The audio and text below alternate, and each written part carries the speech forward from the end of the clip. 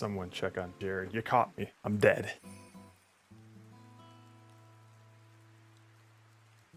I can take as much time as I want for my breaks.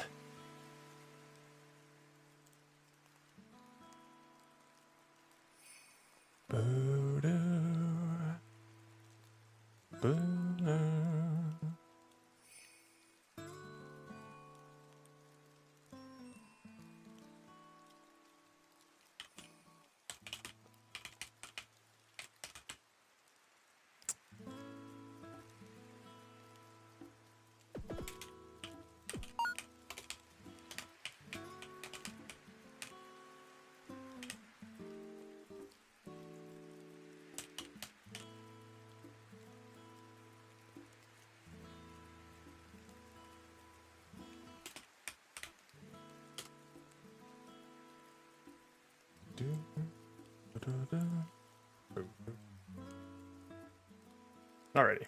Oh, hey, Rook, how's it going? Alright, so the next thing I'm going to want to do is have a camera zoom into, I believe, what we're going to do is zoom into the current mouse position. Or at least the mouse position that is there when bullet time is activated. So it's not going to like zoom into where the mouse actually is at all times, but where the mouse last was when bullet time is activated. So let's do that.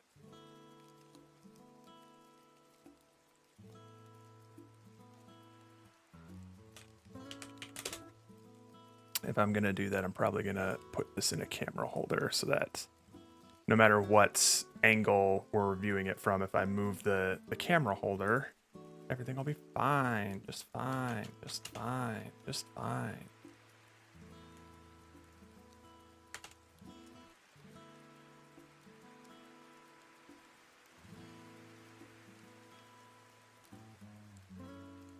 Hang on. If I zoom in on this. Oh, it's orthographic, so we don't want that anymore. Let's make it perspective. So zooming actually does something.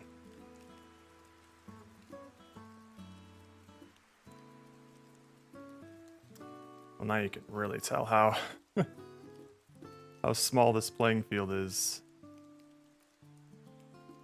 I suppose that's fine. So I'd like to avoid.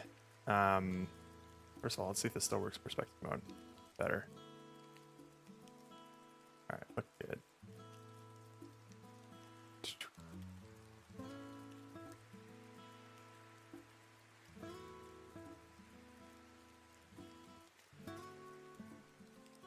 Wonder if I just like move this like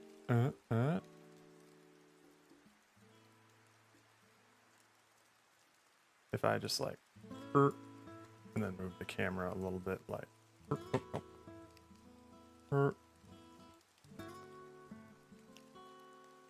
maybe make it a little more dramatic.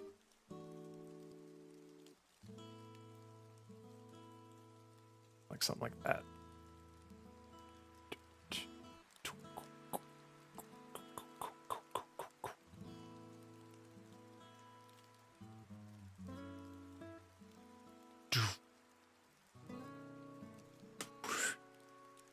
All right, cool.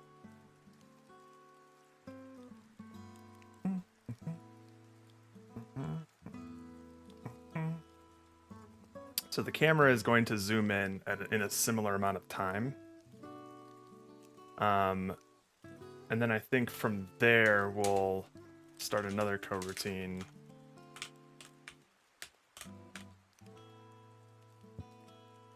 Camera zoom.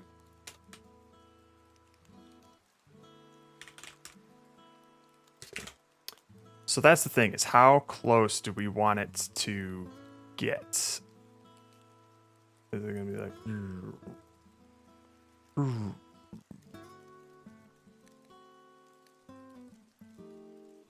like it's gonna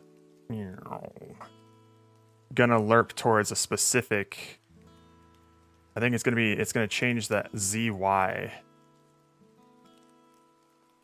So how close do we want it to get? I think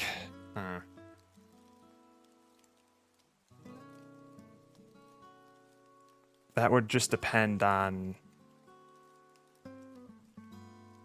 what the distance would be, eh? Ba-ba-boom.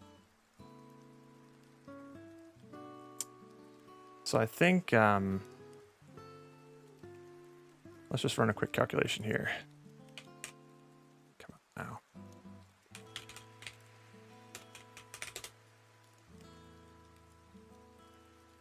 Zero, zero, zero. 0, 0, 0, and then 0, negative 4.5. Oh, yeah. Negative 4.5. Negative 8.05.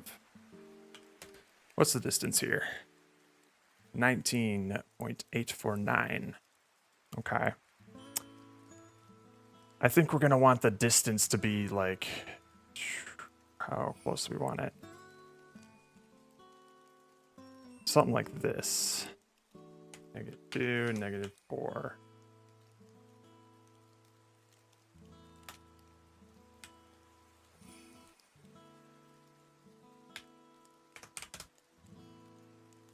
And that's at like what, 20? Okay. Wait, these are the same. Oh, the distance is 4.47. I see. Okay, so we'll set the distance to be like 12 or 5.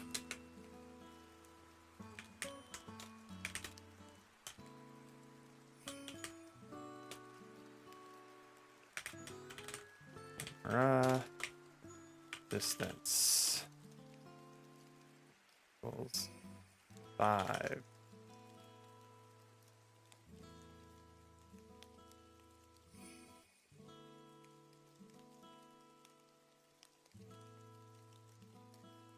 So in terms of how we're going to do that, we need to adjust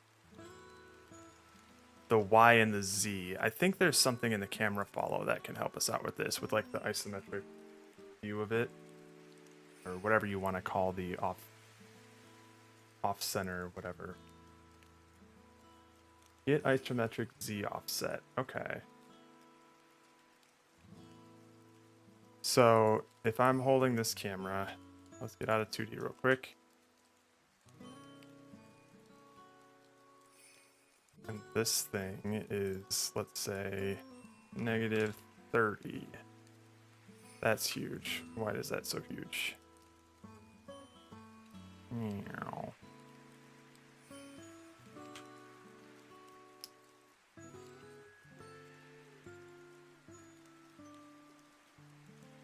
So it's just pointed like that, and then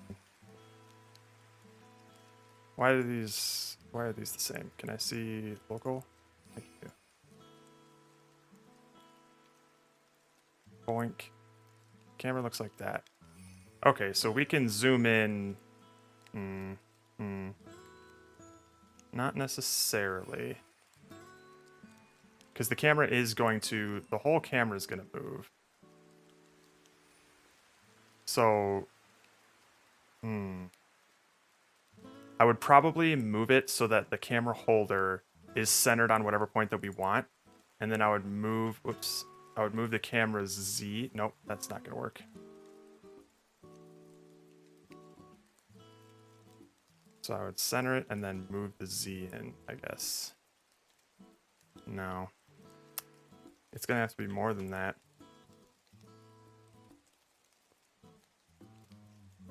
Like...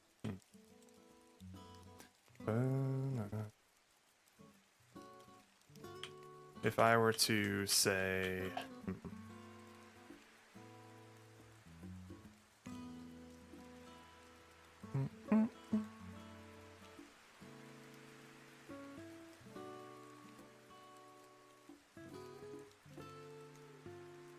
X, Y, and Z all have to move in on that point.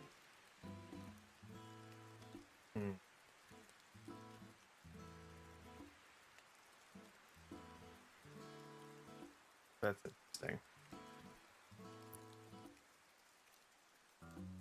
And this, I wouldn't do anything with. This would stay at 0, 0. And then I would just Z wouldn't work. Yeah. So I have to just do X, Y, and Z, I guess. Get isometric Z offset. Interesting, interesting, interesting. How did I zoom in on this during Dude Ranch?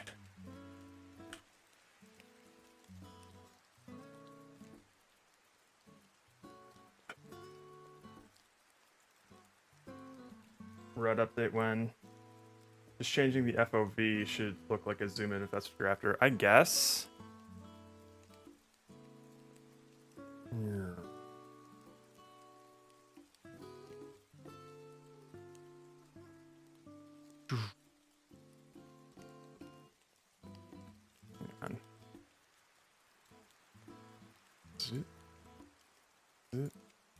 I guess, right? That kind of looks weird though, you know? It's like fisheye in it.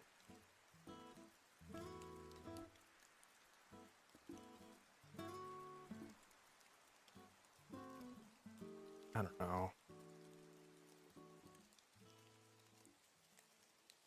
Also, I should change that back to whatever it was.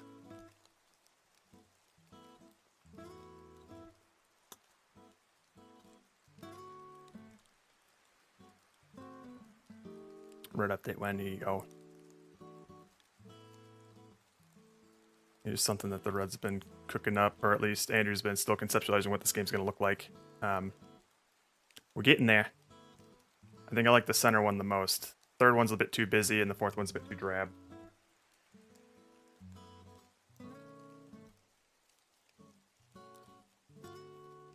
They respond to that? Oh, they're good. They're both out getting some FUD.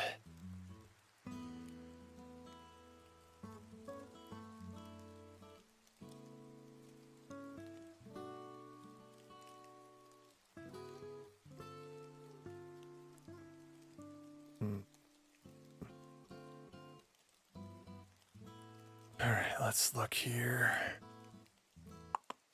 Repos. I believe it was 47.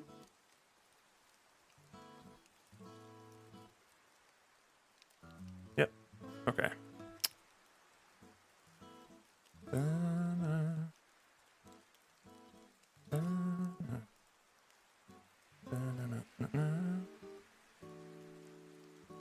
Is it just the camera follow? I think it is.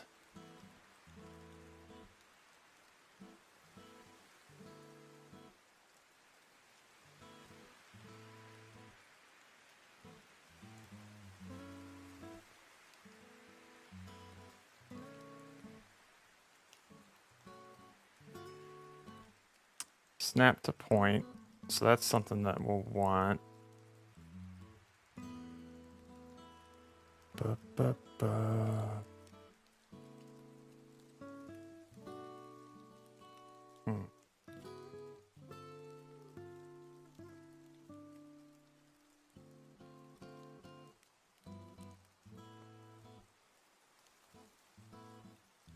And where are we doing this?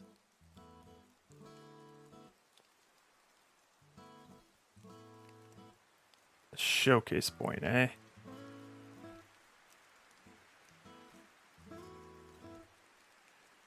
Let's see here.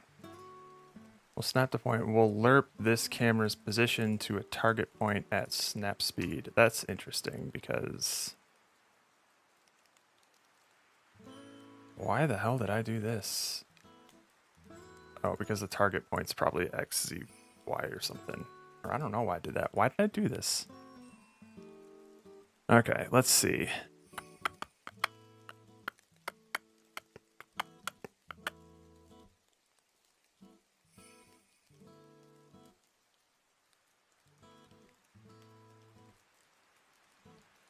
Interesting. Isometric Z offset. What is this used for? Initiate showcase snap. Okay. Where does this happen? Is this not done anywhere?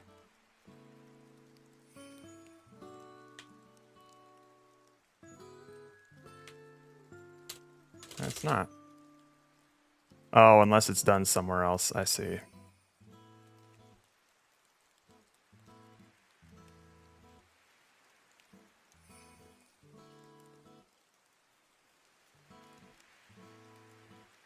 target Z minus isometric Z offset divided by 2, eh? Interesting.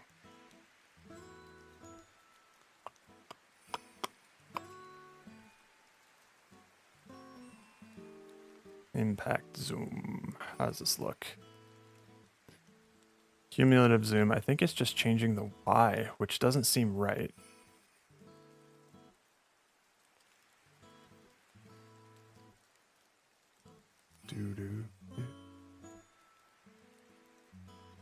Yeah, because if I'm just changing the Y or the Z or whatever. Oh, I mean, I guess that's right. Like I just zoom in on this thing. All right, let me see here. If I move the camera in versus change the FOV. Yeah, I don't like how it kind of flattens it out there.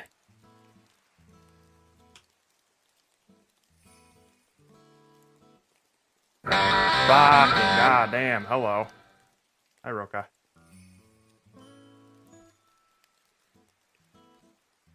You made me drop my croissant.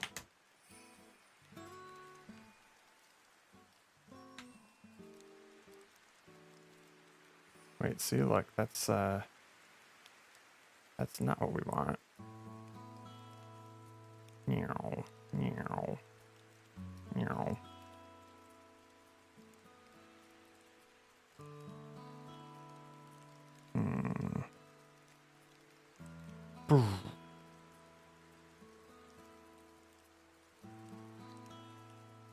Okay, so it definitely needs to bring this back to like here. Oh wait, no. This stays at 0. All right, cool. What's the current cool thing you're working on? Hang on, hang on, hang on. Hang on. Hold, hold.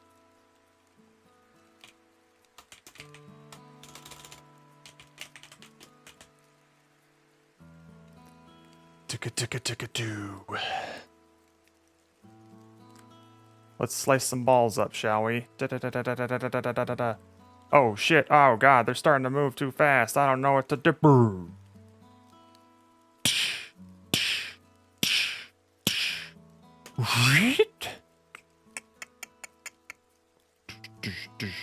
I'm working on making the camera zoom in when we go into bullet time. And then zoom out when we're done. That's what we're doing.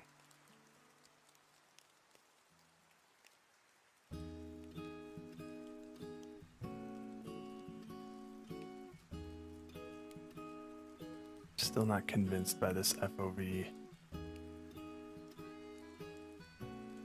Maybe I am. Maybe I'm being silly. Let's reset this first of all.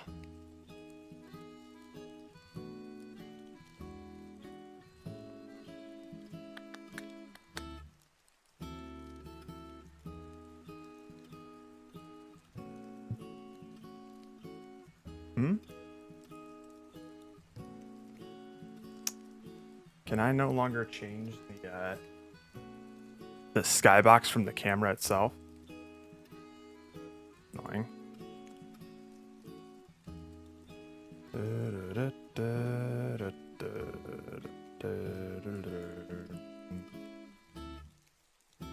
Alright, well, whatever. Neat indeed. I like it.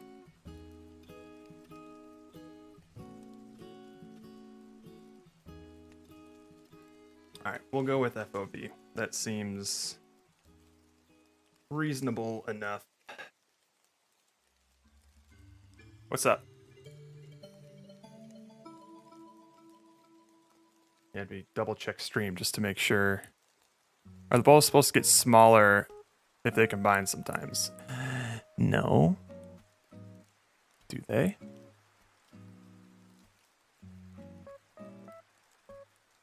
I don't believe they have been. I've just been swiping around a bunch. I mean, they might get a little bit smaller. There might be like some rounding errors. But that's about it. Oh dear. Hit me with it. Hit me with your best shot.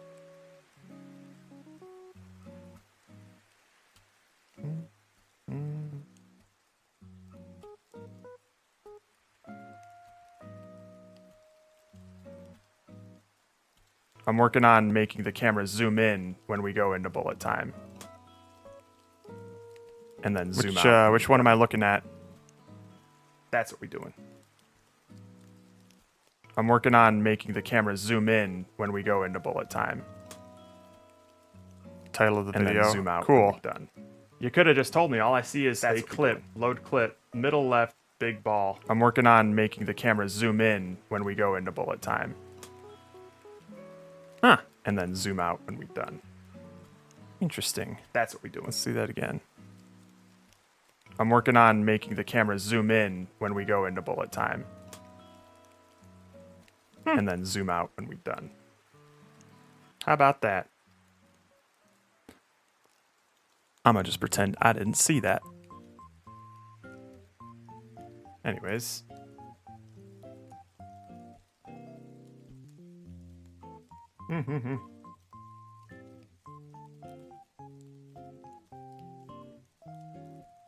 Okay. So let's do...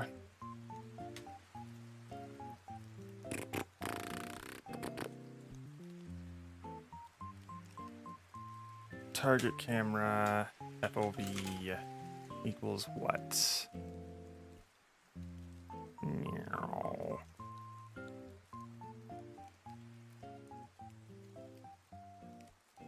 Make it like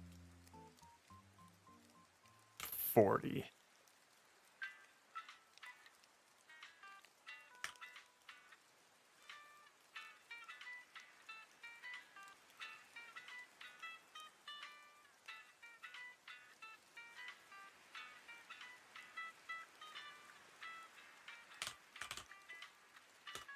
Slow down increment per frame, and then we'll do float, zoom in increments per frame. Get rid of that.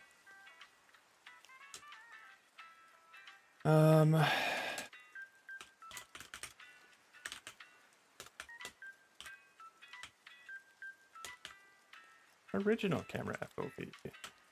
Original camera FOV equals camera.main.field of view. Cool. Edge cases be edging. How are you averaging both balls? Are you averaging both balls maybe? No, it's even worse than that. I believe they split into 75% of their size. And then what I have to do to combine them back into one complete size is I take 2/3 of each size or something like that, and then pop them together. That might not be always the correct solution, but it's working for now.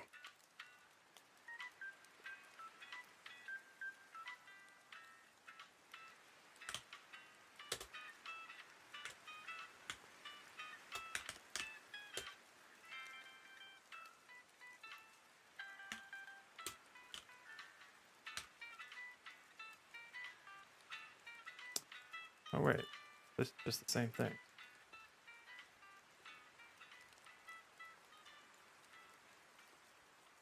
Oh, if that's the target, I guess.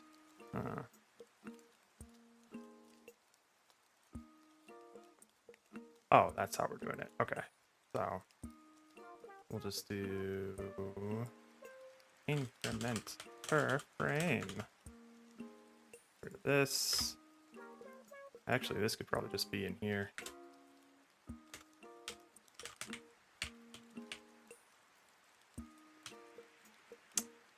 Get rid of this. Enter duration is going to be 0.5 seconds. Okay, cool. So we'll do this, and then we'll do...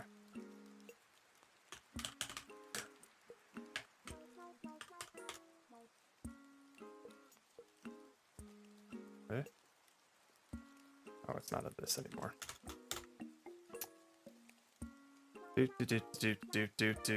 Camera dot main dot field of view equals math f dot lerp. I guess original camera field of view targets camera field of view curve value.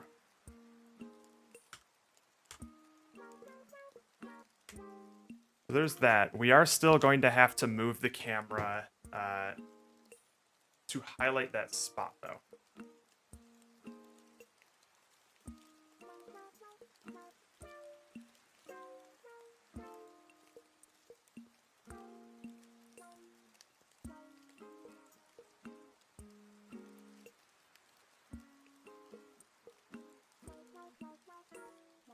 Let's do...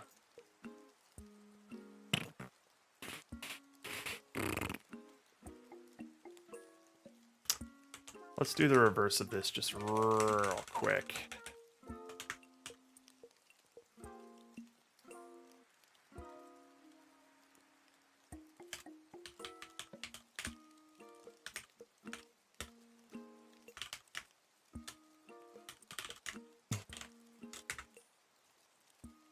Bring this over here. Yeah, so loud.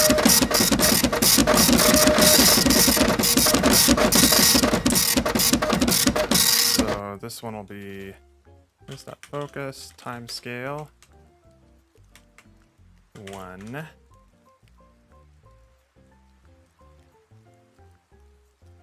And then fixed delta time is going to be, that's fine. And then we'll just change these around.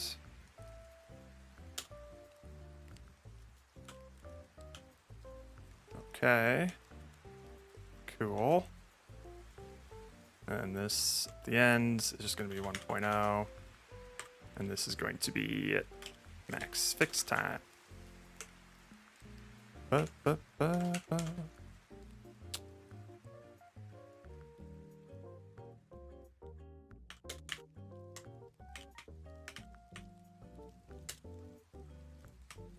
So right now, this is just going to zoom in on in arbitrary points. Let's reset this again. Cool. It was at 60. Where did I miss my semicolon? Say hi to my friends. Hello? Hi. Wait, what? Did I miss something?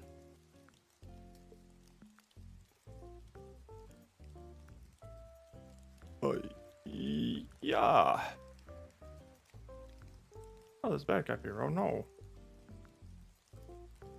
Oh, are things amiss? Am I frozen? No, we're good. It's fine. If the print doesn't work, then the print doesn't work. Sorry. Can you show Bad Cop and Friends the balls? I would be happy to show them the balls. Ah, I see. Well, prepare to be impressed by my balls. We got 2 ways to slice and dice here. We can get the old-fashioned way of just carefully aim and cut. So that's pretty neat. Or we can slice and dice like ka, a ka, a ka, ka, ka.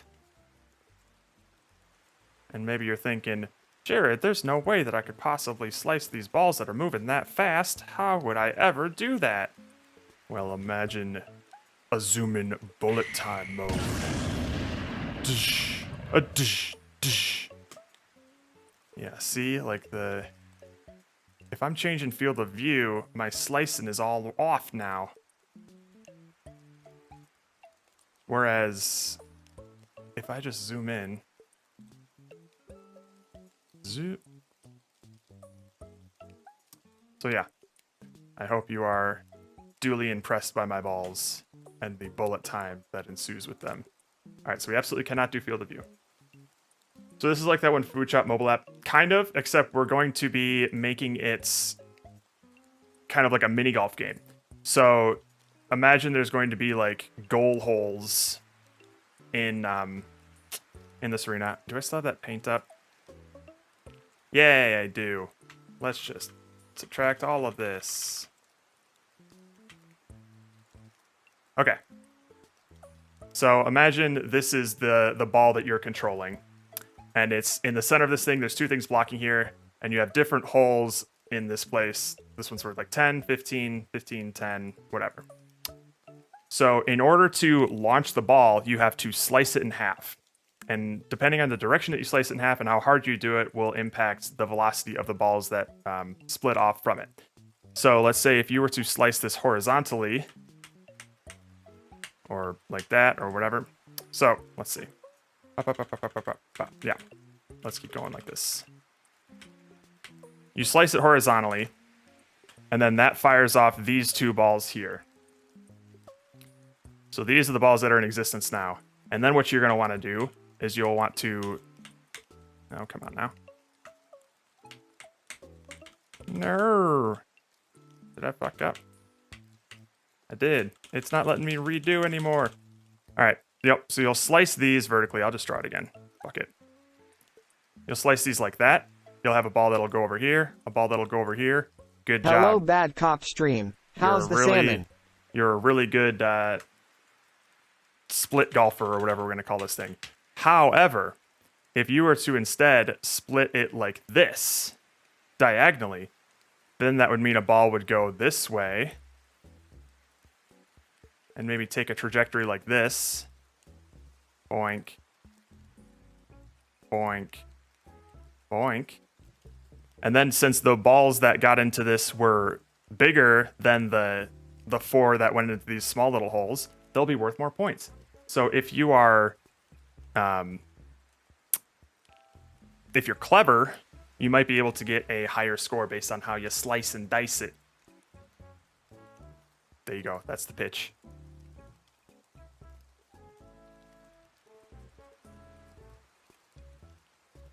Okay, so we actually do need to zoom in, which means that I do need to figure out what I did for Dude Ranch. Let's look at it here. This is fade duration stuff. I don't need this. I don't need most of these tabs. Here we are. This is cabbage chatter. I don't need this. Damn it.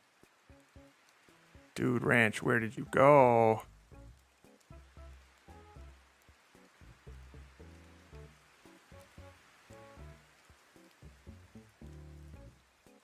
There you are. Okay. Impact point, right? Like that's what I need to see. Initiate showcase snap. So I need to find where that is. I think that was in Lasso. Scripts. Lasso hook.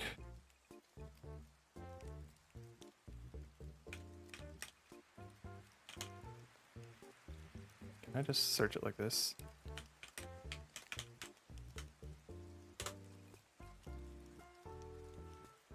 Boo.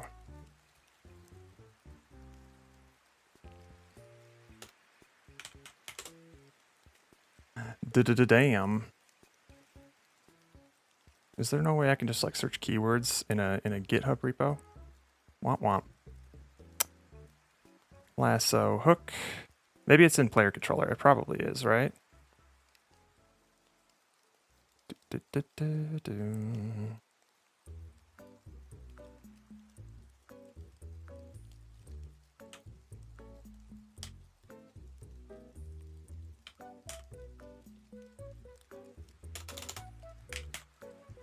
Horse controller.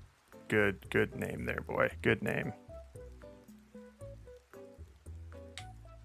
Initiate showcase snap. So the latched boy, get the midpoint between this and the latched boy. Okay. What a sentence.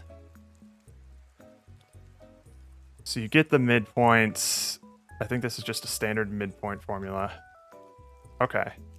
Okay, so I can just set the showcase point to be wherever the player has clicked. So you initiate the showcase point. Initiate showcase snap. Okay, so the showcase point is X, Y, Z minus the Z isometric offset, which is weird. It's like, where was it? Get Z isometric offset. This. It's some weird shit.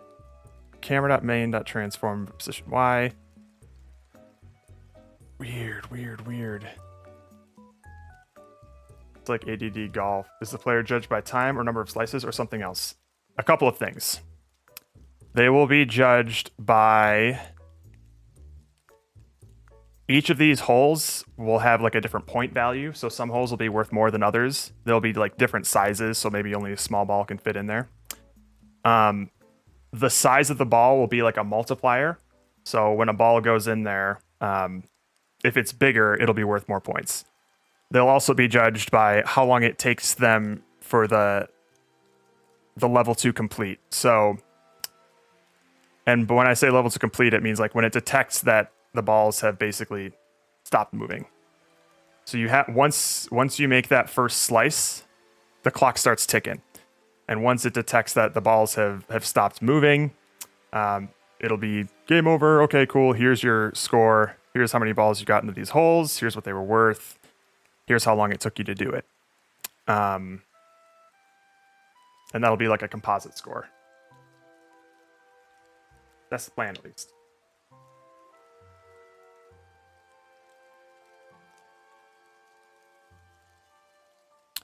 So it looks like it's getting the actual camera. This camera transform, camera distance. Are you kidding me? I need to check this out. Did I not use a camera holder for this? Really? Oh boy, I have to download it. Oh boy, I gotta clone this repo. Oh dear, oh lord. Downloads it. Fuck it. Give me the dude wrench.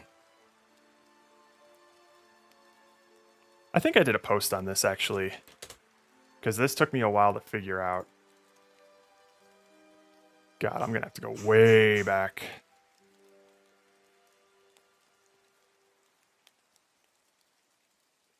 Pop shove it era. Masusia loose. Is this Dude Ranch? Here's Dude Ranch. All right.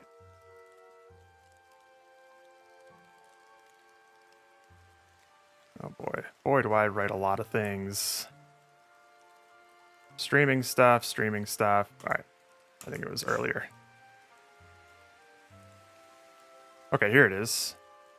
Making the snappy camera of Dude Ranch. I think I made a diagram of some sort. This here. Okay. I did use a camera holder. That's what I thought. Okay. Perfect. So the target point and then the camera's point of view. I see. And then I just had to trust this math, essentially. So it's the arctan of the angle. Okay. Let me take a look at what I did. Math F tan of the rotation X. Okay, cool. So it's Y times the... Oh, Jesus fucking Christ. All right. That's wild. Give me the dude wrench. All right.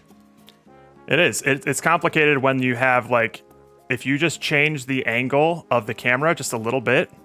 So let's say this camera is here. Let's say I want to, so 0, 0, 0. Okay, whatever. I don't know. Center of the screen, right here, right? Let's say I want to zoom into that. Come on. Does this work? It's a little bit off, right?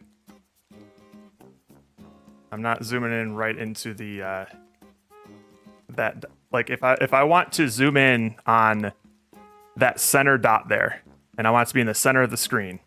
It is right now. I zoom in. It's not so center anymore. And that's going to be exacerbated if I say, like, have a negative 60-degree slant or something. Well, I certainly can't do it by moving this camera. Can I do it by moving this camera? Not really. Not in one axis anyway. It's wacky, wild stuff.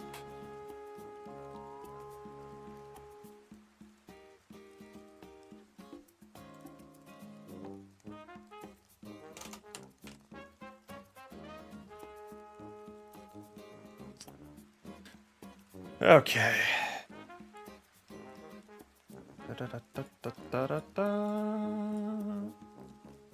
Okay, so let me look at that again.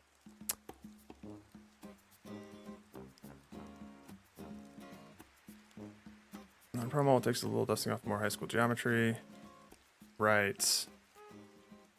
Oh my god, I think I figured this out. I don't think this is a copy paste. I think I typed this out. Holy shit. Our camera is looking too far ahead of the target point that it's snapping to. In fact, it's looking exactly X distance too far. Aha! How about that? Okay. You explain what you're trying to do with the camera stuff. So, we're going to be entering like a bullet time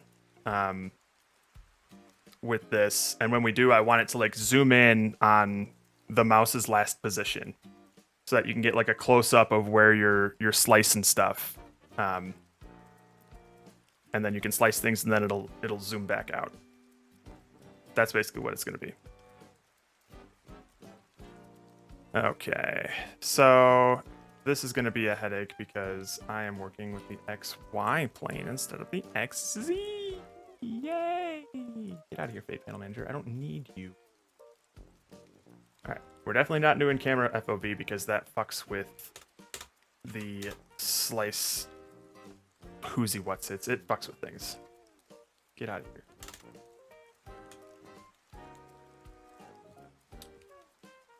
Alright. Give me this code again. Let's take a peek at what we're doing. Interestingly, camera transform, game object transform. I'm almost positive that this is on the actual holder itself, not the camera transform. Okay, cool. All right.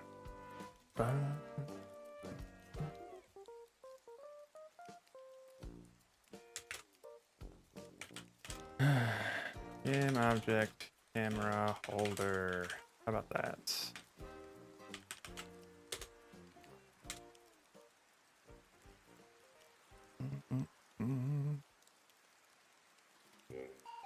I guess we'll just want the transform of it, eh?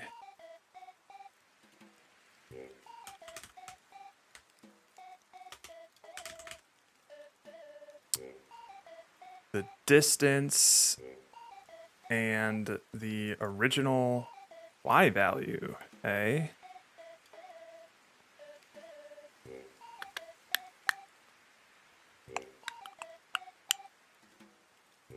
Okay. That'll probably be the original Z value because we're going to be zooming in with Z. Yeah. So we want the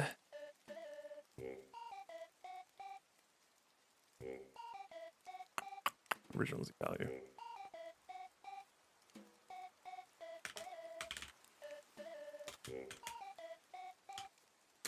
And the what? Camera distance. Okay. Private float current value. Can you lower the FOV for the zoom in? No, I can't fuck with the FOV. So here's what happens when I fuck with the FOV.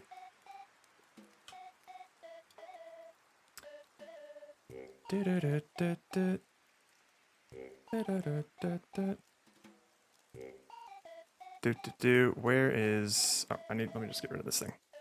So this little icon here is what indicates where I can do my little stuff. And if I fuck with the FOV, like we zoom in here, it works just fine. So as you can see, I am incorrect. Why does that happen? Is it something to do with... Because it was totally off center when I was like... Hang on, let me go... No, not camera follow, focus mode manager. Let's just go back to what I had.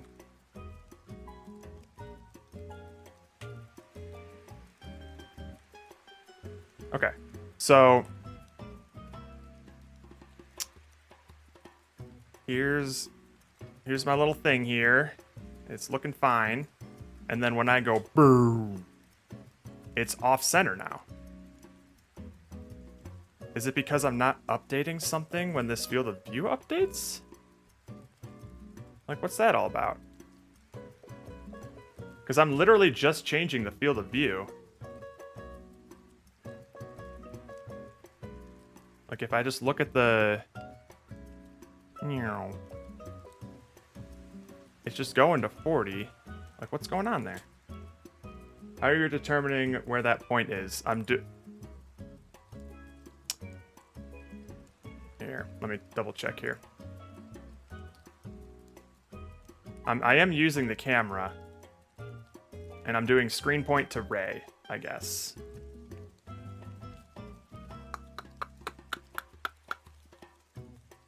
But why is it that I can, like, do this, and then crank up the FOV, and then it's fine?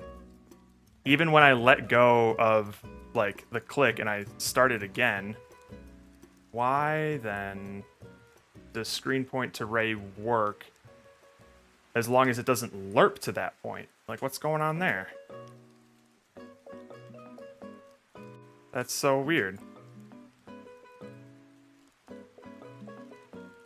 That's bizarre, right? Does the point exist in a 3D world or on a 2D canvas? 3D world. I'm spawning it into the 3D world. When I click, I'll do a camera screen point to ray that will look for a collision on this plane, and then that's where it sets the point in the world.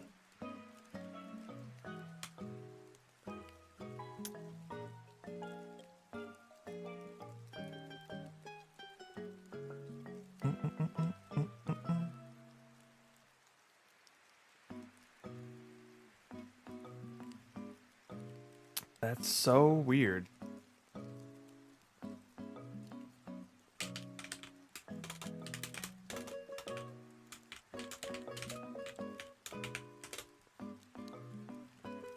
Change camera FOV causes off-center effect. It seems changing the FOV causing a problem when you cast a ray to screen point to worlds. Have you tried to use mouse point to ray as well? I tried, it does not work.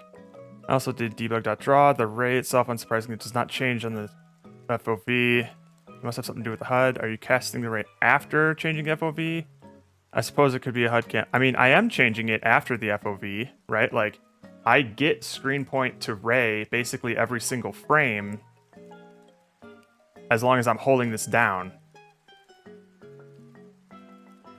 Is it because it was using the screen point before the zoom? I mean, it shouldn't now, because if I let go of it and I click, it should do camera.main.screenPoint to ray with this current FOV, right? Like, it shouldn't just cache the FOV forever if it's changed, right? I'm literally doing camera.main.fieldofview, so it's changing the main instance of the camera. Maybe you should just use viewport point. I was thinking about that. But, like, what the fuck? I don't know, man. That's so weird. Because again, I can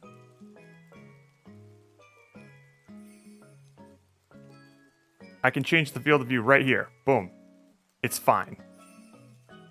But the moment I try to zoom, it's just like, what the fuck are you doing here, man? What is this?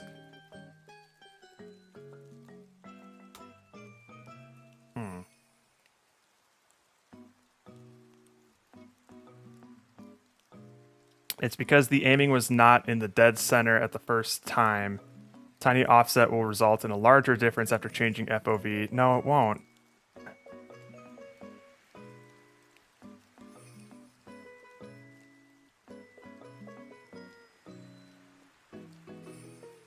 What the hell?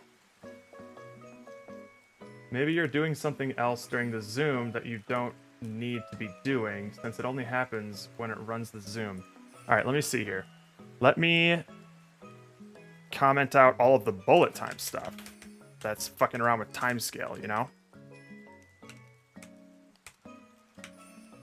Let's do that. Oh, mercy.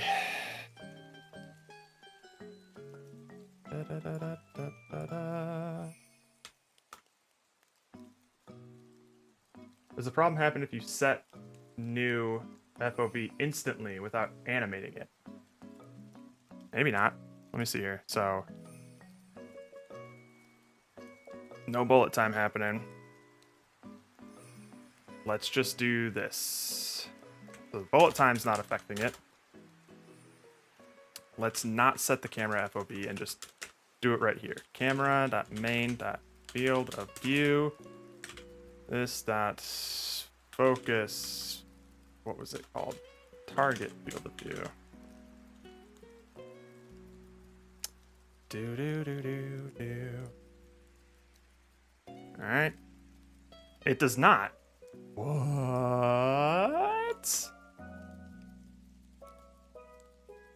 What? What's going on with the lerp here? I think I'm about to feel stupid somehow. Alright, so I'm changing the field of view by lerping from the original, which is whatever it's set as here. And I believe I do set, I set the field of view to be camera.main.field of view. And then I just lerp from that original one to the target field of view based on the value of the animation curve. What the hell? What the hell? That's bizarre. If I just do 0.5 or something, just some random scalar for the lerp. How does that do it?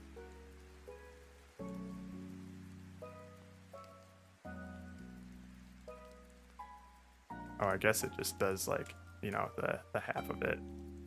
It doesn't lerp, or it's not, whatever. Let's do camera.main.field of view. This is gonna be wild.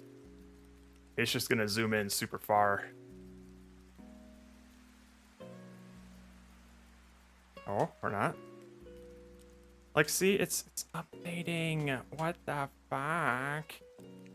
What the fuck?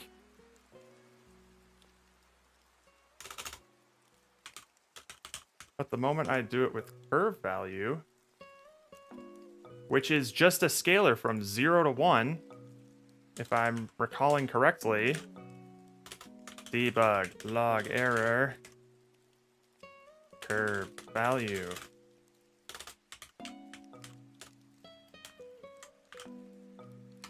This is kooky.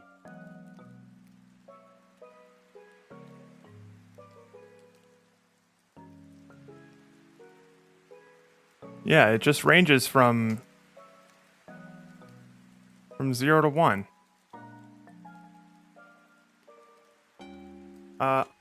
I'm sorry. What just happened here? What just happened here?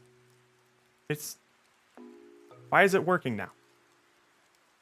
Is it because I'm printing? Is it because I'm trying to catch it with his pants down? Or is it because, oh, I set the current FOV to the, yeah. I did, but it's working. It's doing exactly what I want it to do now. It's going like, boom. And then the bullet time hits, and then I zoom out, and now it's whee! What the fuck?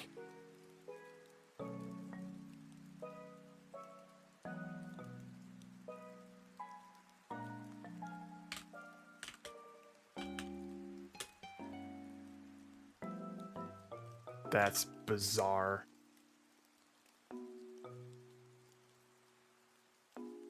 Was it just not setting the... No, it was setting the field of view property. It was...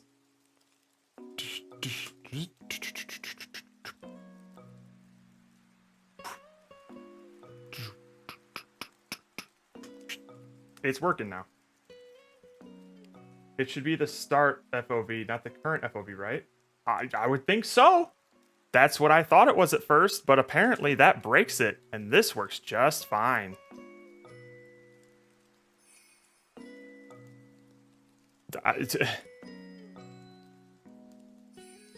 Am I stupid? What's happening here? That's so weird.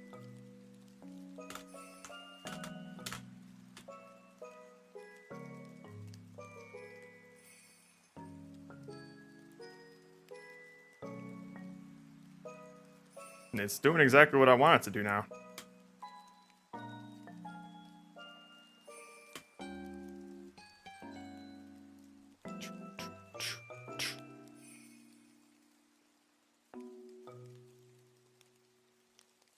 I guess so. It's now frame dependent with the way it is now, but probably not really a concern for this scope. How is it frame dependent?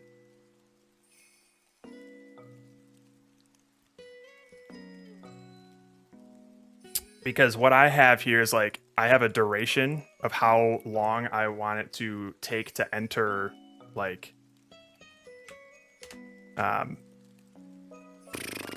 focus mode. So if I change that to like 3 seconds, right now it was set to half a second. And then it'll be like 3. Oh, hey, look at that. It doesn't care. Why? Let's change the increment per frame, unscaled time. Excuse you. Can you just do what I expect you to do for once? Oh my goodness, that's not great. I think you're right. Yeah. It's not doing what it's supposed to do.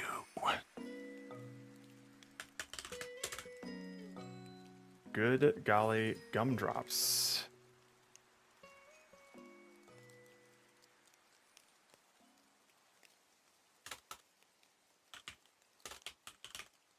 Target camera FOV. Okay. And I'm setting the original here. Is that right? It's just a float. In degrees? No, I think that's fine. I'm not converting anything to radians or doing any calculations with it, right? It literally is going to the correct FOV.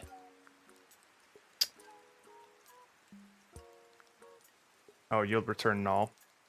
Well, I thought I would have to yield return null for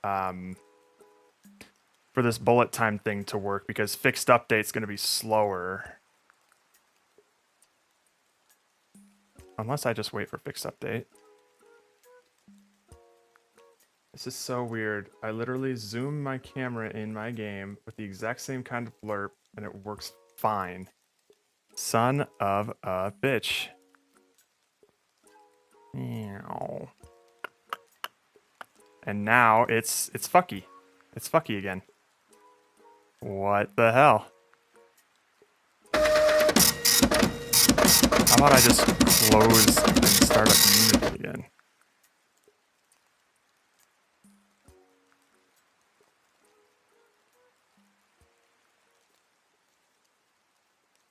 What the hell?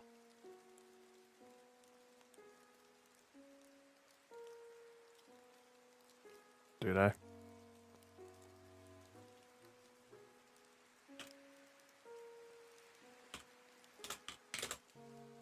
Lerping camera field of view not quite working for me.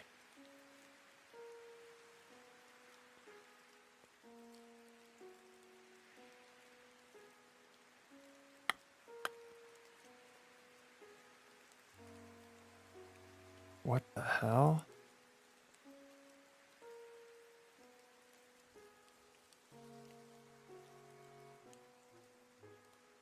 Desired is the target, so that's why it's not instant. Yada yada yada. Maybe hang on.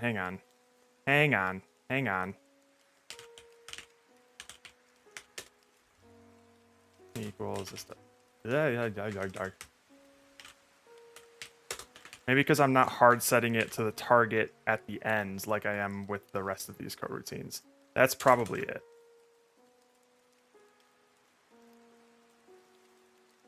So it's probably slightly off, which turns into a big deal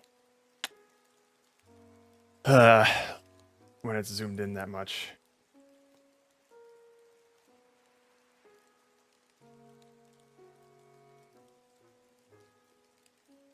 Hang on. Instead of half a second, let's do 1 second.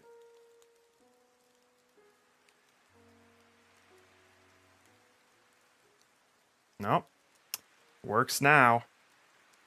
Because I wasn't setting once I get to a certain threshold, because the way this lerp kind of works, or the way that I'm doing this math, is like it always approaches 1 but never quite makes it. So it boots out at 0.98 and then just sets the values that I actually want. I was not setting the camera FOV at the end there. So it was slightly off of what I wanted it to be.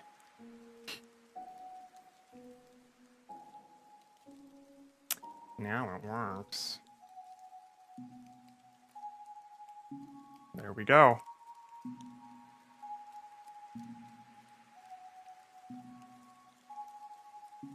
Boy, I love it when I do something stupid. All right.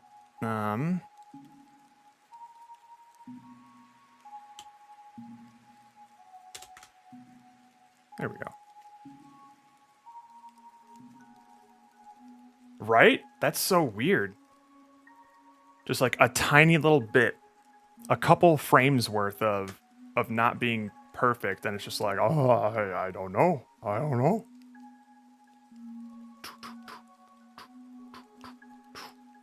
Yeah.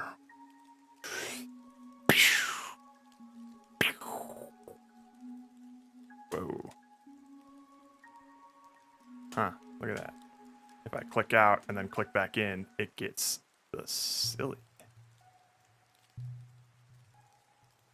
All right, cool. When is that line going to get a material? You must be new here, warm regards.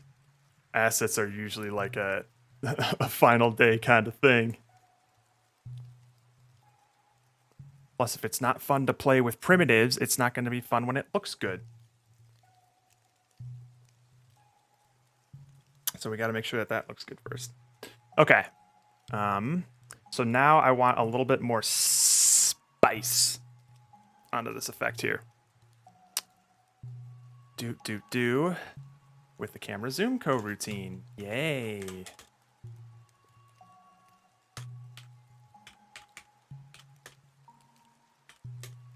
Which is not the best named thing in the world, but what it's basically going to do is it's going to slowly continue zooming in while the bullet time is pressed.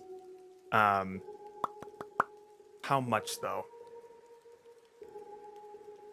I think it's going to be one of those things where it'll be like a... it'll start to like approach a point but never quite make it, so it'll constantly be zooming in slower and slower.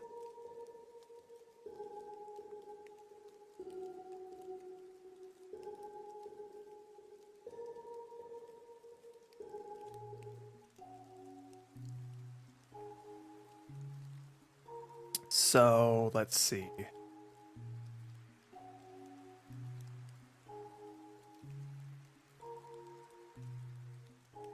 And I don't want it to like be going in fast on it because it already goes in fast for the first part, and then I just kind of want it to slowly zoom in. Maybe I just continuously move like 10% closer or something. Right.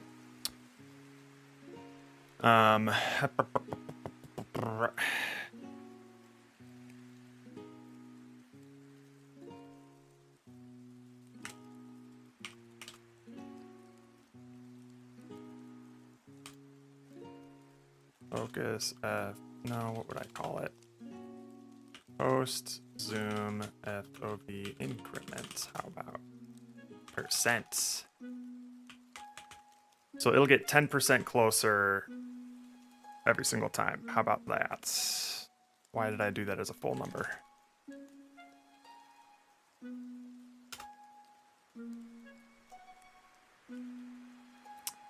Bum, bum, bum.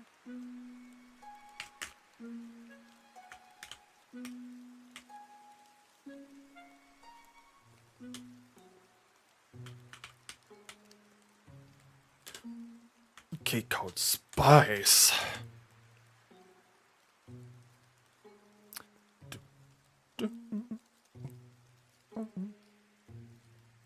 Camera dot main dot field of view is going to be equal to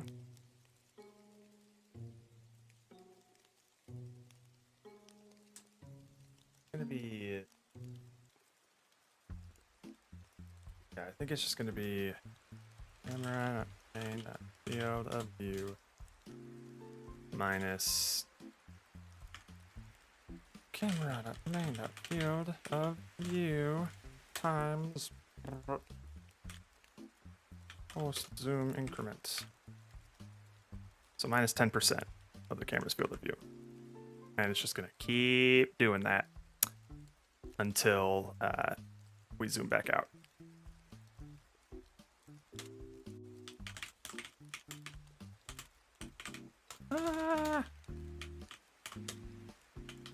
Let's see if this still works if I just do wait for fixed update.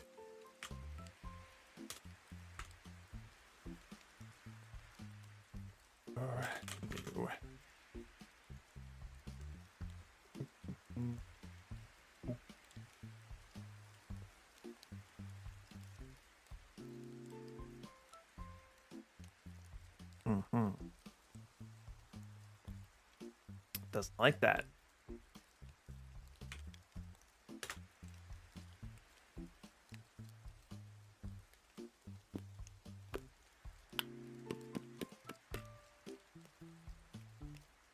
Yeah. As I thought, can't do wait for fixed update when I'm doing bullet time.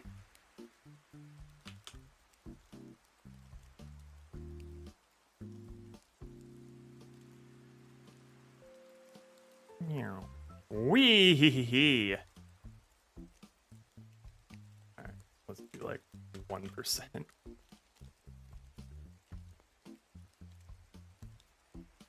not even sure if this is right.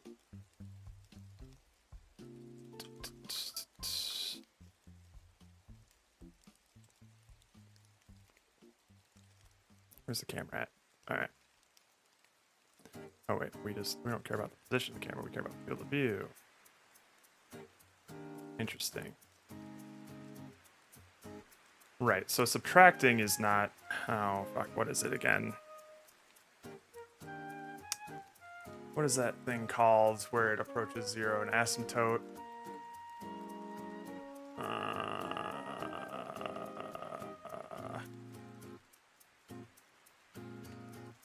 Because you basically just split it...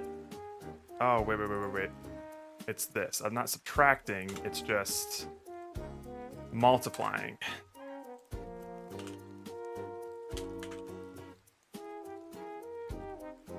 Right? But it shouldn't be like 10%, it should be like 90%.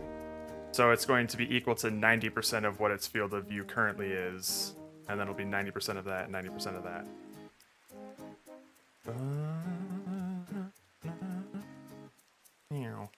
And it's gone. Doink.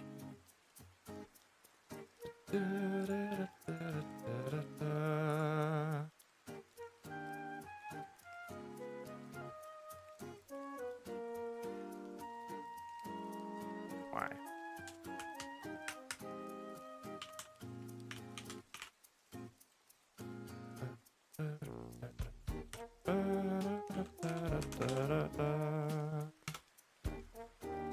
They're doing a times equal 90% every frame. Is that what you want?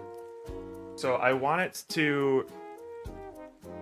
I want the camera to slowly zoom in to the point, but never reach it. Whatever that's called.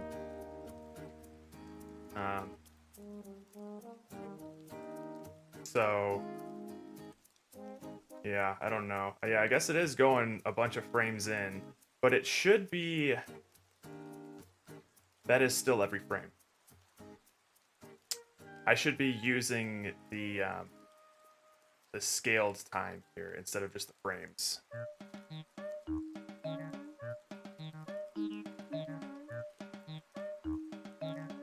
In that case, then...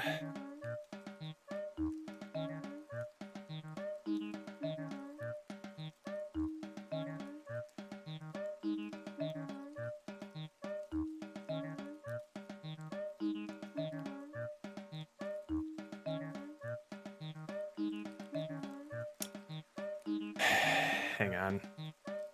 Are there different kinds of animation curves here that I can look at?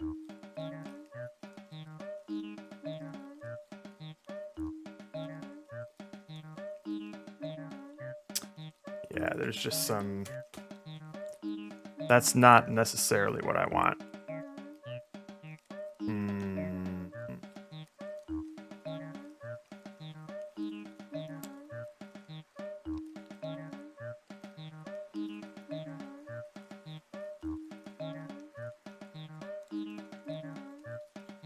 Logarithmic is where it approaches but never reaches. Yeah, I thought so. I just don't remember my high school arithmetic. mathf.log.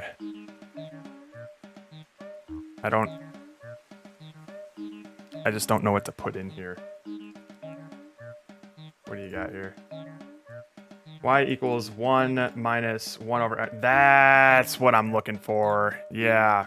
Fuck, I kept forgetting about the way that you tell when something approaches 0 but doesn't quite make it. Alright, that's approaching 1, isn't it? The higher x gets, the closer it gets to 1. Right? Okay. Because I want it to approach 0.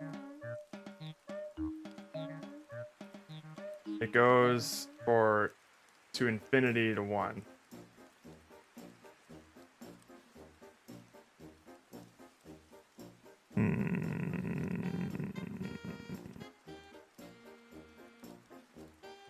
So if I want it to... let me look at this equation again.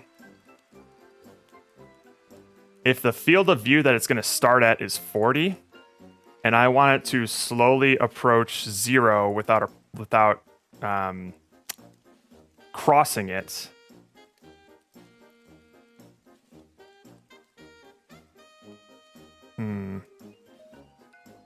what would that be then? What am I...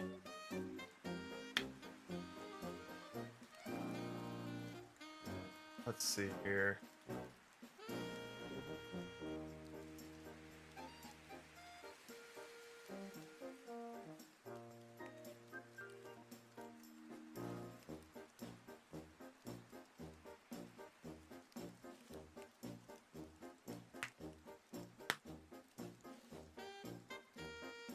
I might just say fuck it and hard code a value and move on.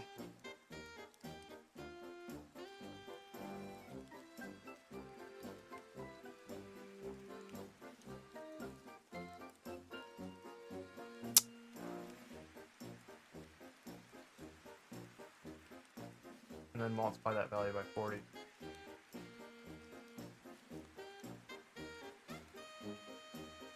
see.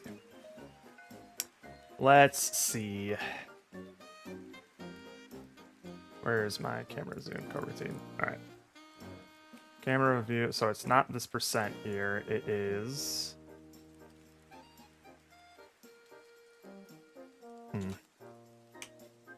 1 over 1.0 times. Oh no. Plus? Okay.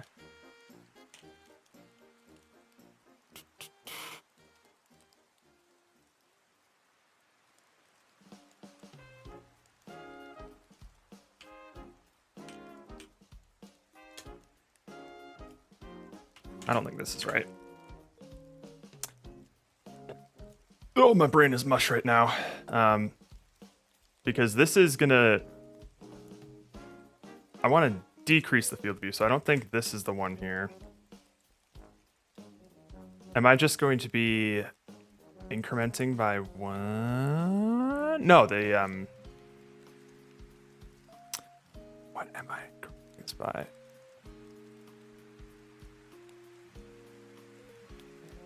Or whatever your fully zoomed out value is.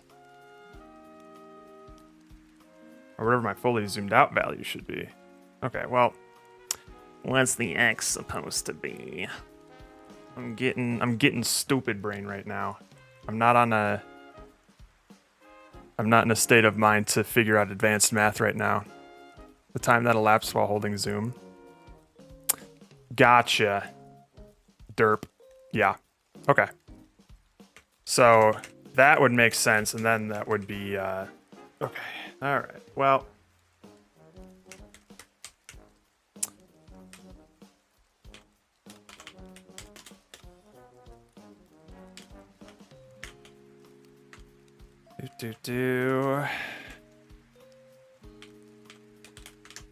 And so now I need to make sure that I am incrementing this to be elapsed time is going to be equal time dot unscaled delta time. So it'll be incrementing the unscaled version of it. Okay. How fast is this gonna go though? Right, because it's gonna start.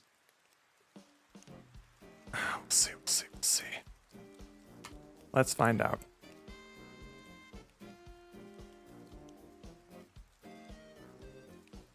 From 0 to 1. Oh, y is 0 to 1. Y is 0 to 1?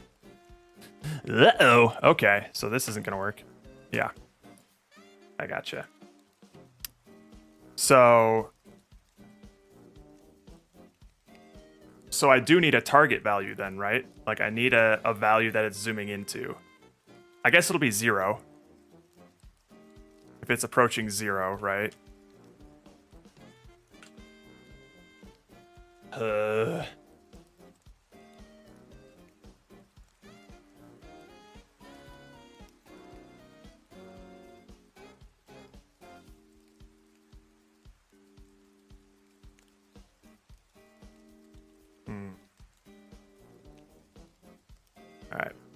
I'm making an executive decision. Fuck this. I will work on it when I have less stupid brain tomorrow, but we have other stuff we need to work on. Let's just make sure it's not broken. Yeah.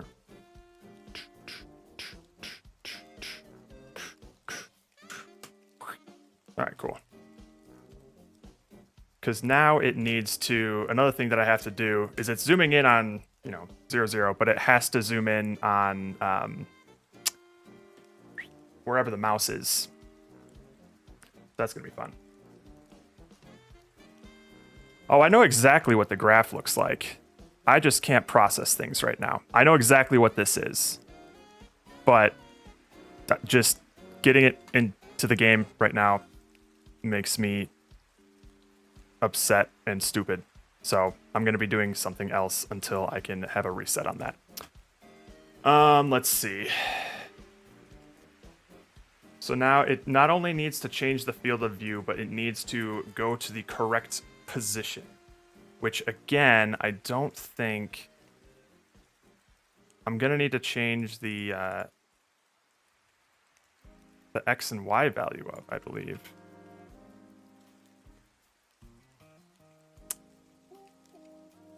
All right, let me think here.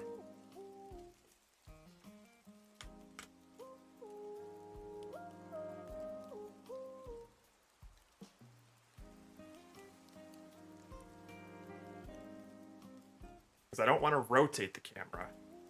I want to move the whole camera. So I'm not going to be looking at it. I'm going to be positioning it.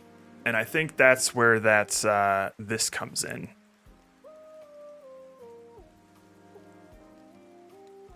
Because I identify a target point, and I see the field of view, and then I just have to move it back X to have it look at that target point. So I basically move the camera to that target point, but adjusted for X. That makes sense to me, I guess. Sneeze coming on. Hey! Whew. All right. Get rid of this post zoom FOV increment %. Don't need it. So let's get these back in here. Floats.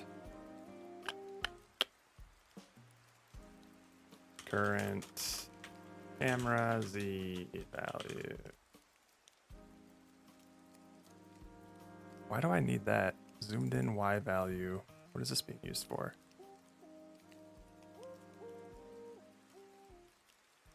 Oh, just so I can alert back to where it was. I see. That's dumb. I'll just use the value of it. Transform.position.y, right?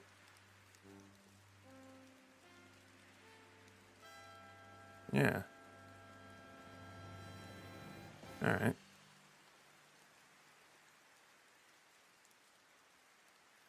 All right, let's see here.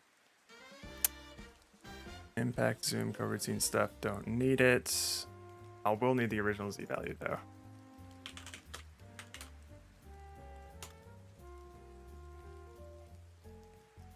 Wait, no, that's for zooming in. I don't need that. I don't need any of the zoom stuff. I just need the camera follow stuff. Isometric Z offset. So you'll get that. Okay. So get isometric, I believe, Y offsets. Is that right? Because if I set this to 0, yeah, okay. -5, and let's do -4.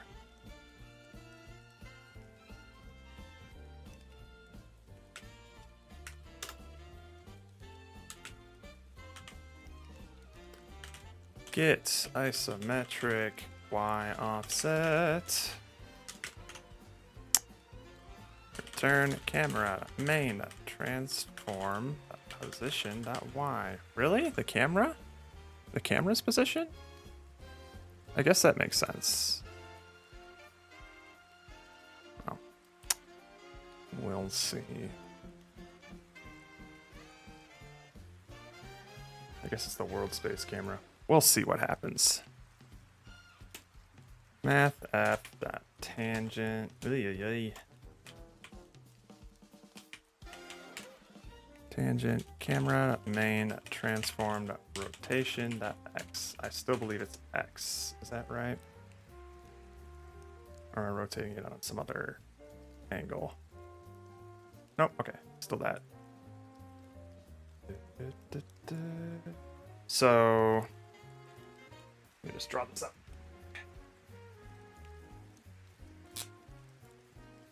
This is the plane that we're on. Use the camera. Looking down this way. This is the position it needs to be in.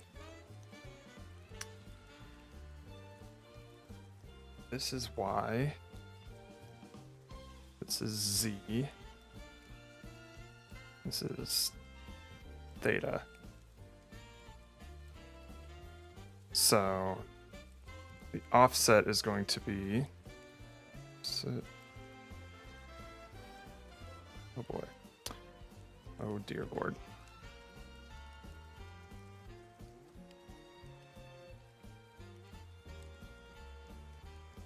Cosine of theta is going to be equal to y over z. And if I'm solving for y, y is going to be the cosine of theta. That's not right. Oh wait, no. Jesus Christ, I completely forgot my trigonometry.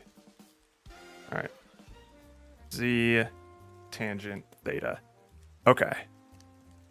Oh, it's gonna be z. Rotation is z. Oh no. Oh no. Oh no.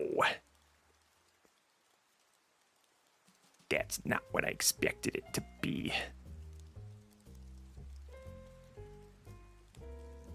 Oh wait. No, yeah. Oh wait, z tangent theta. Alright. We got it. Thank God. That is correct. Okay. So from there, what do we use this for? Isometric z offset. We have this funkiness. That's so weird. What is this?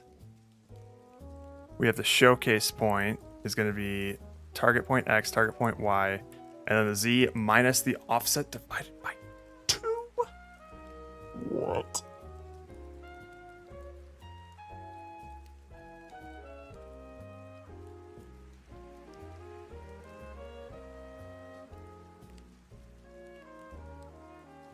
I think I just pulled that out of my ass when I did that.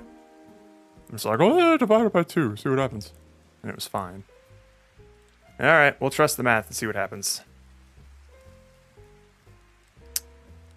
Alright, so initiate showcase snap. So we'll basically get...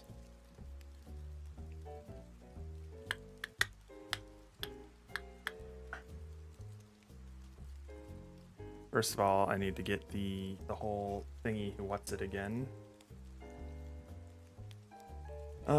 Enter focus mode, we got this.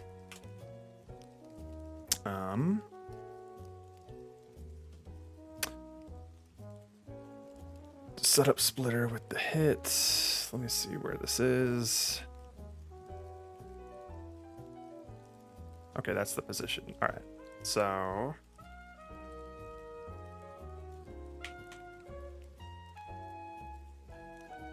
mouse position, I guess, or no,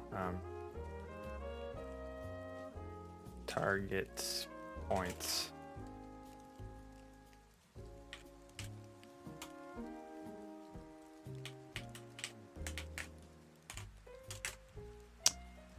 Do do do do do do do do do do do.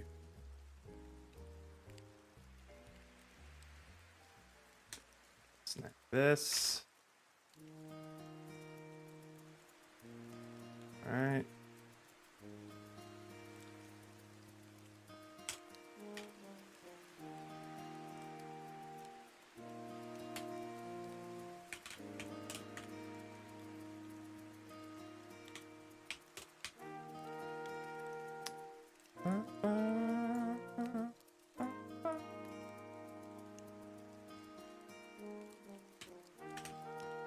Point. It's just hit that point, right?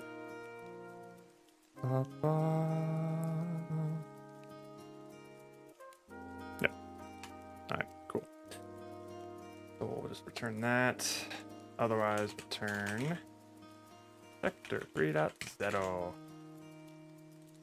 I'm gonna redeem shots, please. Let me redeem shots, please. I need this Ludum there. I'm sorry, both, but that is not in the cards for me, especially right now. Need to stay sharp. I can sip some tea on your behalf if you want to come by to that. You having a rough time, boats? Come by.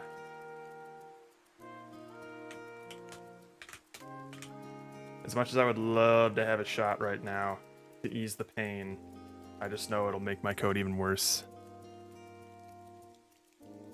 I'm assuming things aren't going great for you. Okay. Kanpai. Kanpai. Japanese for cheers. Alright. So we'll have that point. And then to initiate showcase snap showcase point. So where are we using this showcase point? Snap to point. I think we're basically lerping. Yep. We're just going to lerp our current position to the target point, and the target point is going to be what the fuck? Alright, let me see that showcase point again.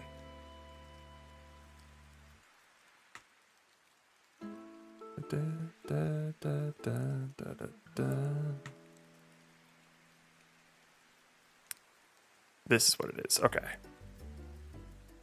So it's not going to be hit dot point. It's going to be new vector 3 hit dot point dot x, and then hit dot point dot y minus get isometric y offset divided by 2, I guess. Wait a fucking second.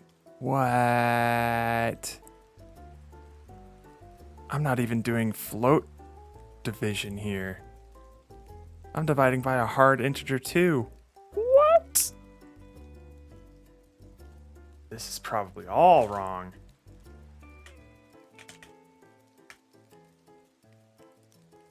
Well, we'll see.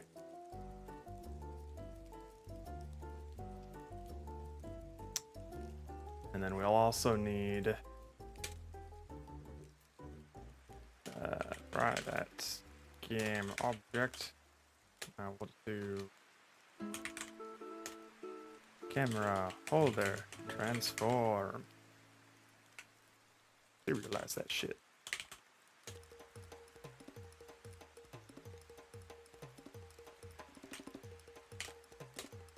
Camera holder transform dot position, right? Snap into point. Oh, weird.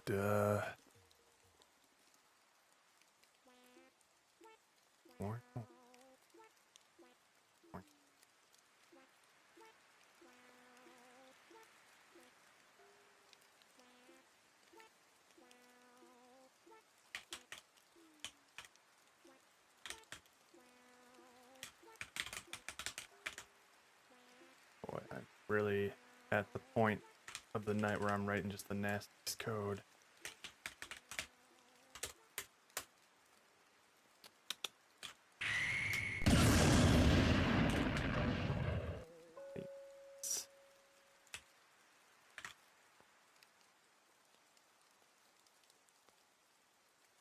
This is going to be equal to vector 3 lerp.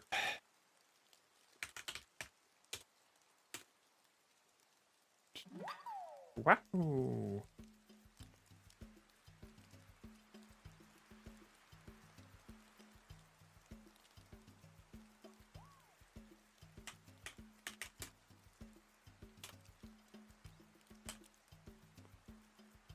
Okay.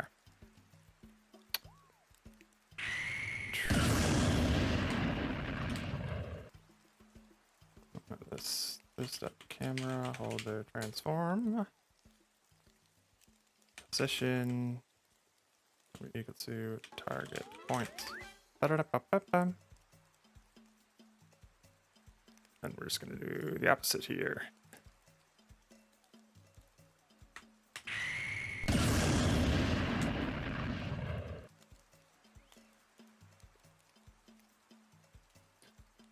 Fuck this. I'll just do not target points. This not get target points.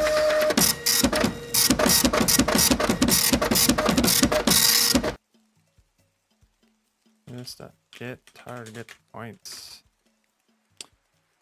All right, and then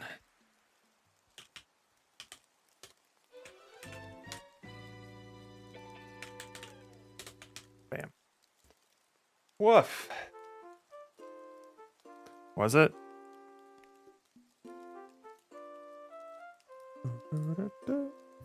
Oh, Jesus Christ. That's horrific. I don't think I've ever, like, blinked during a print me. Oh my goodness. God, why do I look doofier during these prints when I'm not trying to mess with it? That's funny. Alright. Howdy, Jitspo. How you doing? Oh.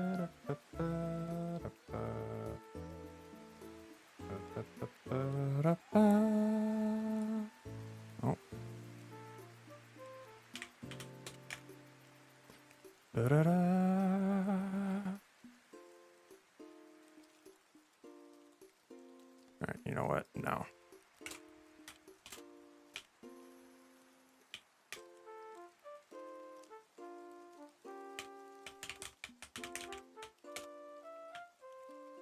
Do, do, do, do, do, do, do.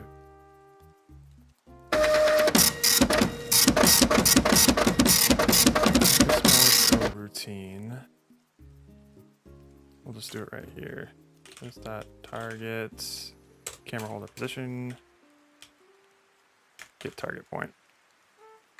Perfect. And now we just won't, because I don't want to do a screen point to raycast every single frame for this stupid little movement here. We'll just do it once at the beginning and then use that value until the end of time.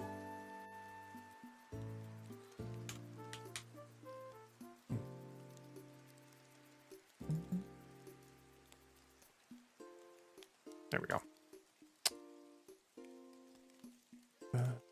Let's see what happened. Jesus Christ. Oh, we got some stuff here. Having a world boundary be softer, more subtle objects target. Do y'all agree? That's looking pretty neat. That's looking pretty neat.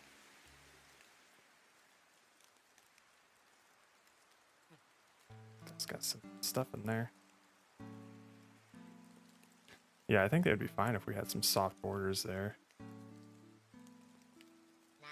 I don't know if we can do camera blur for bullet time, like a focus look. Focus. Like blurring. I mean, the answer is yes, you probably can, but can I? With all the other stuff, I'm not sure.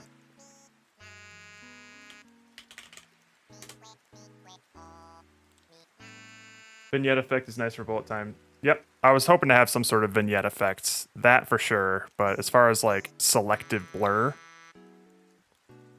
I mean, probably we could probably have like some sort of shader mask, and then just always have that the unblurred part be like the center of the screen, because that's where we're going to be zooming in, I think. Focus mode manager. Oh dear.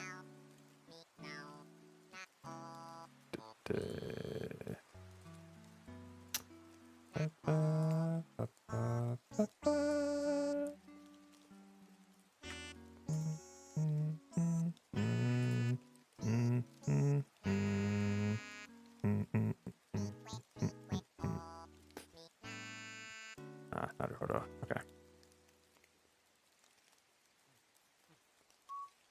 Artists wanting to do complicated, cool-looking shit. I mean, I'm all on board for it. I'm just not in the mood to try and figure it out right now. Look how fast that was. That's not what I want. I mean, it is going towards the mouse, which is good. That is what I want. But as far as how fast this is happening and how far it's zooming in, hang on. Where is it going? It's going to 0, 0. Oh wait, no. Yeah, it's just going to 0, 0. Hold the phone. Hold the phone.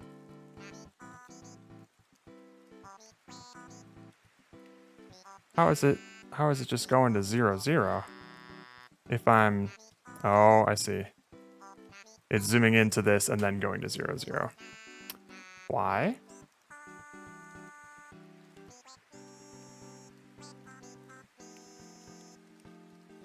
Because the target point's definitely not 0, 0.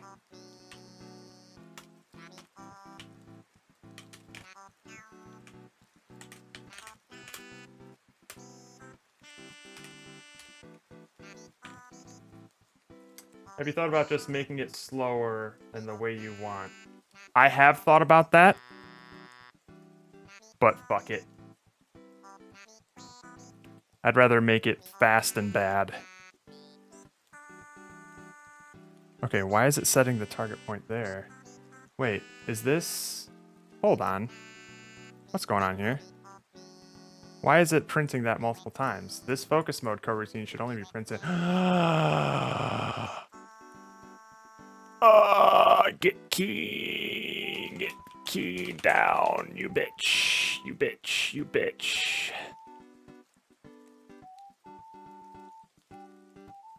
Classic.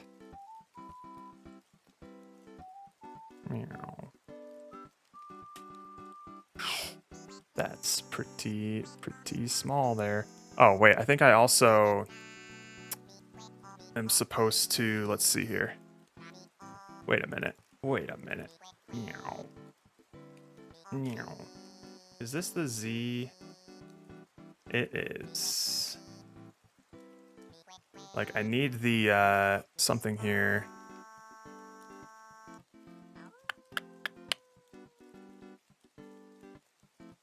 Oh, wait a minute. I think the target point. So for Z, I don't need to do anything. I just need to go to this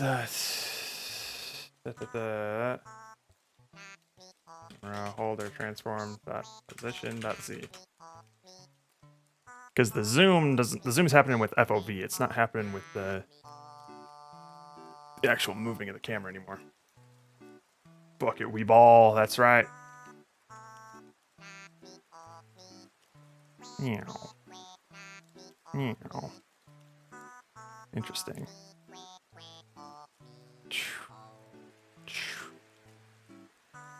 What's the FOV looking like? 40? Really?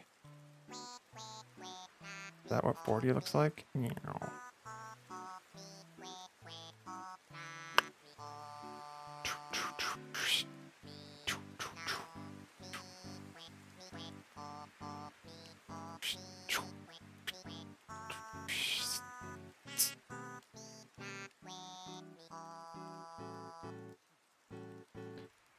Interesting. Meow. Meow. Let me try something real quick. If I just have my mouse right on the screen here. It's not zooming into that. Hold on, the phone. Hey, thank you for the follow. Appreciate it.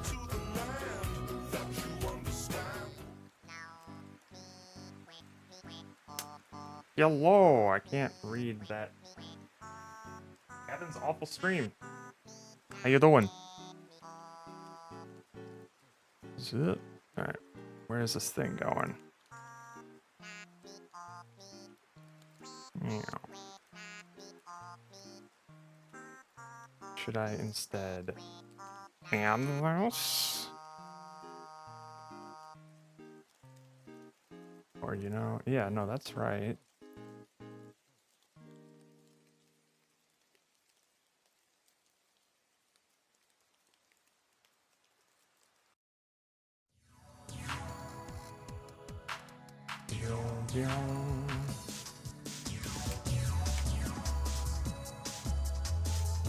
Let's get weird with it.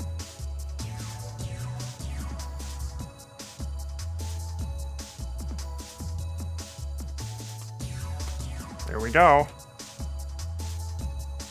Right, no. Naruhodo, I see.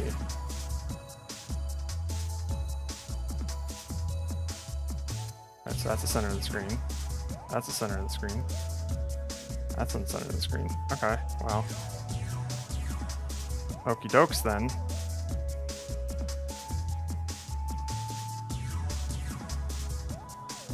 I mean, let me just try,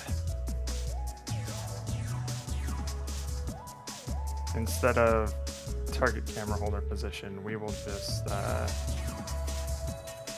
you know, we'll still keep that. But we'll compute it every frame. Much as I would deign to do. And see if that feels better if it's constantly going in on my current mouse position. Although I feel like it'd be like, oh, yeah, that's what I thought. Because my mouse position is constantly changing.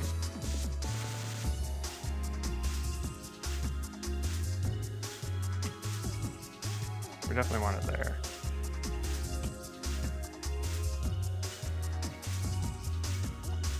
Are you working on Lumen there too? Awesome. How's your stuff going?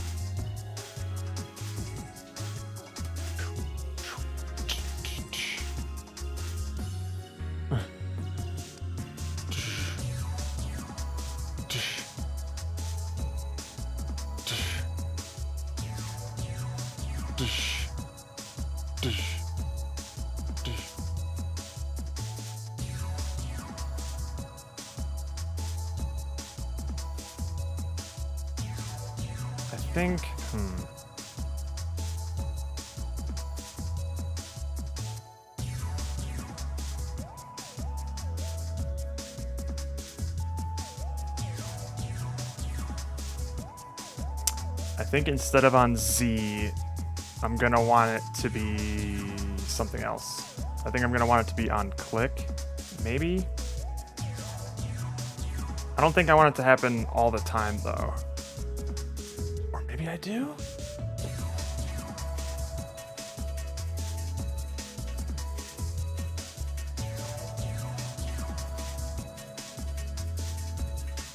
It really would depend on if it would limit what you're able to do and see.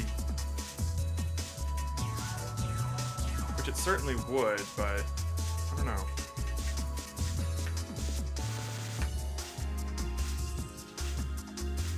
Game looks pretty cool. Hey, thanks. We're getting there. It's gonna be like a mini golf-esque sort of thing where the way that you putt is going to be by splitting these balls and trying to launch them and ricochet them off. And then as they're moving, you can like split them again in a different way to like redirect them. Or at least that's the idea. And also if they touch, they merge. Suika game style.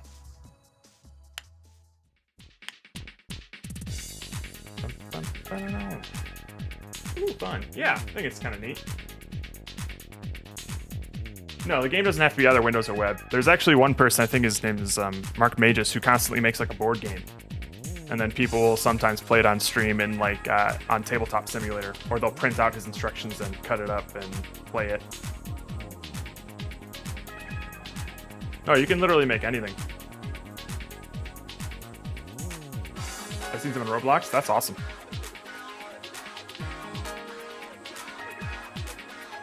Okay. So I think we got the splitter here, and let's get the speed splitter.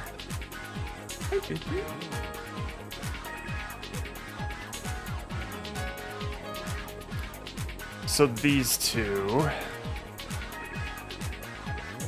enter focus mode, and then we'll get the.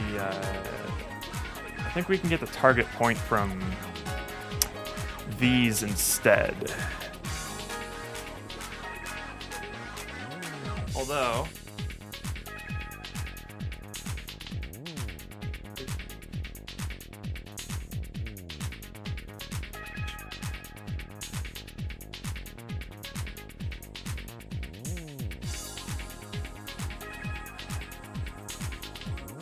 I were to do something wacky. Public static instance.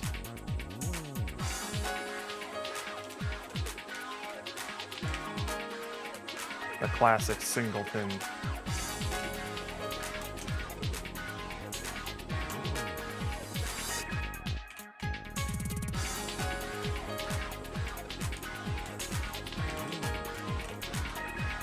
And then we will have a public function here. Void sets target points.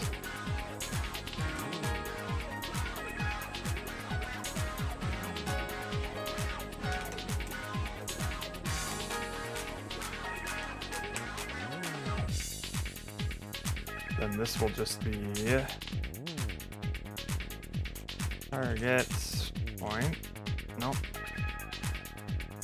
Target can't hold a position. Sure, why not? Going to be equal to new vector 3. This stuff. Target point dot x. Target point dot y minus this for some reason. Is that get isometric y offset times 2.0 for some reason. And this that camera holder transform dot position dot z. Looks good to me.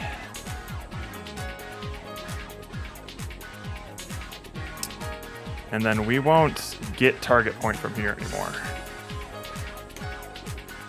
No more of that.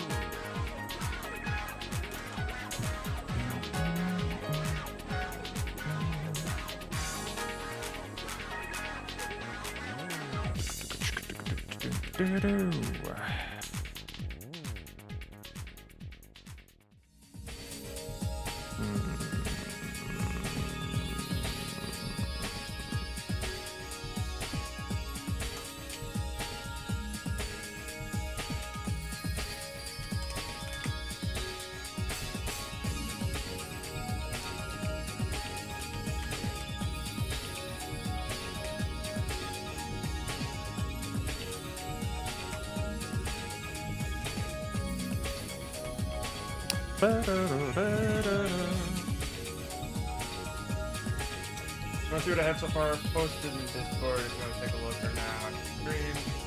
I feel like Mr. Krabs ringing bells right now. Give it up for hour 14. Dude, you should see us when like the due date is like 2 p.m. on Monday. I think our record is 36 hours. Hang on, Gavin, let me promote you real quick. Because my server doesn't automatically do that because I set it up years ago and didn't look into it. What do we got? Yeah, let me see this. Oh, right. You were saying an AR game. Hang on. Let me. Oh God. Let me find where my music is playing. Get rid of you. Get rid of you. Hi. Magic notebook. Enter text. You got like a whole keyboard and everything. That's dope. Tap to spawn human. This is cool. AR stuff blows my mind sometimes. That's dope. Oh, very cool. Ooh. Oh, wow. It's even getting occluded by the chair and shit. That's awesome. Holy shit. That's wild. Ogworld 2. Ogworld returns. I'm assuming you've made a different Ogworld before. And come over and try it on your hardware. I see this new stuff. I have a few games each time that I like. I haven't watched in a bit though, so I'm behind. Oh yeah, no, we've been playing some straight bangers this year. Gonna be like Scribblenauts. That's insane. That's really cool. Sounds dope. Yeah, good luck with that. That sounds excellent. AR stuff just blows my mind, man. All right, we're going to get rid of these for now. So this is just going to happen on key press, essentially. So if I, or not key press, but on mouse click. So if I open up this, bring you over here, do this. For the speed splitter, we're gonna do in, I guess, setup splitter.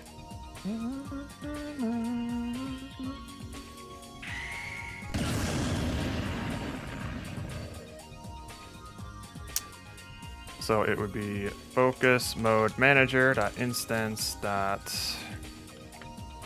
Someone's getting curious. Hello.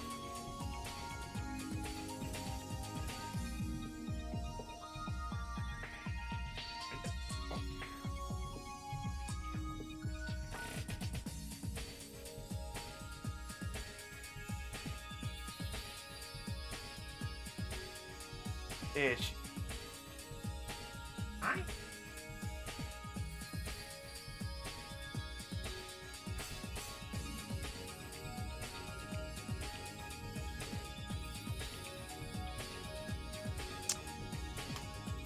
Do you remember the one 2D side scroller with the witch going through a house? Then it turns out it's just a party the whole time, but she flies away at the end. I do remember that one.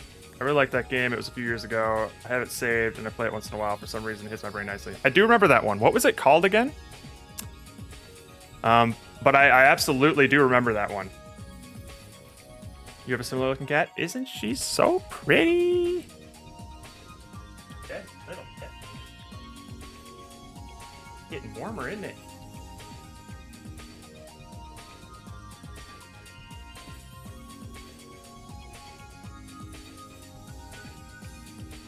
Blackout. Yeah.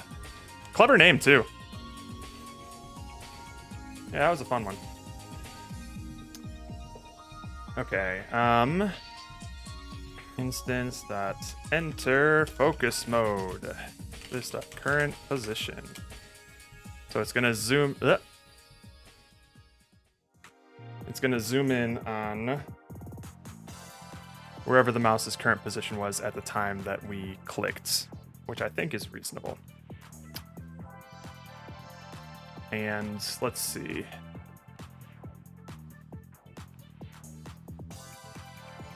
I think that's fine, right?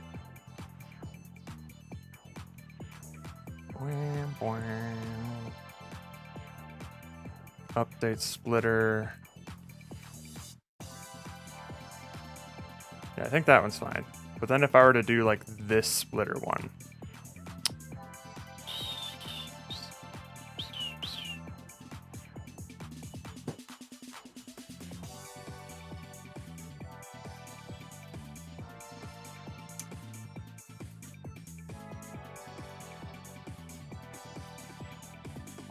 So for this one, it would be setup splitter. Focus mode manager instance. Enter focus mode. And then we want the midpoint here. So vector 3 mid. How do we do midpoint again? That midpoint. There's definitely a midpoint formula.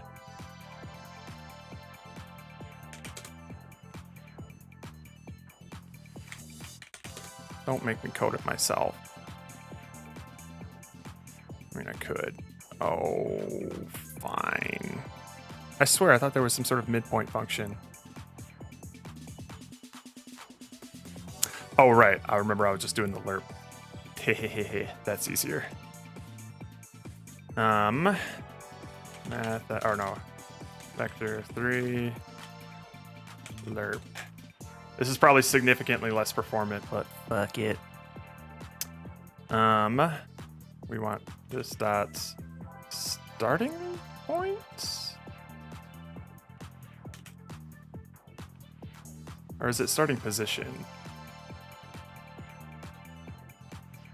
Oh yeah, this one was hard-coded with game object. Alright, that's fine, that's fine. Transform position. This dot ending point. Transform position 0.5f. Hee hee hee. Deeper and deeper. Oh wow. Yeah, deeper and deeper. What did we make for that? Oh, massage. Massusiulus.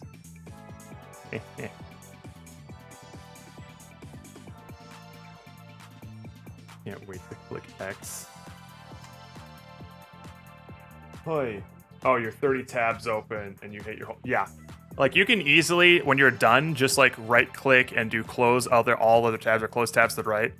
But nah. When I'm working on a project and I have like 50 tabs open of different things of Stack Overflow, I want to manually close all of those out. It's like a big sigh of relief.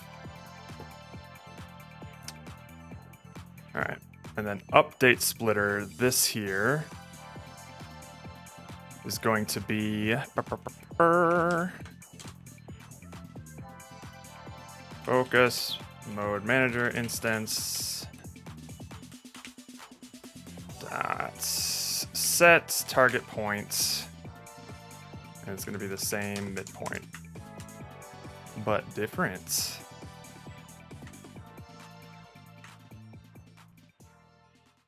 So that one's going to constantly zoom in on the midpoint.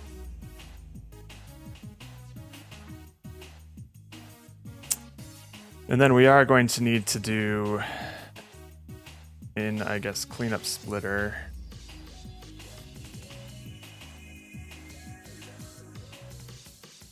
We are going to need to exit focus mode, so this has to be public as well. Focus mode manager instance exit focus mode. Boo. Bye bye, Cassie. Off to her favorite napping spot in the closet. Did you already find all the traits I hate? If you did.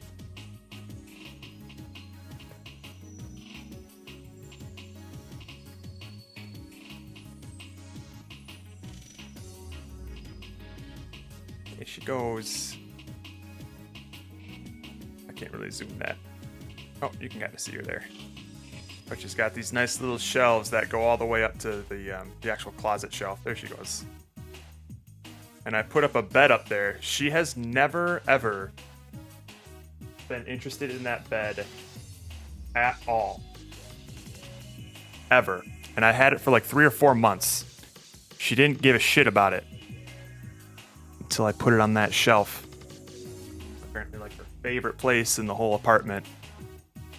Now that's where she spends like any amount of time that she's sleeping, she's up there or on my lap.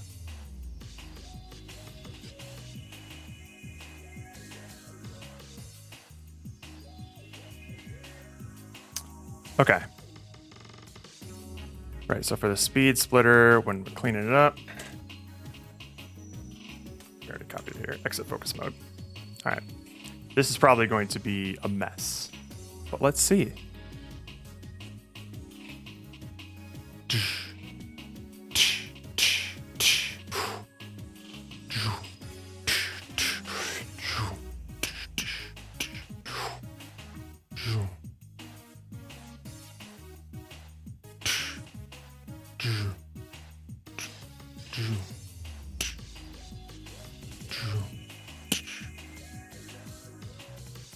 Not that bad.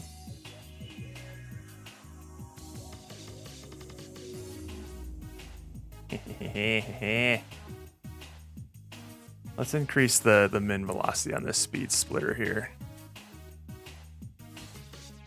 Min speed threshold, let's change it to like 15 perhaps.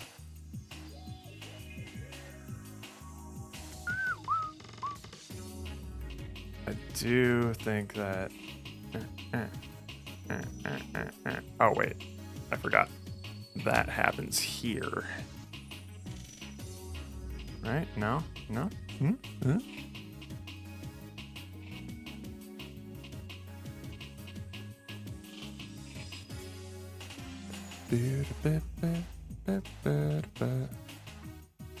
don't know, let's set it to like 30. Fuck it.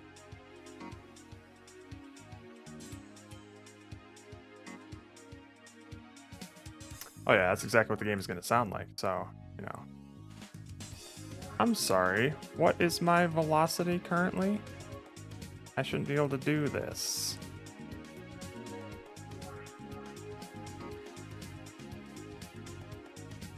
Get speed. Current position minus previous position at peak. Elapsed time is that. Mark.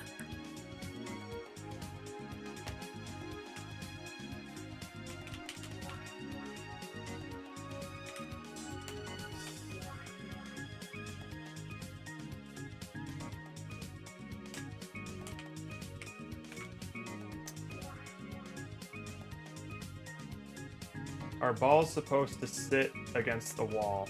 I mean, ideally not, but I mean, like any ball that would like slowly roll towards a wall and stop, it would just sit on that wall, right? All of this stuff has like some bounciness to it, but it also has like some friction. But like if a ball just slowly rolls up to the wall and, you know, stops, then it stops. Oh, that one didn't look too good though. I'll figure it out. I could write my own bouncy code. Just whenever it collides with the wall, it starts moving in the mirrored direction at the same velocity, so there's no loss of speed. That's probably the better way to do it, honestly. What kind of speeds was I hitting here?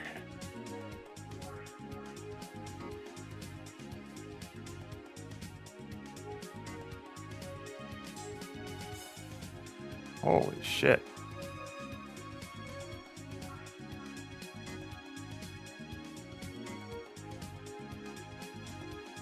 That's wild. What if I were to change the speed splitter to have 5 previous positions that I'm searching on?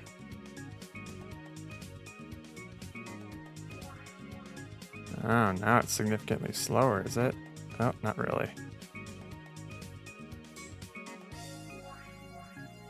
Meow, meow, meow. Meow, meow. Meow, meow, meow. Meow, meow. Interesting.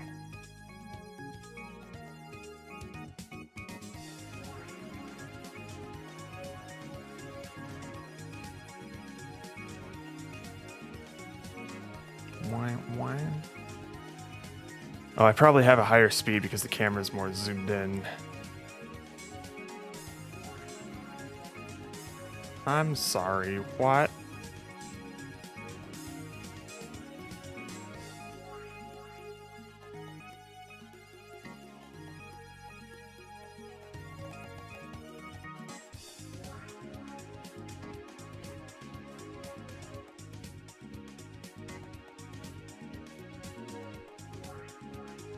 I do think those are splitting a bit too much there.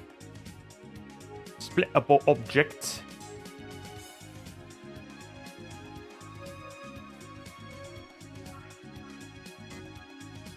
Let's make it like 5% of the original ball's radius, huh? Is that even right? The original radius plus a little more.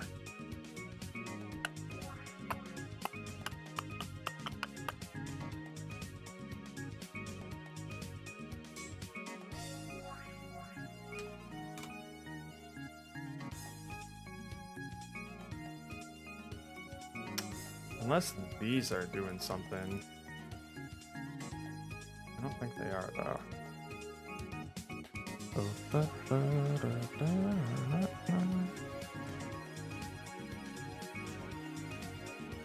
Alright,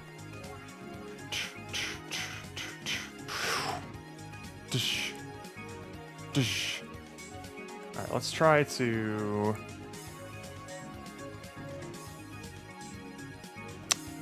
speed splitter on the update here. Update splitter.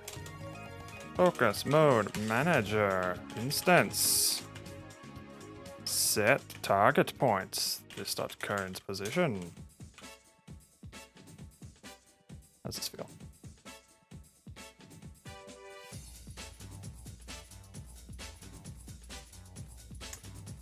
You could have some levels with fans that turn on and off. Are the balls supposed to be? No. Yeah, but then I have to make fans, Reedus. I don't want to do that. Yeah, I figured this was not the way to do it.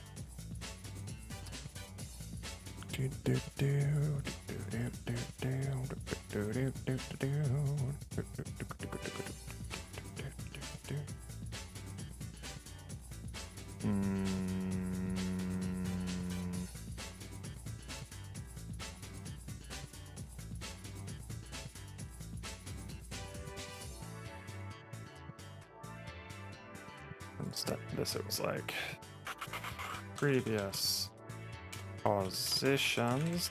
Peak position. Will this look janky? Because this is also updating a shit ton.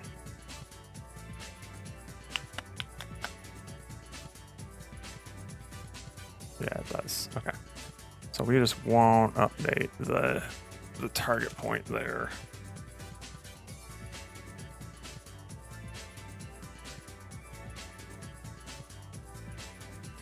It'll just be like a.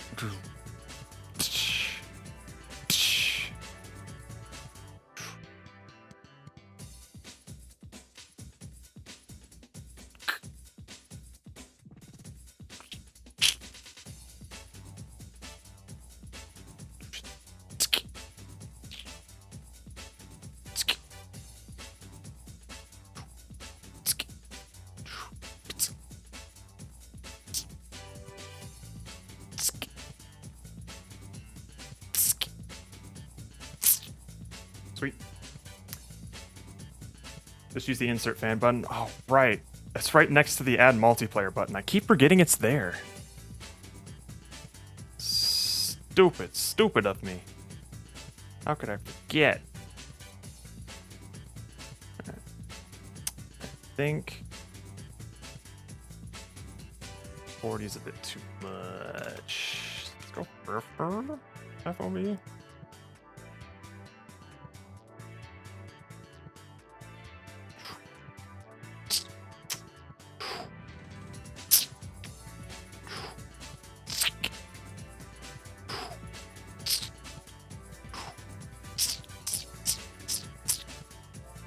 So that's a problem.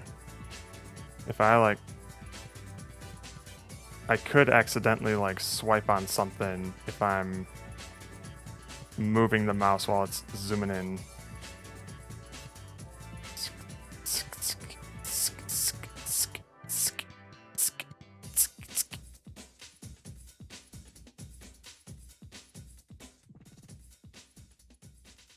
What if I were to set the time scale to 0.05 instead of 10%?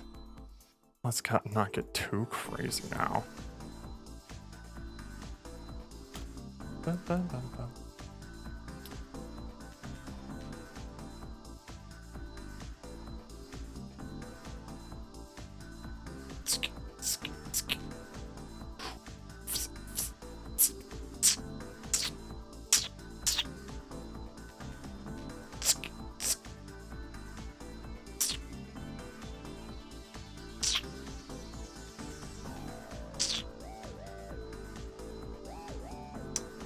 I wonder if it would feel better to...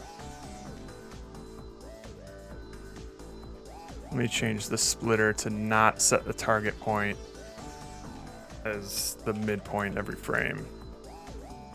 Let's just set it to the previous point.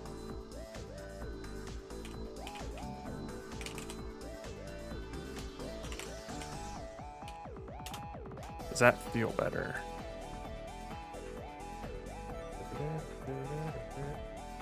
We can't all be smart. Yep, that is true. That's why I choose to stick with reading manga instead of books.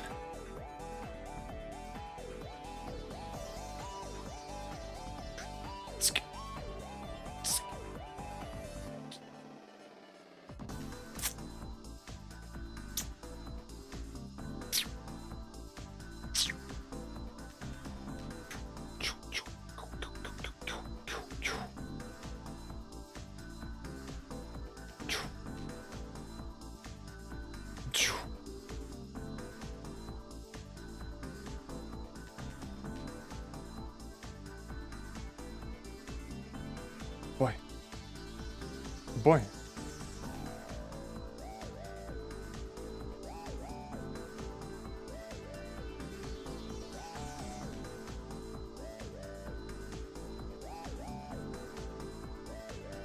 Alright, let me do one more thing here. The splittable objects here. When they, or the merge manager actually, when they merge, right now it's treating all of these balls as like the same mass, which is, I don't like it. So let's try and incorporate mass into this now. First of all, let's push. How about that?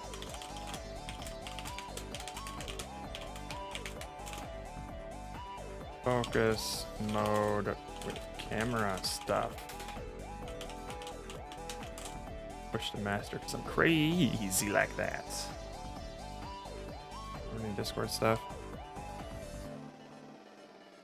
Seems like nothing major was lost at least. Oh, yay, computer crash. Yikes. That would have been a welp good night setback, yeah. Current hole, I can adjust the amount of rings and thickness fairly easily. Ooh. Oh, look at that. That's pretty cool. Nice, nice. I like that. That hole looks sick as fuck.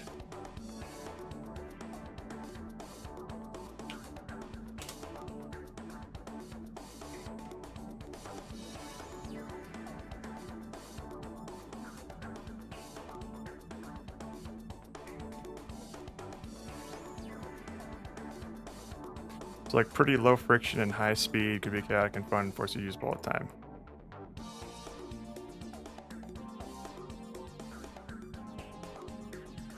Alright, I want to make sure that this is in a nice little state before I show them the fruits of my labor. So, these have splittable object, I have access to their rigid bodies. So, remove unsplit, yada yada yada yada. I think I'm going to want to apply the same when they're split. Where's the splittable objects?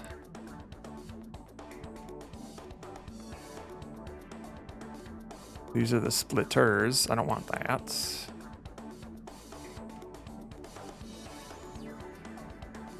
I don't want you. Splittable objects.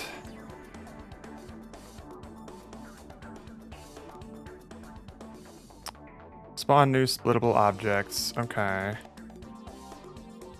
This doesn't seem to be having any sort of impact. Alright, scaled split speed. Nope, that's fine. Where am I adjusting the size again? Split ball radius is going to be... Oh, that's just the radius. I don't care about that. Where am I using the split scale parent here? Right here. Okay. First objects dot transform... Not transform. Wait. Get components.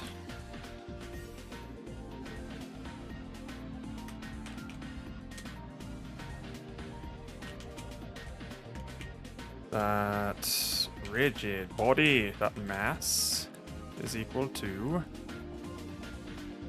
the same thing.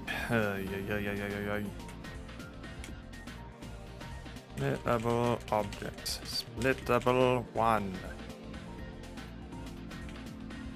And splittable 2. First object, get component. Splittable object. Great.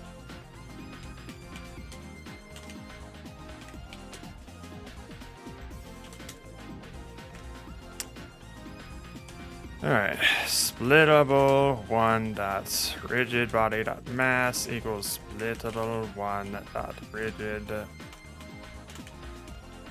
body. Oh, nope. Dot mass times this dot split scale parent. Or split scale percent. Oi. Oh. Perfect. And now let's do it to number 2. Okay, so that'll be there. And now if we go to merge manager,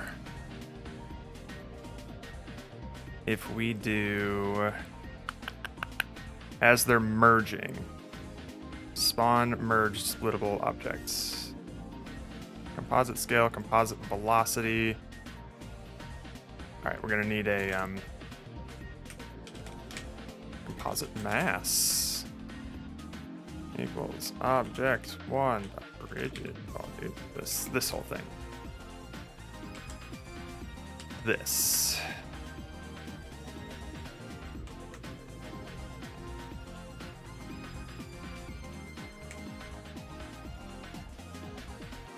Mass times 2/3 plus object 2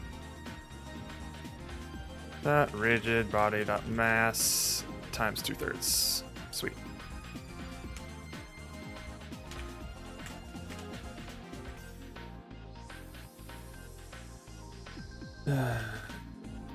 Float new mass.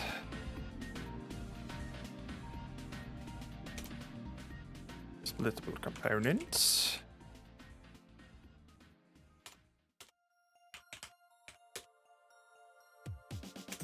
Rigid body dot mass equals new mass. So I think the thing about the launch is that. Oh, is it just launching at 2 always? Boo! Gross.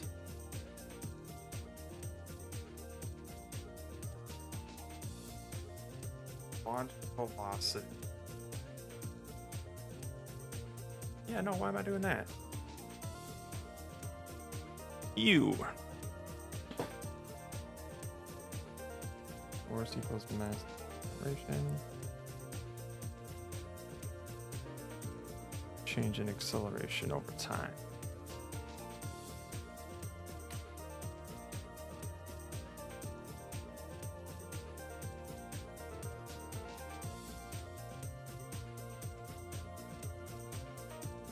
I think we can just do launch velocity here, and the composite velocity is going to just be, gee, I don't know.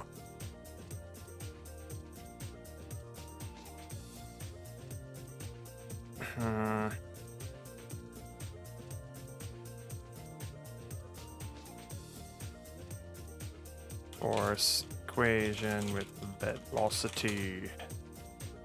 F equals ma, so F equals m times v. Okay, that's what I thought. Sweet. So I just multiply the mass. Object 1 rigid body dot mass.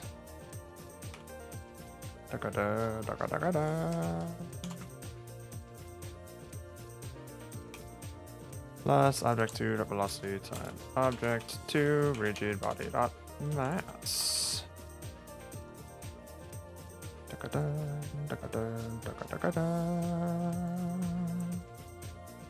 And that's going to be a force. So I should change this launch velocity to not be a velocity change, but like an impulse. I guess. That'll probably fuck some stuff up, but let's see.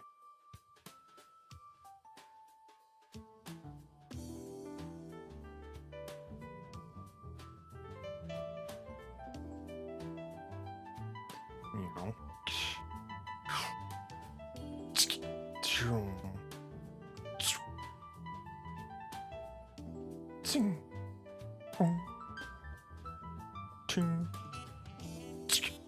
Wow.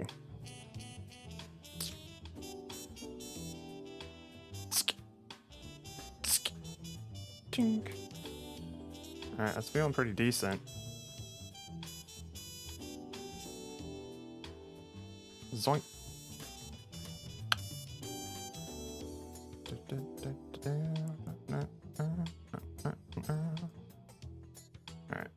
Bam. A bam.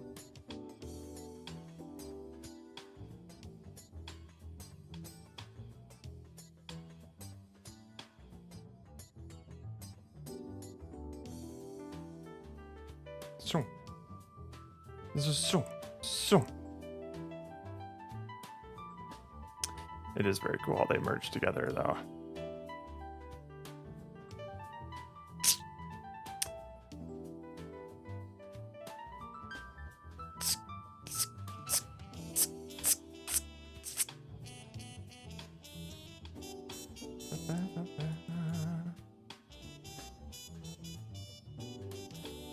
Ah. Wow. All right, I like it.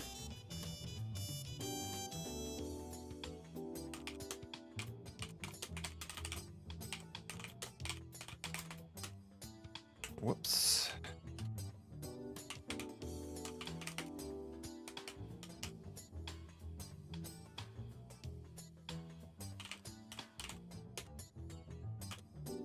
Wait a minute.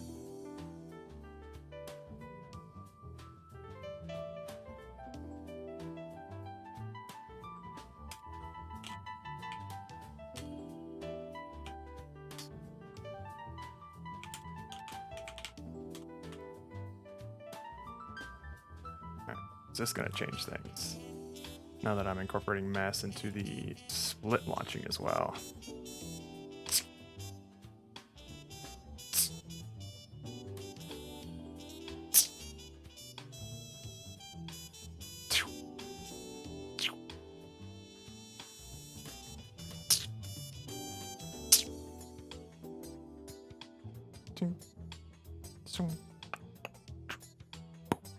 That was cool.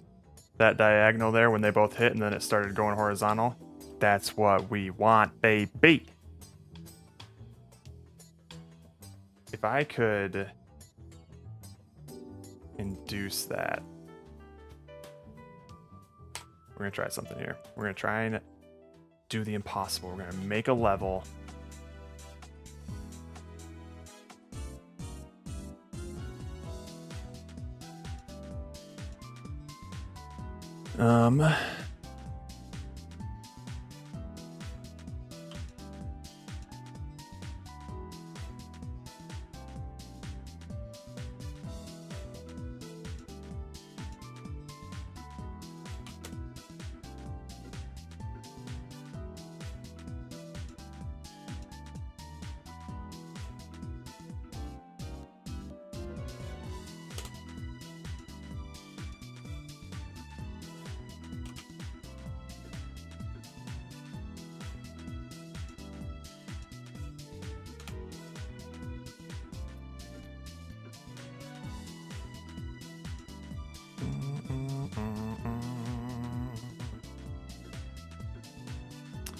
And then if I have another one of these all walls, please. Meow.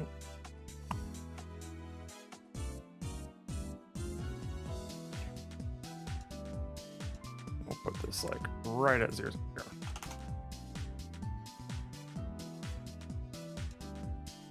If I were to do this. Okay, how would we want to have that happen? What was the, let me check that mural board again.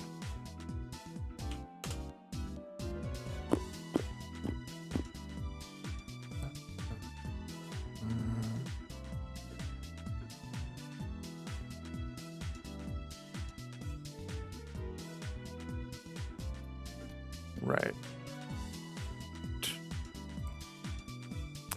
Maybe if this were to be more like, a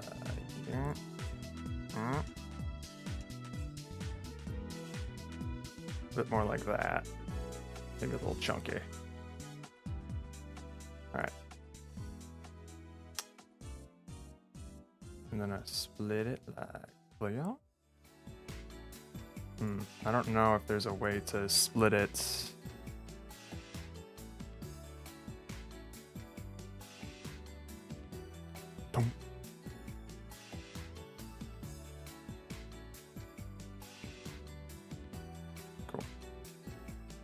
this goal here will be a trigger.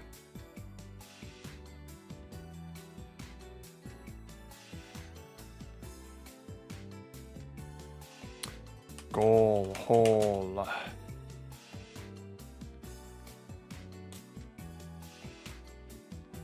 Put on the trigger. Enter. If other the game object the tag equal to splittable. Destroy other game object. And then let's add a sound effect. What sound effect should it be?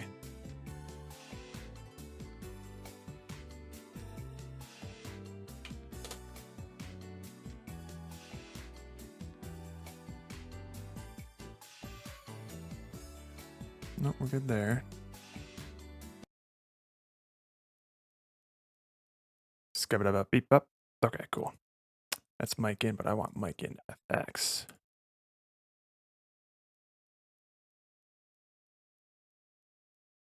Holy shit. Holy shit. Perfect. We'll get rid of. Holy shit. Yeah, I know.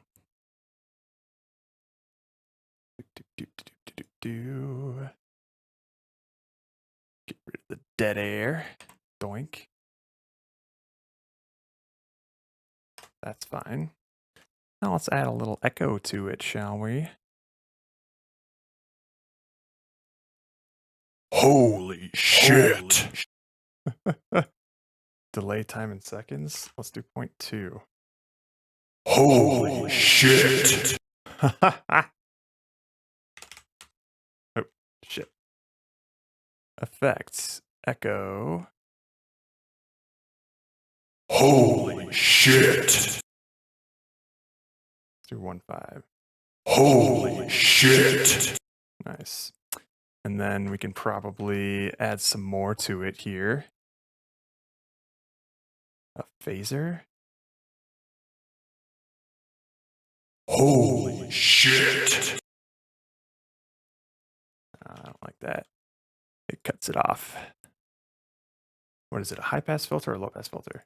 Holy shit. Okay, we want the low pass filter, I think. I didn't accept that, right? Holy shit. Hope people are excited to hear this constantly.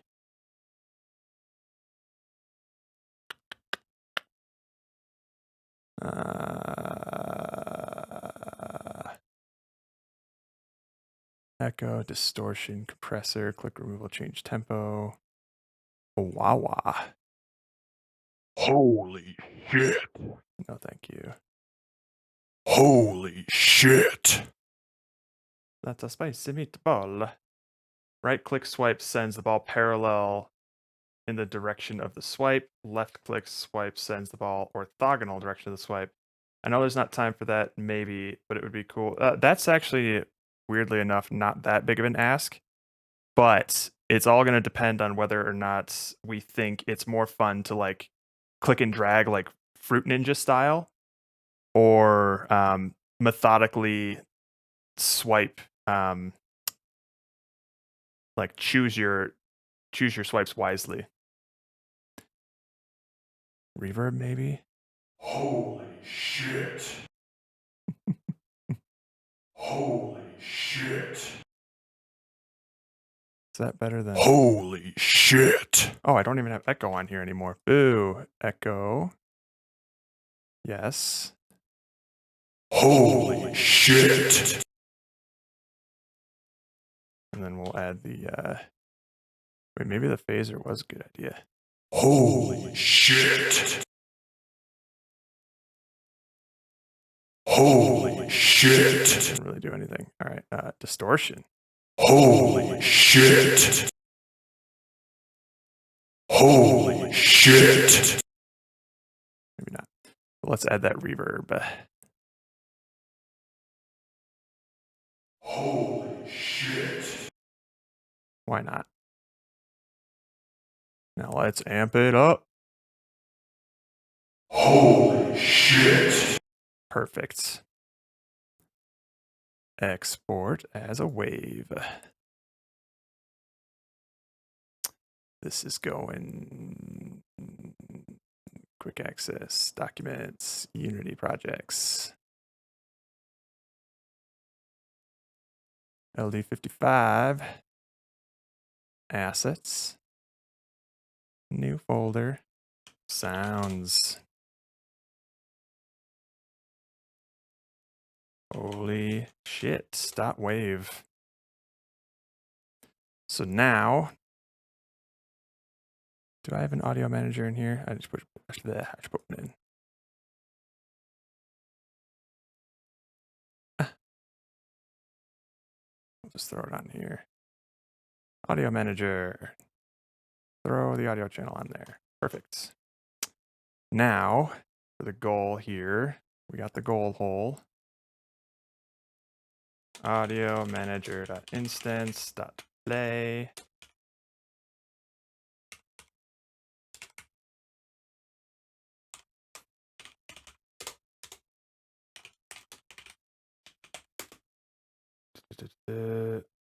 Victory sound.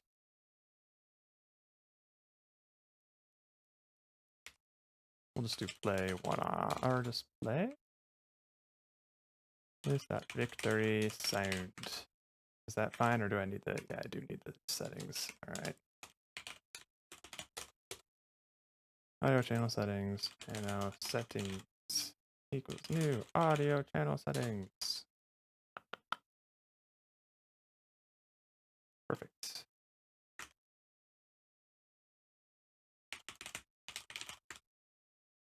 Nice. So now it'll just play holy shit when we collide with that thing. Oh boy, I definitely should make an audio manager then.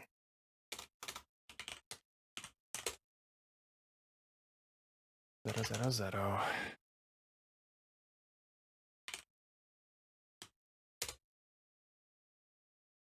This. Get rid of it here. There we go. Whoa.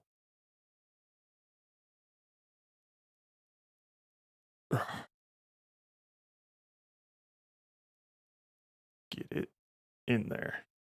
Oh, come on. Oh, it collided. Don't you even start. Goal. Oh, it doesn't have a rigid body. Whoopsie. Don't script, please. Thank you.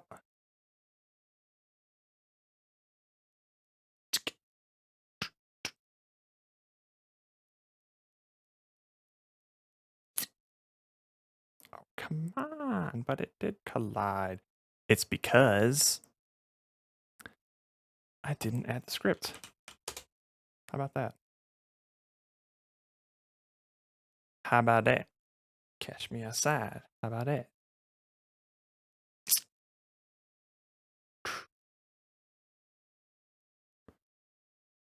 I'm still trying to access it. Get colliding object. Ouch. Oh, I should probably do, instead of destroy, it would be...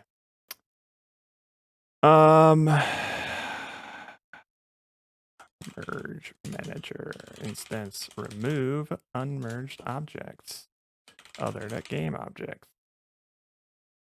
Get component splittable object. Gross. Gross but functional, probably.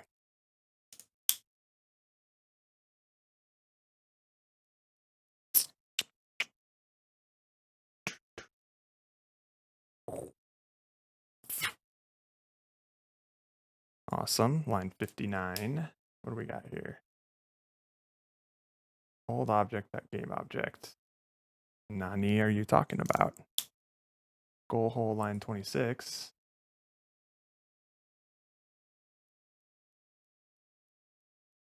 Yeah.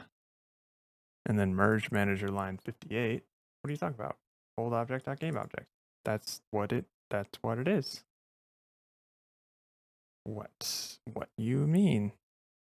Object reference not sent to an instance of an object. Oh, right. Oh, right. Merge manager. Oh, wait, no, it is there. Look at that. Let's just see here.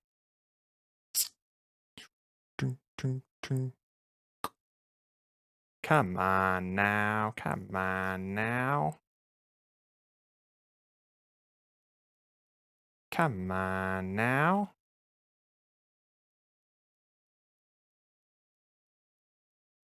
Why is that null? Unless, huh? You're literally destroying it though. Like, that's, huh? Old object dot game object. You destroyed it. Right?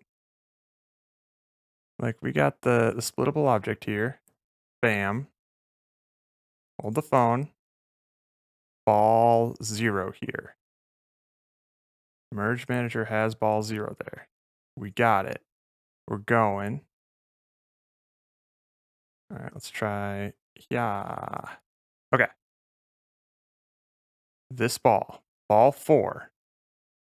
It's going in. Bam. It collides with it. It destroys it. Is this just getting called multiple times?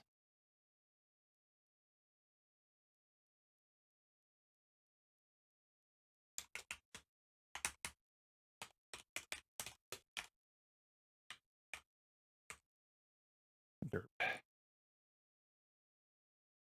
Let's see. Whoa.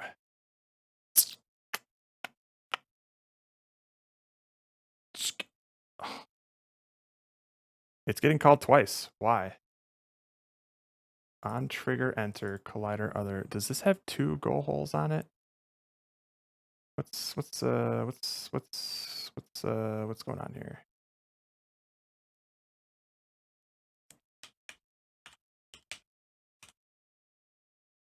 Just that one. Just that one. Why is this getting called multiple times? Why? Why? Why?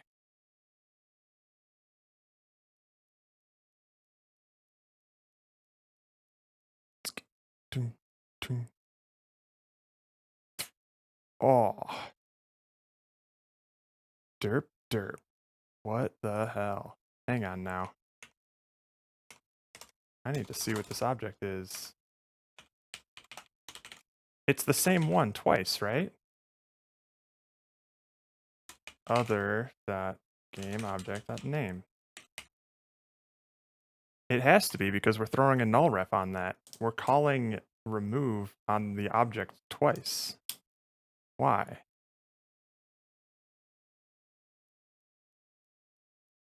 Why?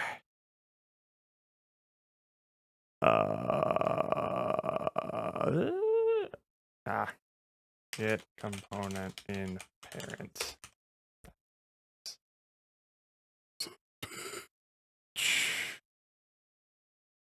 I think. Oh, let's see. I don't know. Because it is getting rid of that object. Yeah. Cha. Merge collider is what it's called, and then collided with ball 3. I see. Edit.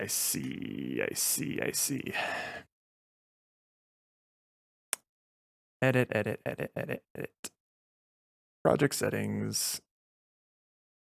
Physics. We don't want default to collide with merge, I guess. So in that case then, git component is fine.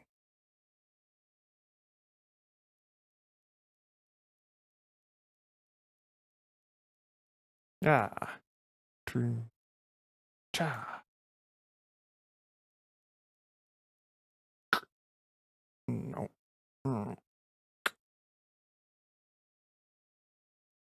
Missed it. I missed the audio.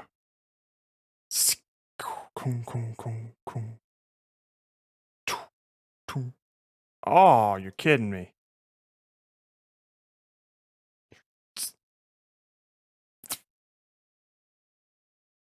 Get in there. Now it works. All right. I don't think I like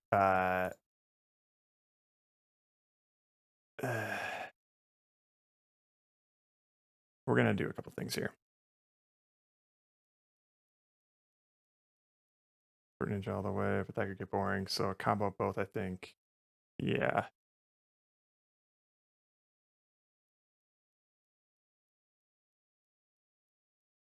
I don't know who Edwin is. And I don't recall saying that. But thank you. I just realized the music's been off for a while. Okay. Let's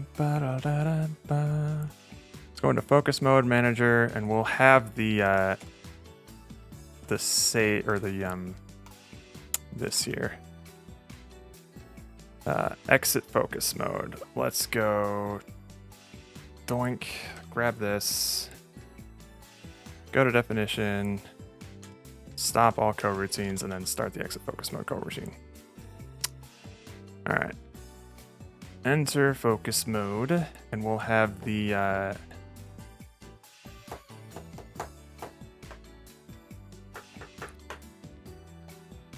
this target point here is just gonna be gross.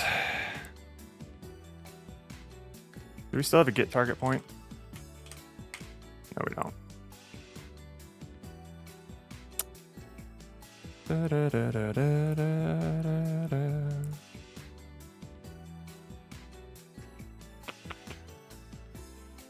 This is the one we'll probably want.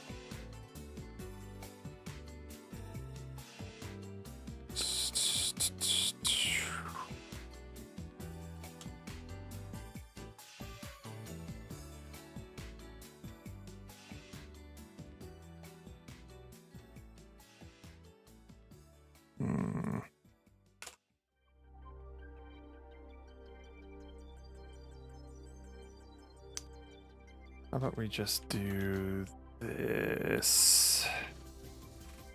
Enter focus mode. Oh, we do have a set target point. It's this.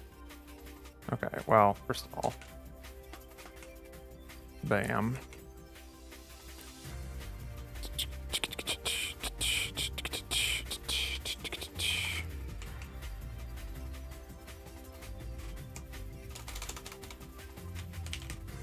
There we go.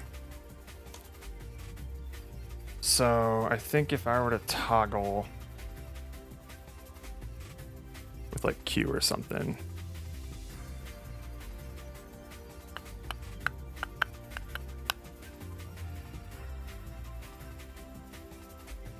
Hang on.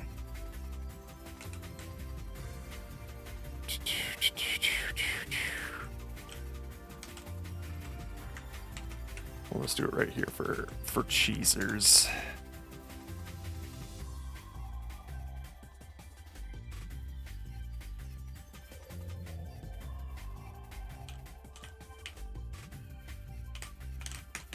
All right. So now if I were to public bool focus on click, it's false. Now if we go to the splitters, set up splitter,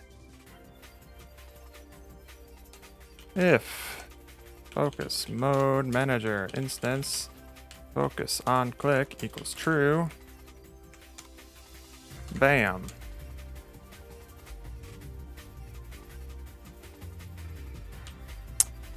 And then we'll also I think we just do that there. And then the splitter one, I hardly know her. Voice of the Mad Hatter. Oh, the Mad Hatter. I see. I always think of that as like the Scarecrow from Wizard of Oz. First they took my arms and threw them over there. And then they took my torso and threw it over there.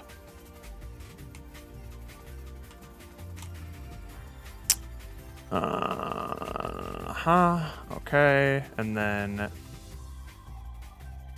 the focus mode manager, higher pitch, higher inflection, more tongue. You really gotta tongue it out. If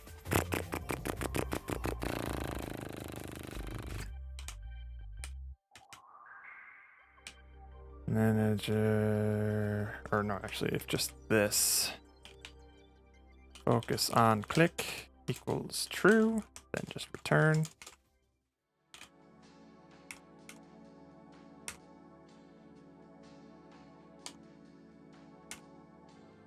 If input.get key up, key code.q, I guess.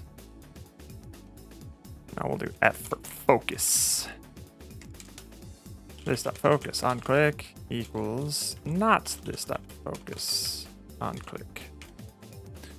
All right, so this should allow us to test both. One with just like the space bar to focus in on where our mouse is and do naughty shit. And then the other one for clicking.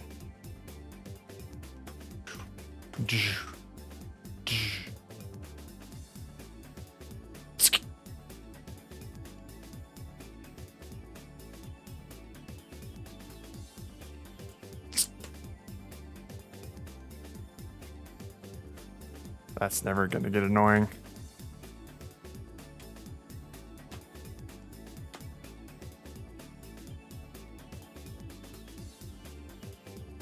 Interesting. Why after I...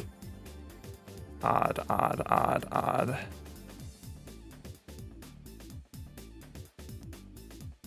It does look pretty smooth, doesn't it?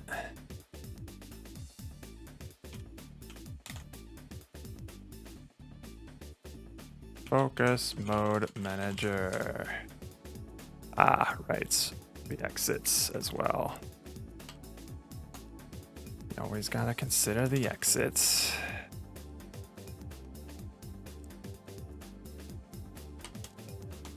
What I'm gonna want to do as well, Alex, is if you're doing like the precision slicer, it'll show like ghost trajectories of where it's gonna be, or where the other balls are gonna go, so you can kind of get a sense of where they're gonna be. Come on, yeah. Excellent. I do think it's better if we have a separate button for bullet time than if just with the click, because it's hard to know. Like when you click, you commit. So if I do focus mode on click and I'm trying to do the precision thing, it focuses in on the point that I clicked on, and now I can't like redirect this, because if I let go, it's going to zoom out and I got to try and do it again. And that didn't really feel good. So yeah, maybe I'll move this boy back a little bit.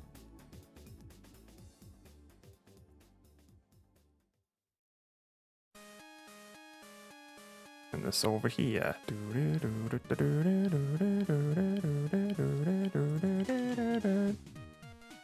So much potential for a fuller game. Yeah, that's why I like this mechanic. Power-ups and shit. We were thinking of having like different kinds of like holes. So there would be holes that are like a one-time use thing, or a hole that will have diminishing returns the more balls that go into it.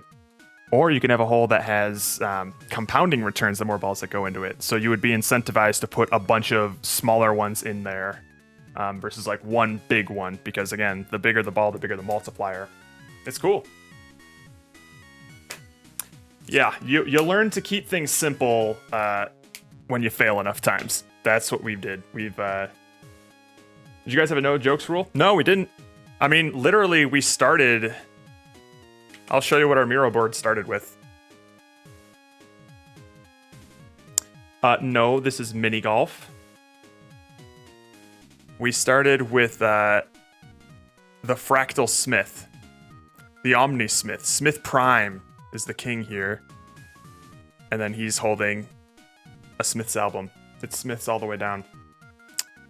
But yeah, Kuvi, the idea for it is going to be like you're going to try to basically put your ball into a hole by slicing it in half.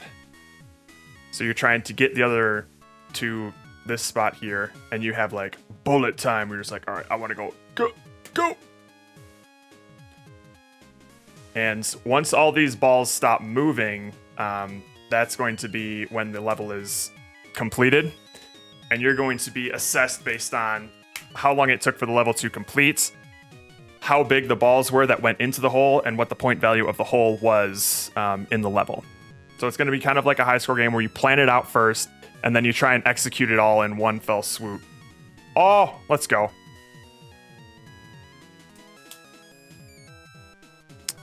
So, yeah, that's it's looking pretty sexy right now. I'm liking that. Let me see. Let me take a peek at my... We're going really old school here. We're going to look at Orbitunes.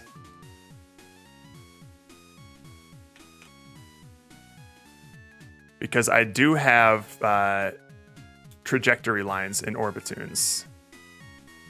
And I'm pretty sure I just simulate physics a certain number of times. Color coordinate, pitch manager, phrasing, particle pulse, color, game manager, collapsible menu, center star, button manager, asteroid generator, asteroid creator? No. Oh geez, is it asteroid generator? I don't think so, right?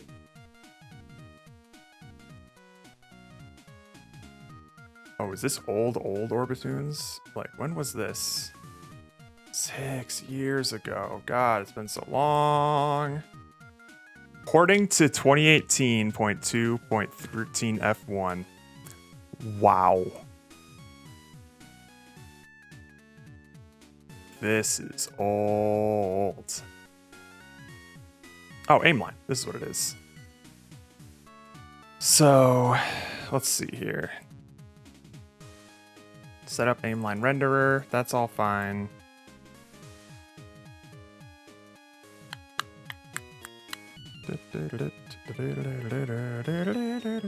I swear this is older.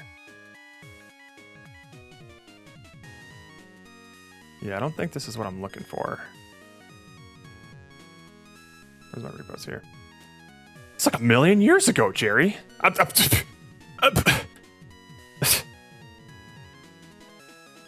Oh, unless I'm on the wrong branch here. I think I'm on the wrong branch. Not master. Audio update. Wow. Okay, 3 years ago. That's much better.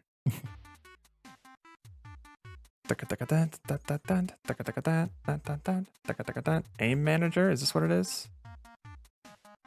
Asteroid generator prefab, slingshot prefab. No, this just does instantiate slingshot and create the asteroid generator. We don't need this. Oh, these tabs. Gross. Let's check out the aim line.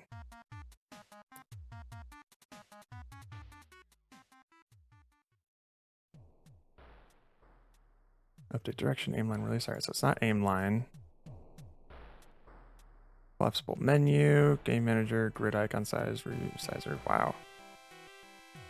This thing is a mess. Prediction line. This is what we want. So it was basically a line renderer. Okay, that's good.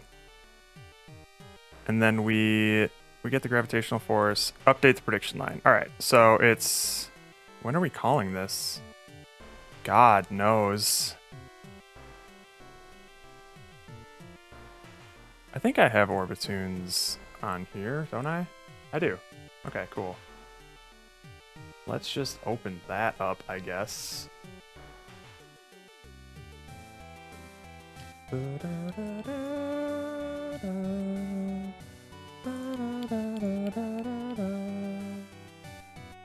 Alright, where are we doing? Wow, it doesn't like anything I'm doing right now. Alright, so we have an instance of the prediction line in what? Slingshot. Okay. Where was it? Oh, update prediction line. Okay. All slingshot values. Oh, and there's launch values? Oh my god, what are these? Starting point, ending point, current direction, raw magnitude. What the fuck? What am I using these for? Hang on though. Update position.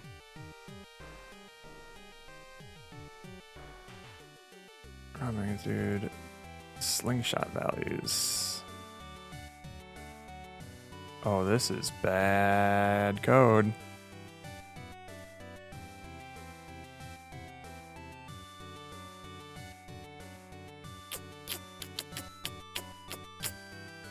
So we set the position 0 to the current theoretical position. Fine.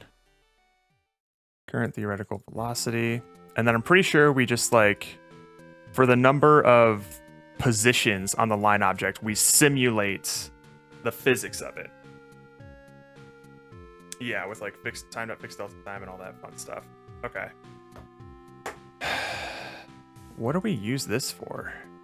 Just to get the direction and magnitude? That's it? Oh my god. That's horrific.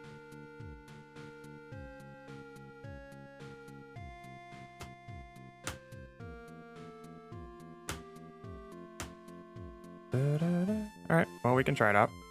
How are we all doing here?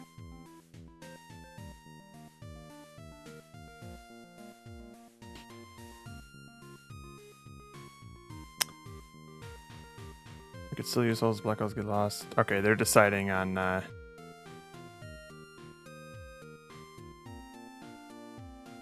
they're deciding on how this is gonna tie into the theme. Dude, come on.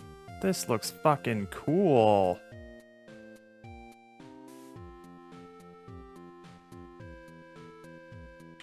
Don't you worry. He says, hope Jared is into this. Don't you worry, I'm gooning to all of it. Alright. Okay, let's see if we can get a prediction line going here. And 2, in fact. Splitter, we'll need another line renderer, so slice line. Prediction line 1. Prediction line 2. To be clear, I like the pinball shaking idea to jostle the balls, but I know... Oh wait, what did you think? What if you did like a pinball table shake mechanic? That'd be dope. That would be similar to what we did for Pop Shove It, where you basically shook the world and moved a table around Tony Hawk style. You know, tilted. And get out of the tilted towers. Oh, that would be kind of neat, where you kind of like jostle a little bit just to get that little extra. Get it in there. That's kind of neat. Adios, Reed. Thanks for sticking around. Alright, these are just going to be all zeroed out.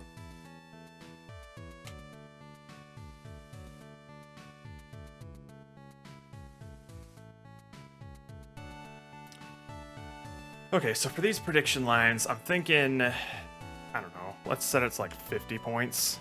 God knows if that's a lot or not. So that'll be 50 frames ahead. So it would give you about a second's worth of information of where that ball is going to go. Okay. And then if I were to change the material on these, like say, green. We'll set them both to green. Why not? Alright, so now in the I'm sorry. Does this splitter not have the... What the fuck?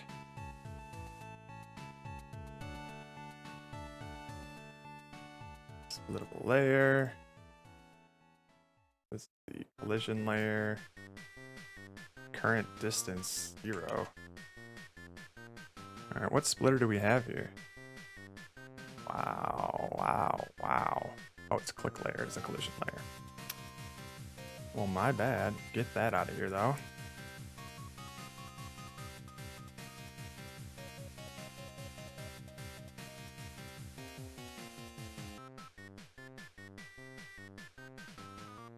Why do?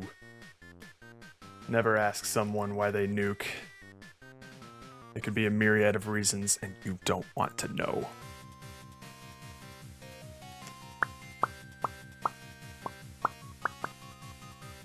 Alright, let's have our own script here for this. Prediction line.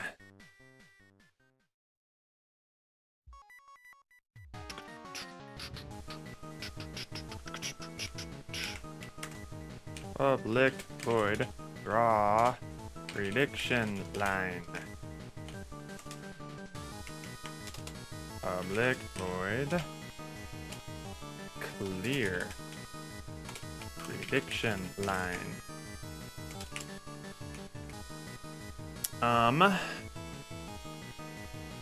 Let's see here.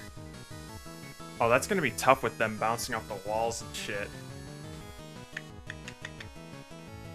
But I'll figure it out. I gotta hit the bathroom first.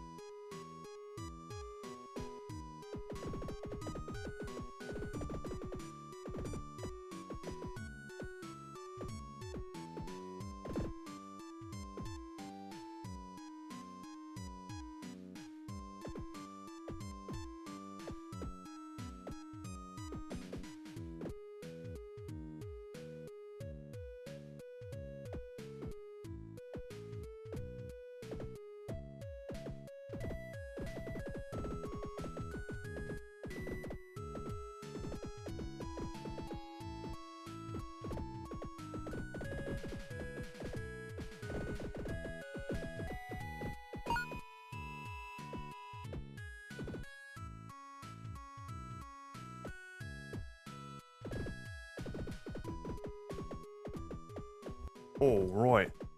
Get wrecked, Dan. Oh, did you beat his, Oh, man. He is getting wrecked. The Gatekeeper's not rigged. Do you have any idea how hard it would be to rig a game of Plinko? That's insane.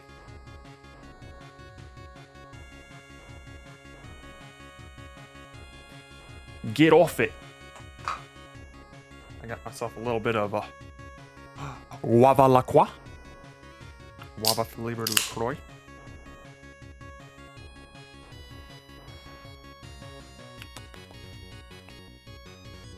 Cabbage Gatekeeper plays to win, but don't we all? Okay, let's see here. One of the things I'm gonna need to do is private void get reflection vector. Although, I think if I just do test vector 3.1, is there not like a test.reflect? Or let's see. Vector 3.reflect. Yay! Reflects off of a normal. Alright, perfect. Cool.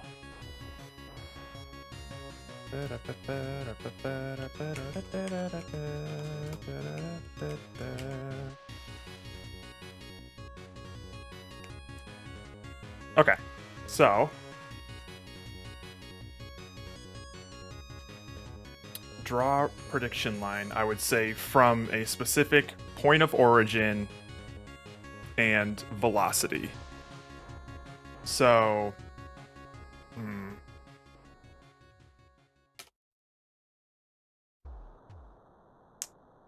vector 3 origin,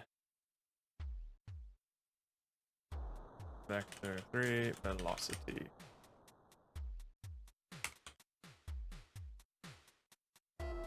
Okay. So, what we're going to do here is basically simulate physics. I'm going to grab this little update prediction line function, throw it in a notepad so it looks less ugly.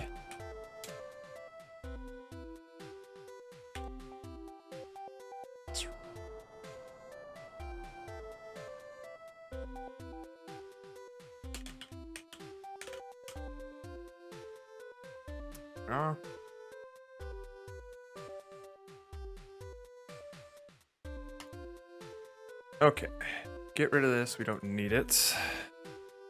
Get rid of this, we don't need it. So the applied force, get the gravitational force, current theoretical velocity, applied force, fixed all the time. Current theoretical velocity, normalized. Look at all of these hard numbers. What a travesty.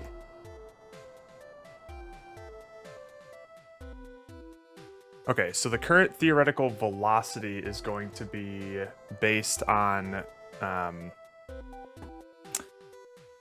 actual physics. So we have a drag, like splittable object has a drag value of 0.5. Resists linear motion.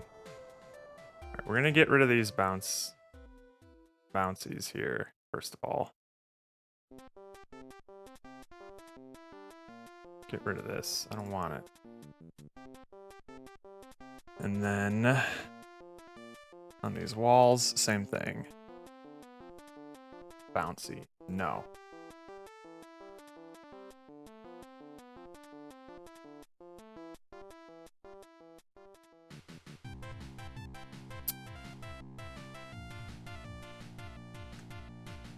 Get splittable object.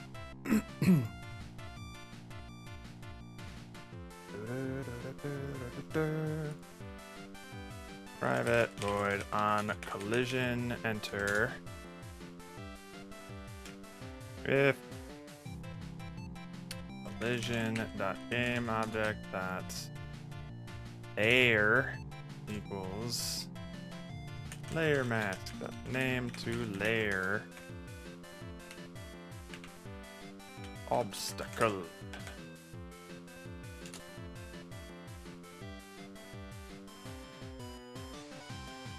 that right? Int, this is a... Oh. Equals.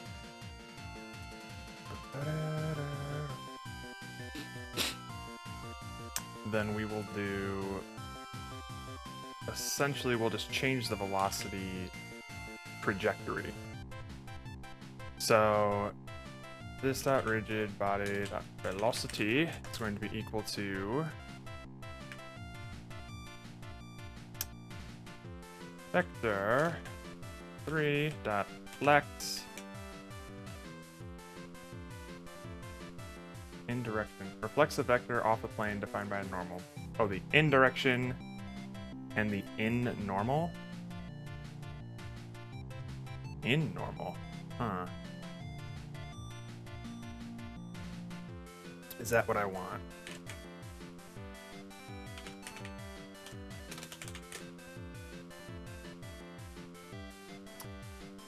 In normal, in direction results. And the in normal is the normal that defines the plane. Perfect. All right, that's what I'm looking for. So the direction is going to be the this dot rigid body dot velocity normalized. Let's see if I can get the normal on this collision. Point. Contact point. Yeah. Contacts at, let's say, just 0. Normal. Perfect.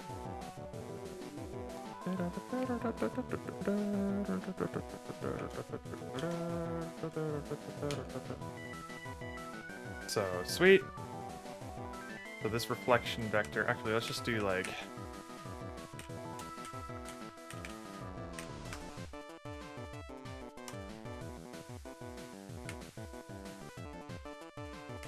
Alright. Vector times this dot rigid body dot velocity magnitude. Alright. So that should theoretically perfectly bounce balls off of walls.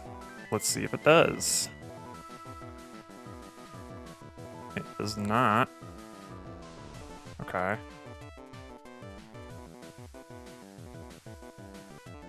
Is this even getting hit? Oh, good. Thank you. Save.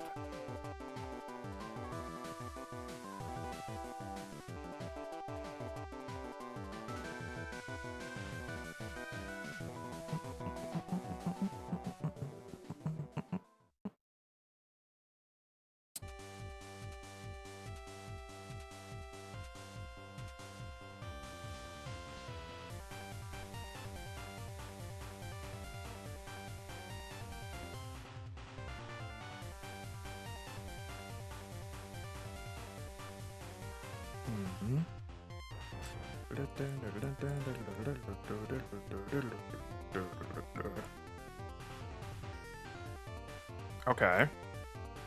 So the current velocity is 040. Interesting. That doesn't seem right. And then the reflection vector is 010. Probably because I normalized this. That doesn't make sense.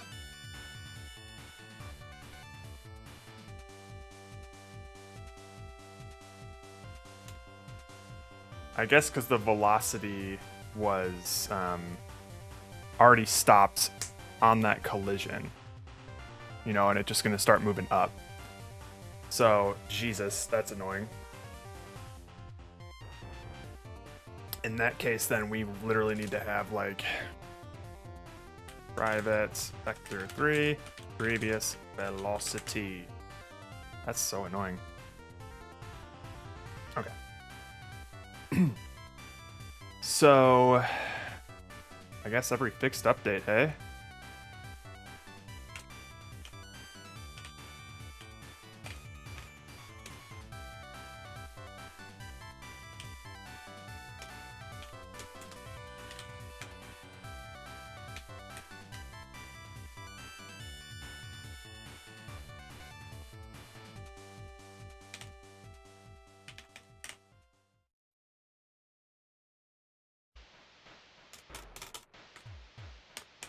and we probably don't need this.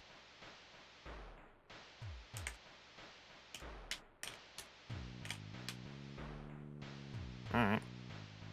Let's try that out. Attach it up.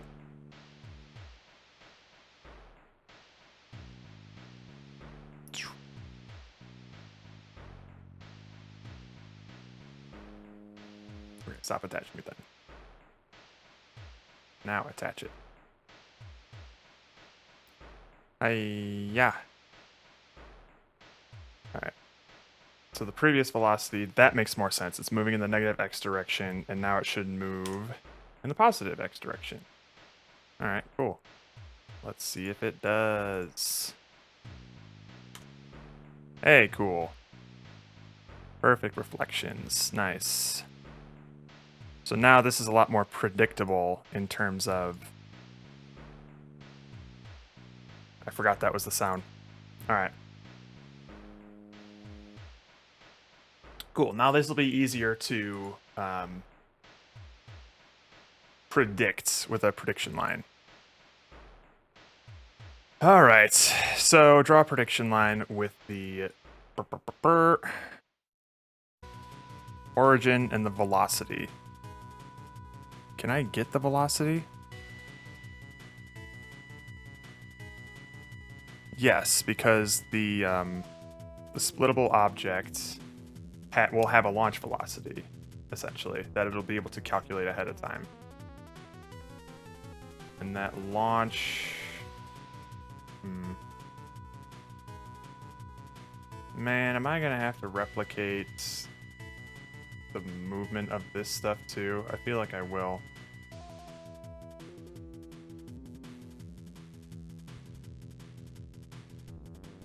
We'll get to that.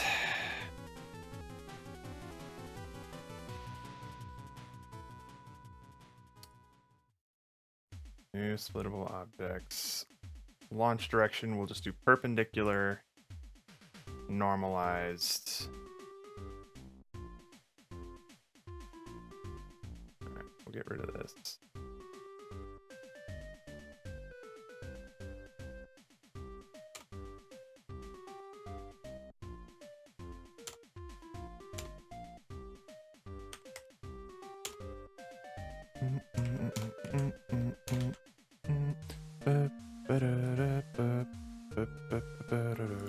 Wait a minute.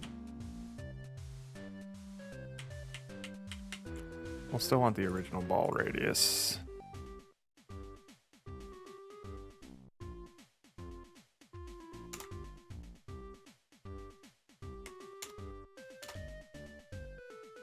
Okay.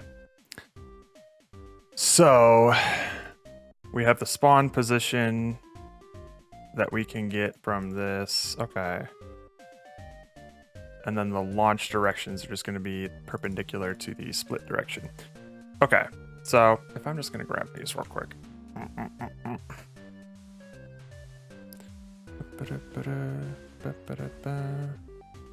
These should be doable in the splitter here. So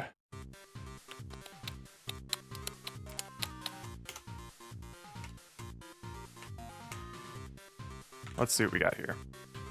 Launch direction 1, do we have a split direction? I believe we do. Oh, it's all here. Do I use this origin at all? I do. Okay. What do I use this origin for? Raycast all origin from this direction. Okay.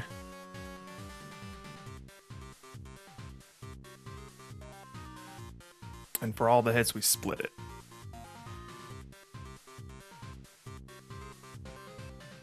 Interesting, interesting, interesting. So we have a direction there. And this, I would assume, is the split velocity percentage. Oh.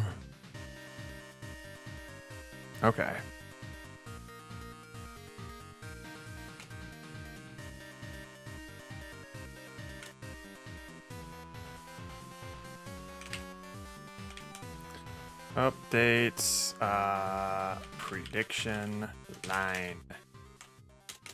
All right, these are going here.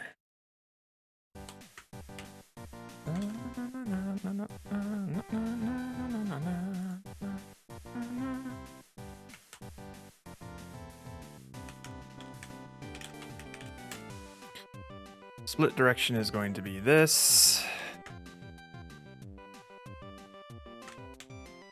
Ending point at transform and starting point at transform to normalized. Cool.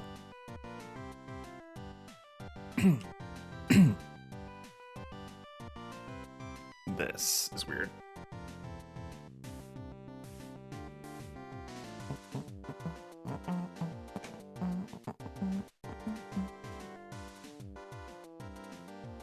And then the spawn position is going to be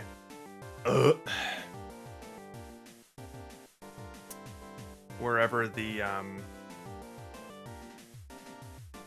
hits are, essentially. So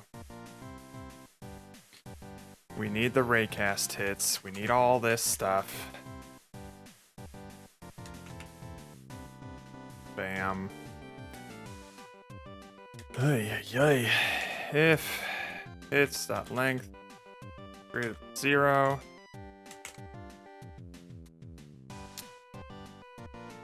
All this stuff.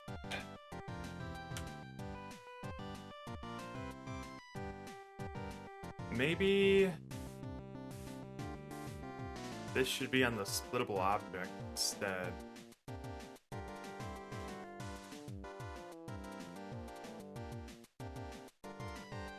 I think so.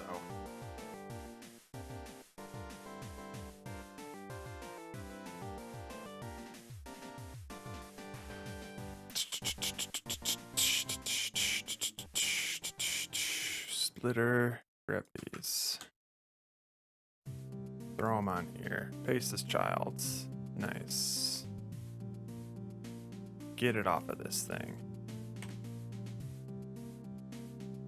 If the splittable object wasn't big enough already.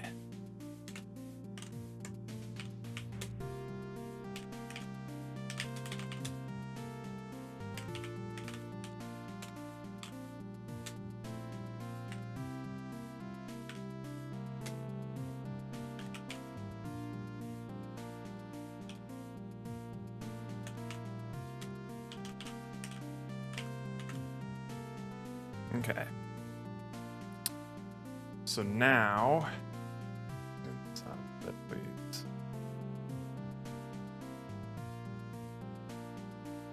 update splitter. We don't need this. Update prediction line. This is what we want. Zoink.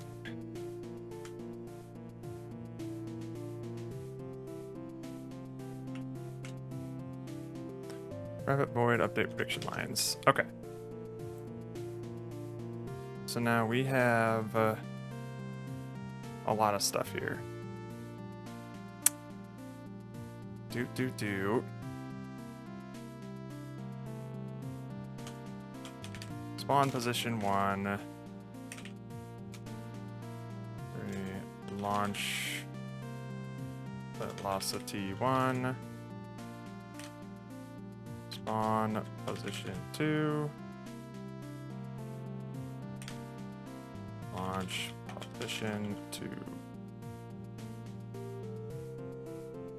Actually, we can't have that stuff. This is happening when we spawn new splittable objects. Okay, so I think we can calculate a lot of this stuff ahead of time.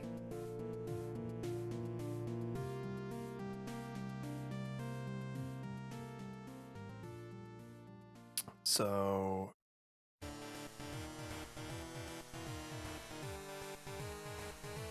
a lot of this stuff we can.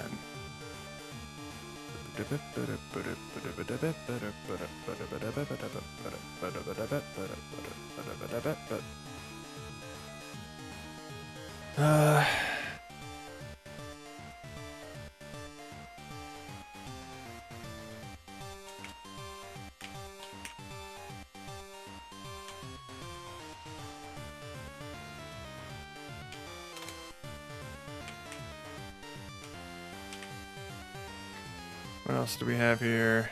Spawn position 1 and 2. Okay, fine.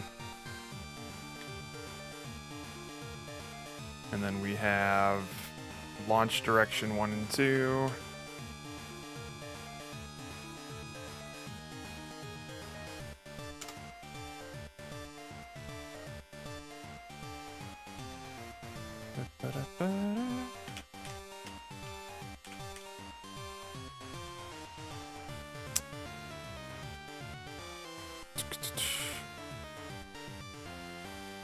These adjustments are fine. I think we just want spawn position and launch position.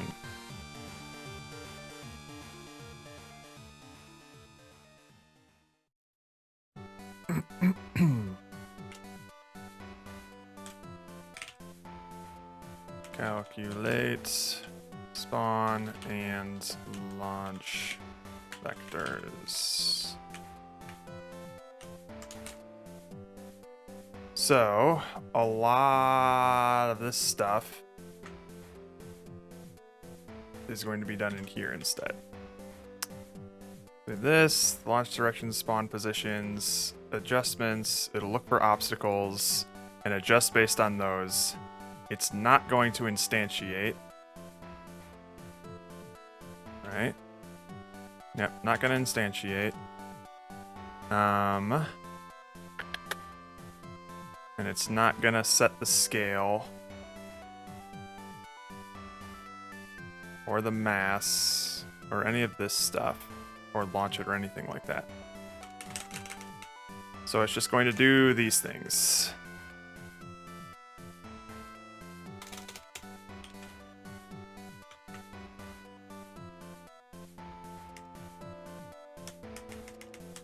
And it's going to do it based off of a single split direction.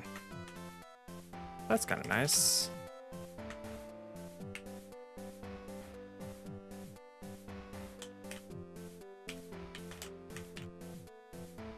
Perfect.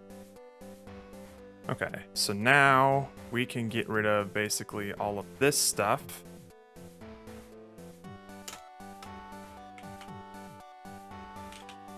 Calculate spawn and launch vectors.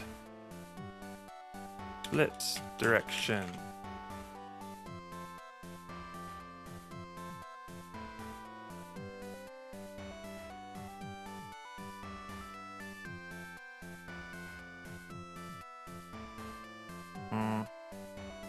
Let's have, instead of launch direction, we have launch velocity 1 and launch velocity 2.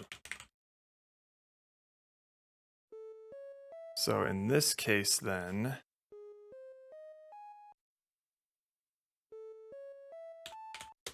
launch velocity 1 is going to be that normalized times scaled split speed, eh? What is that?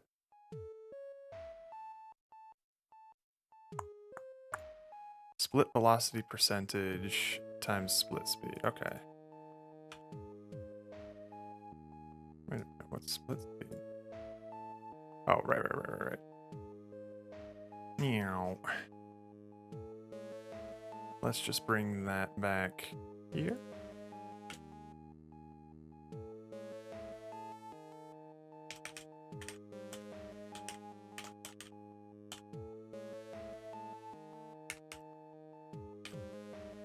Scale split speeds, that'll be the launch velocity there.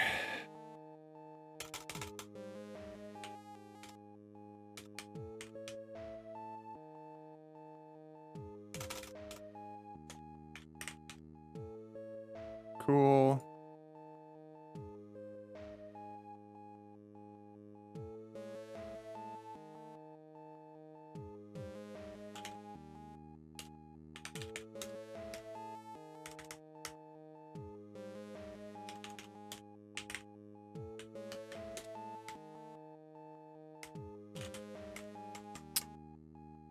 All right.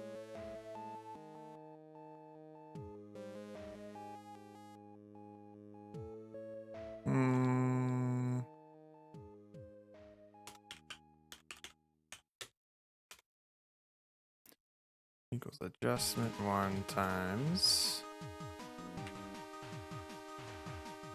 scaled split speed.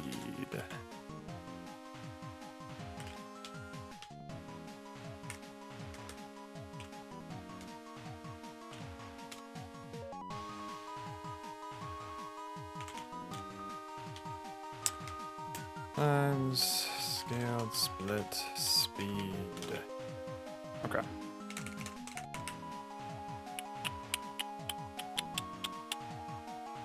So now here,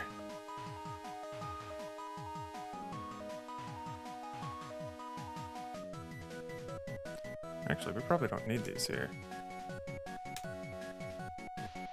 Yeah, we'll have them there anyway, why not? Split velocity percentage. We don't need scaled splits. Blah! We don't need any of this nonsense. This dot launch velocity 1 and this dot launch velocity 2. And that's all we'll need there.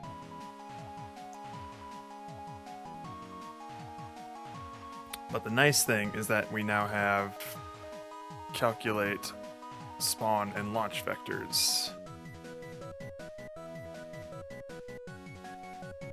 which we can do ahead of time.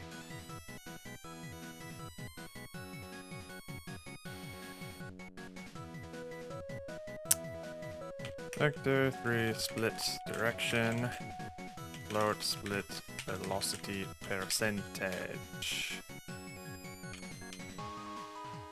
Okay. Now, we don't need any of this. It can just be this dot updates or calculate this split direction, split velocity change, or split velocity percentage. Cool. Now, we can basically simulate from here.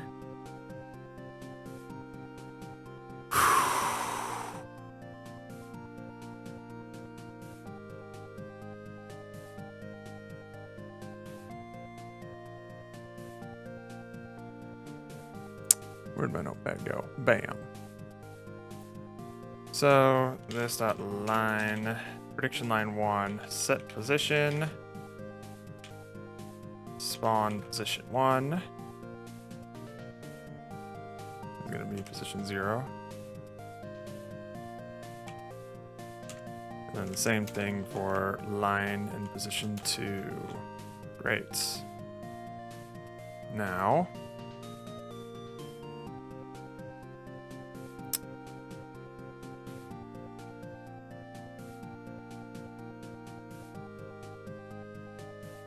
okay.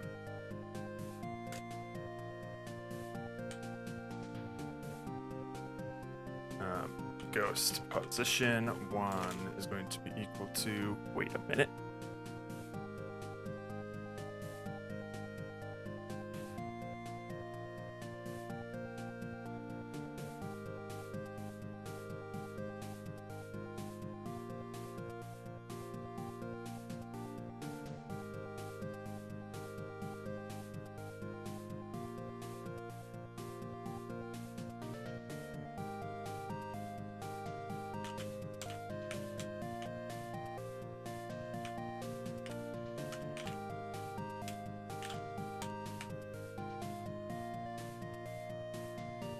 Let's see here.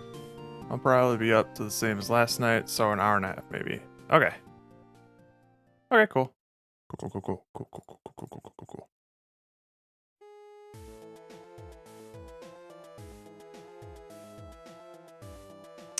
So now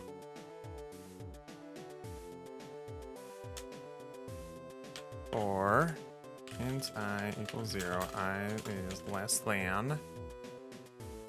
There's that prediction line 1 dot cow position count I plus plus. we basically have to calculate the velocity with deceleration of drag. And I think drag is just deceleration. Hang on. Unity, velocity, drag calculation. Drag force magnitude is going to be velocity dot magnitude squared times drag. That's the magnitude, and then the force vector is just the magnitude times negative velocity. Okay, cool. Let me just make a note of that.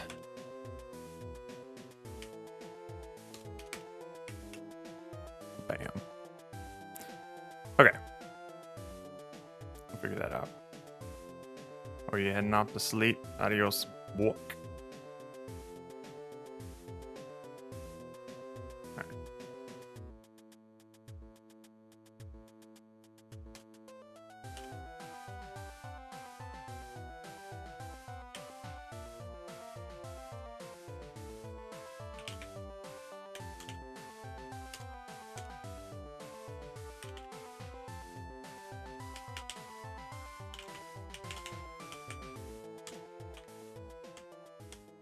Okay.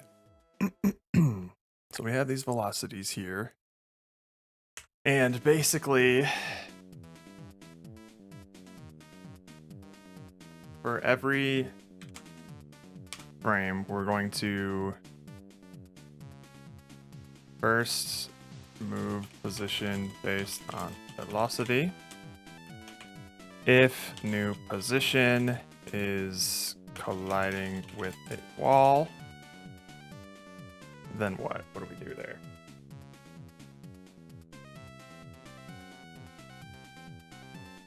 I believe it'll collide for that frame, right? Is that right?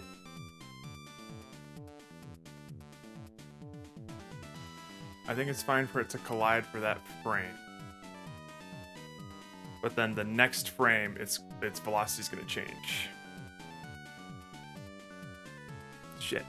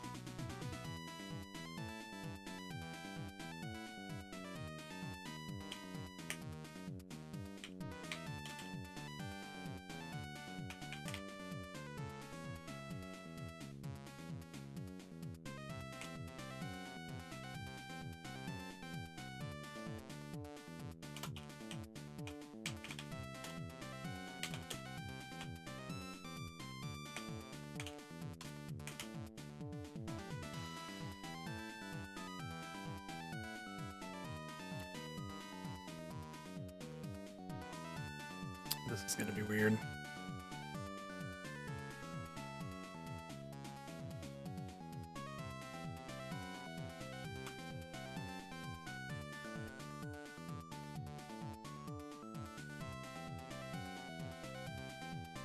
Alright, move position based on velocity. Set position of line render. Okay.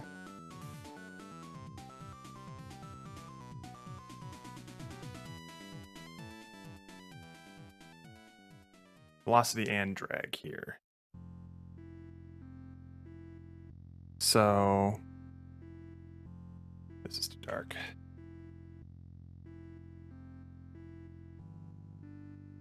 Yeah, let's just plot this here. Drag affects the object velocity approximately with the formula. Okay.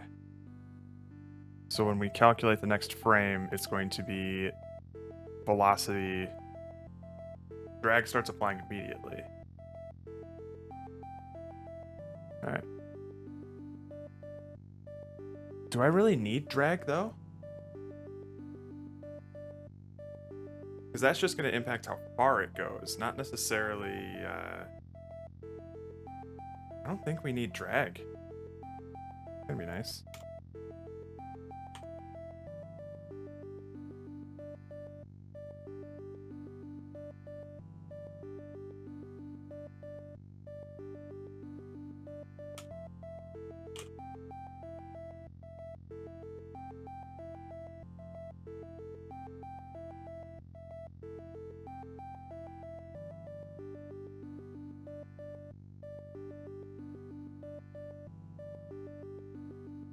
It's colliding with the wall. I guess just.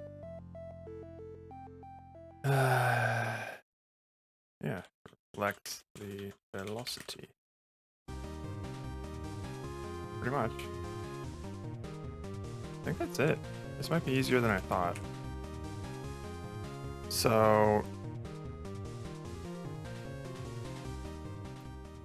Ghost position 1 is going to be equal to this dot spawn position plus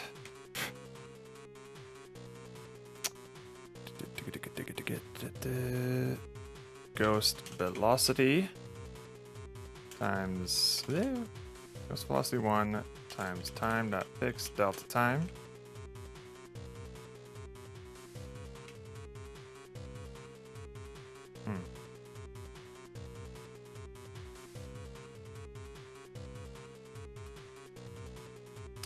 No, it's just going to be ghost position 1.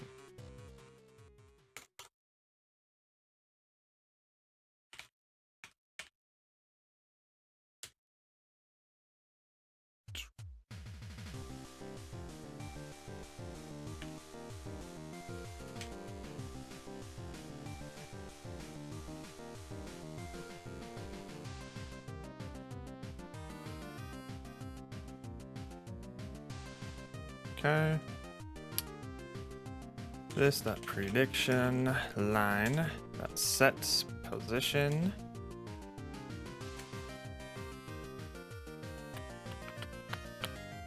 at I believe I. So this is actually going to start at 1. And I is going to be ghost position 1. And then same with prediction line 2.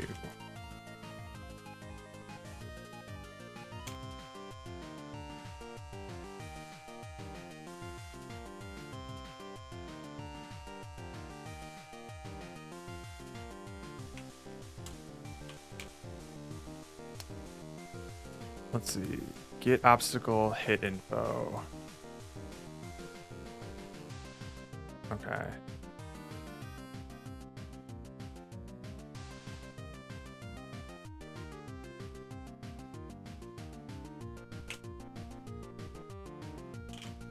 Obstacle hit info. Ghost position 1.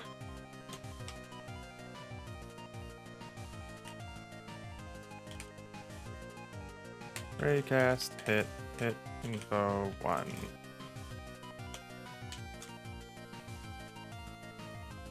And hit info 2. If hit info 1 dot transform does not equal null, then ghost velocity 1 equals the reflection. So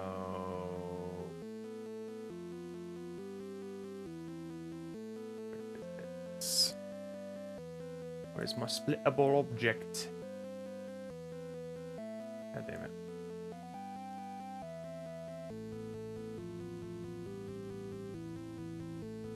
Oh, I'm just here already.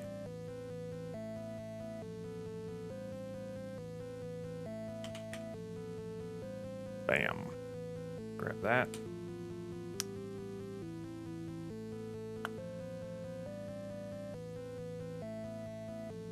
Vector 3 dot reflect. Ghost velocity 1. And hit info 1. Oh, wait, no, just want hit info 1 normal. Perfect. And then we'll do the same for 2.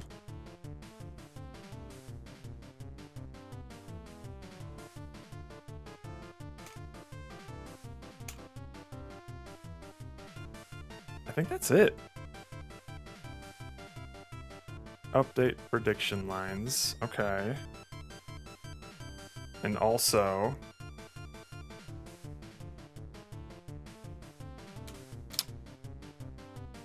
is this being called anywhere? No.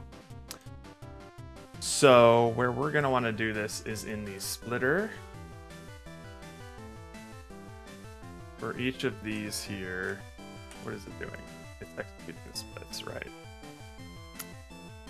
We want to be a little sooner than this.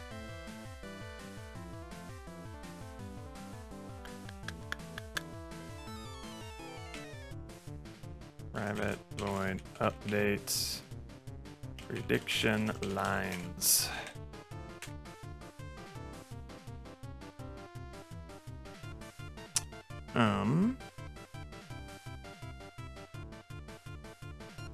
Okay.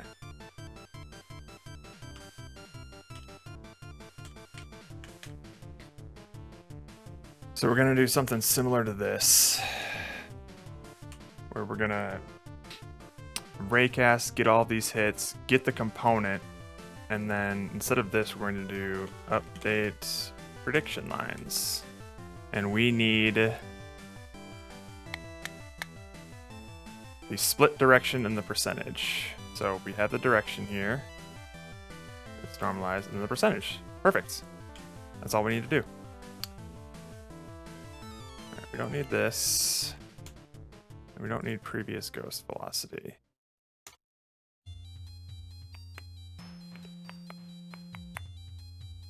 This might work. Maybe. Maybe.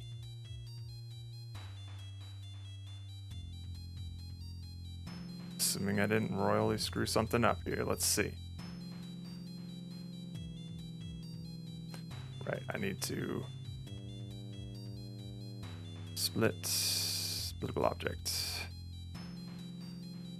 I need to add these line renderers. Yeah. Yeah. Yeah. I hate when I spend forever futzing with an image and I end up not even liking it. Dude, that sucks. I have a similar thing sometimes. Like, I spent a bunch of time trying to get this bullet time thing, like the zoom in, to work whenever you click down, which you can do now here. And getting it to like lock onto the camera, right, and all that kind of stuff. Turns out, it doesn't feel very good to do that. So I just turned it off, and now it's just on a button click instead. It's annoying.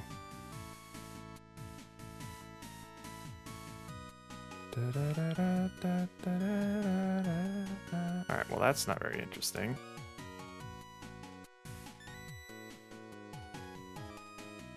Oh, Naruhodo. Hang on, we need, instead of fixed delta time, we want unscaled. Fixed unscaled delta time. There we go.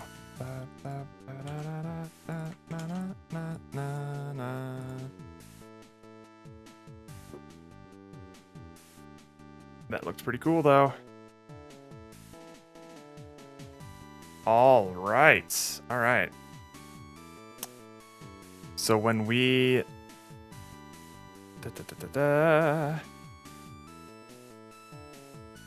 when we actually calculate and wait, what do we do here? Well, first of all, we don't need this anymore. Let's just get rid of that. Okay. Go out of your prediction line.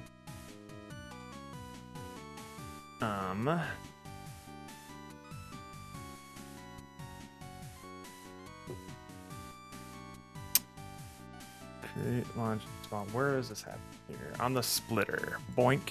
We are calling split dirt.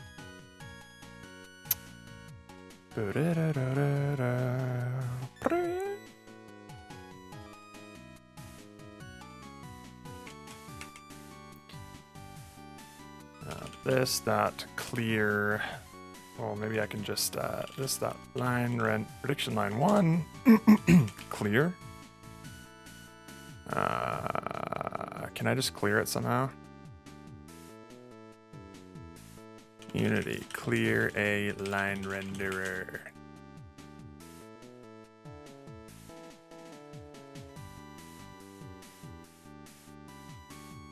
Ew.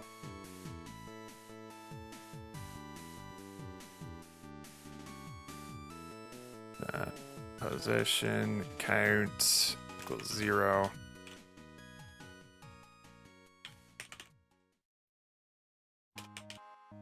Count equals 0. And then I guess we will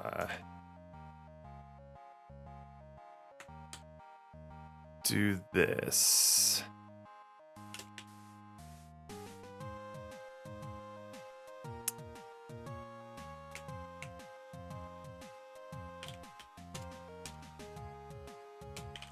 And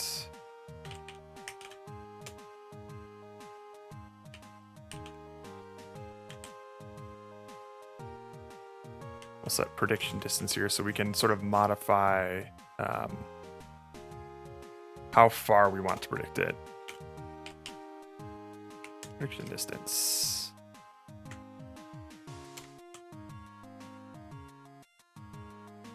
So if I go back to the splittable object here,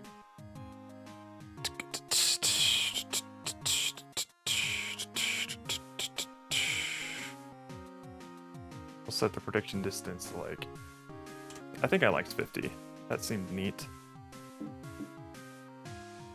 And if I could change the material of this from green to like the default particle, can I change the color of this too or no? Oh, I guess just like this. I'll change it to like a blue.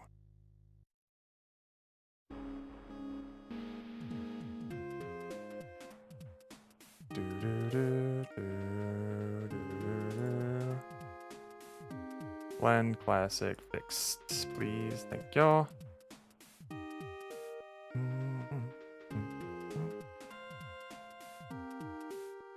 Okay, so that doesn't work. Can I tile it? Let's see. I think there's a, yeah, texture mode, tile.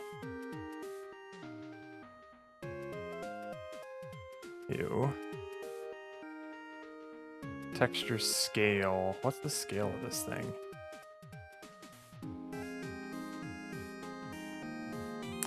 I have no idea.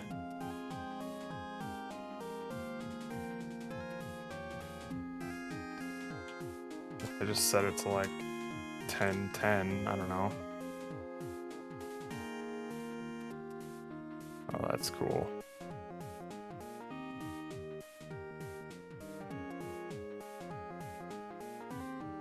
But I think, is this default lit? What is this? Unlit. Nothing. Let's try this.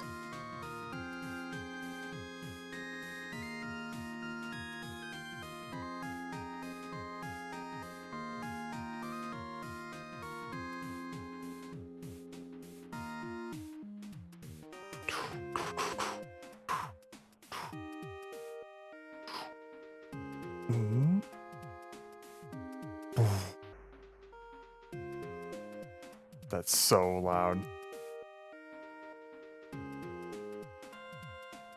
Alright, and if it's not... Okay, that's another thing. Is if we go away from it... Hang on, hang on.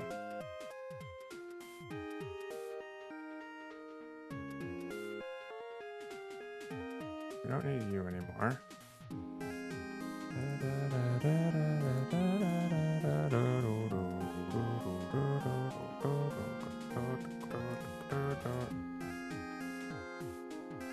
Okay,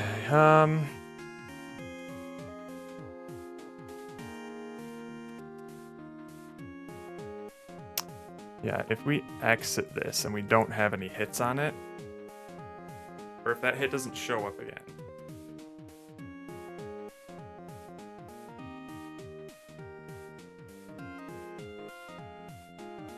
So let's do...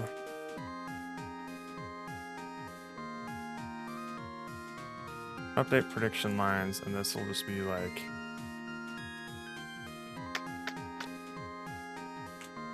private pool.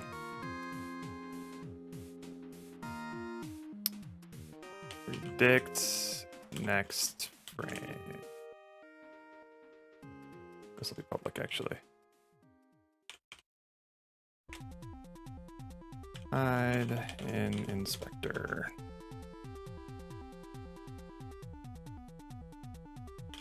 Predict next frame equals false. And then on this splitter here,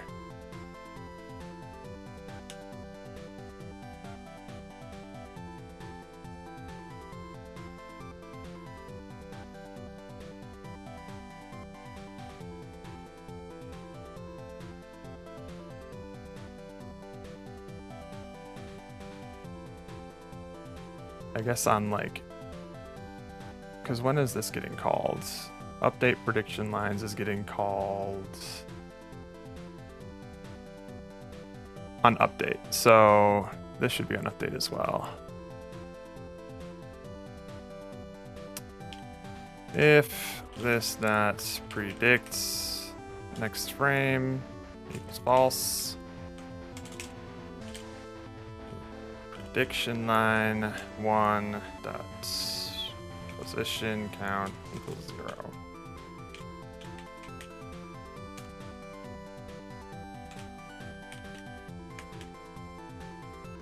Maybe this should be in late update.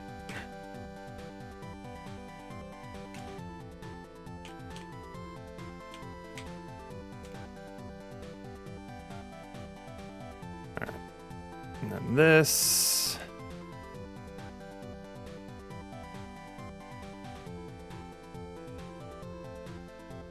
Wait a minute. It can't necessarily be in late update.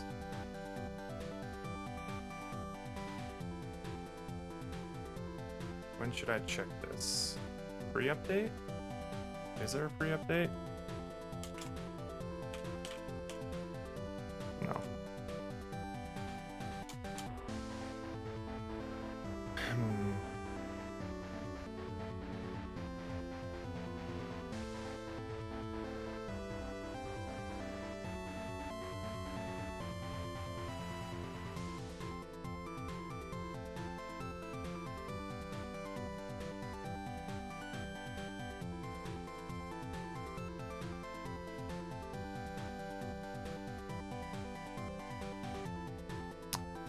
How about if predicts next frame equals true? And frame predicted.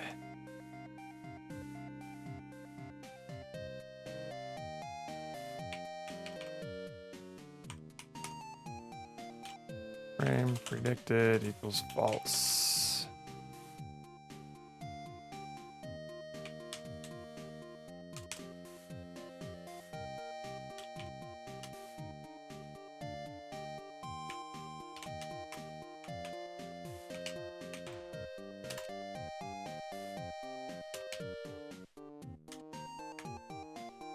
All right, so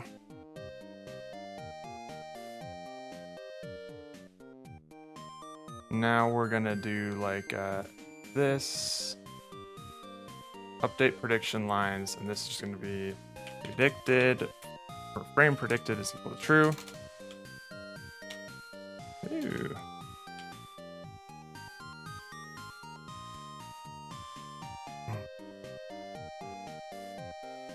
And then every update frame, if it's set to true, it resets the flag, and we're gonna have to basically count on. Ooh. Maybe this could be in late update.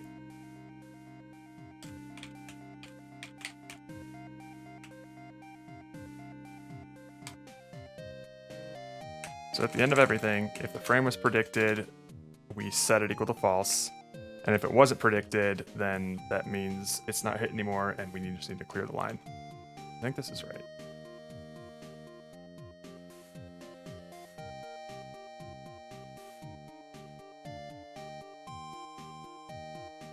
Nice.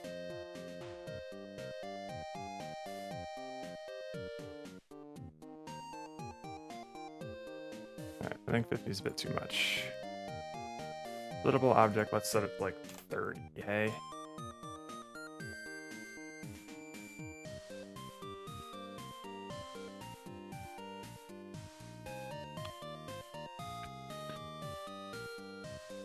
That's so loud. Then if we go, can I bank it off the wall here? Let's go.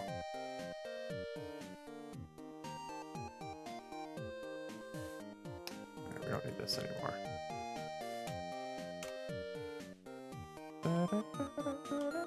Alright, what if I were to go here? Oh, I deleted something. Block. If this were to go like, ha. And now it's close to a wall.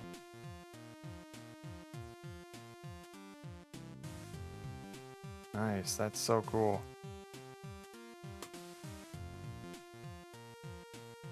Oh. Oh, cool, it really does do that.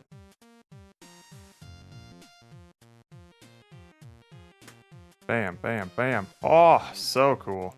Okay. Get in there. Love it. Okay, we're building this.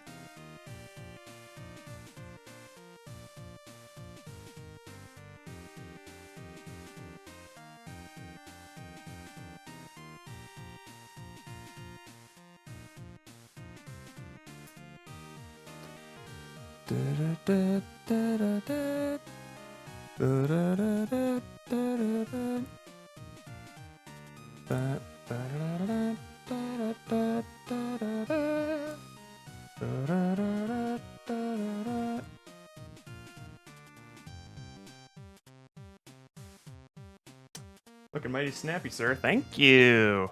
It's about to look a lot better. We got some cool aesthetics we're working towards here. And Steven has made some baller shaders. Here's one of the things that we have running in Engine right now. I love the little like prismatic nebula and like the goal hole that's over here. It's looking pretty spicy. We're just gonna need to put it all together. Alright. We built this here. Splitting balls.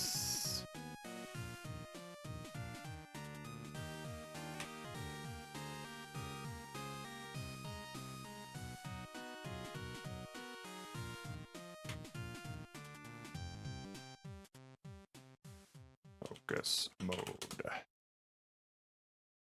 Alright, now I think we'll get a pretty good sense of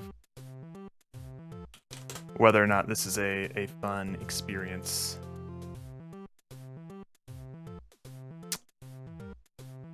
My drive, my drive, my drive.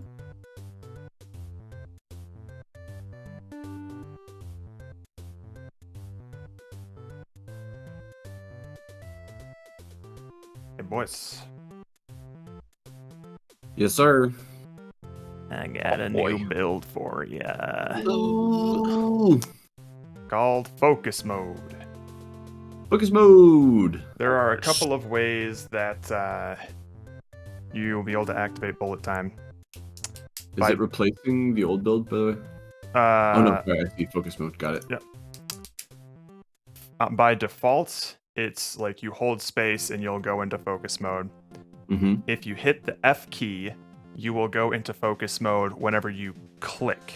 So if you're holding down like left click or you're setting up a shot with right click, it'll zoom in on like your last known mouse position.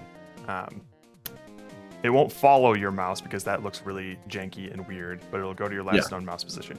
So feel free to experiment with both of those and tell me which one you like more. I already have my opinions, but I want to hear your unbiased opinions.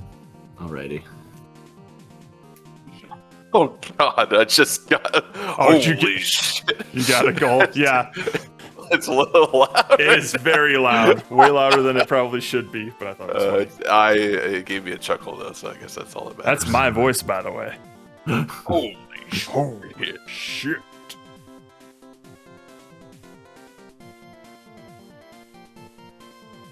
My god. Sorry about that. No, it's fine. It's just holy shit. Yay, I can still hit R to reset. Yes. Dude, these tracing lines are sick. That's the last thing I just did. How'd you open it so quick? How'd I open it? Oh, I don't know. Steven. Steven has a good computer, I guess. I guess. What? I got all the things inside the thing.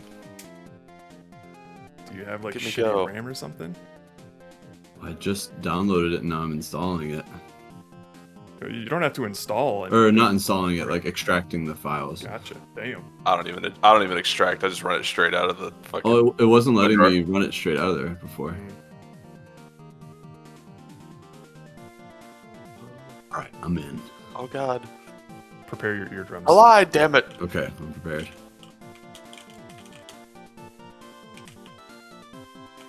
Oh no. I goofed it. I done goofed it.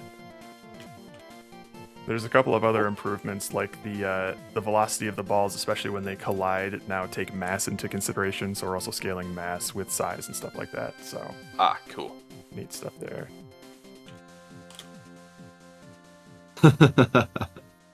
There we go. You got a goal. I will say F mode or the on click mode doesn't work so well for the swiping.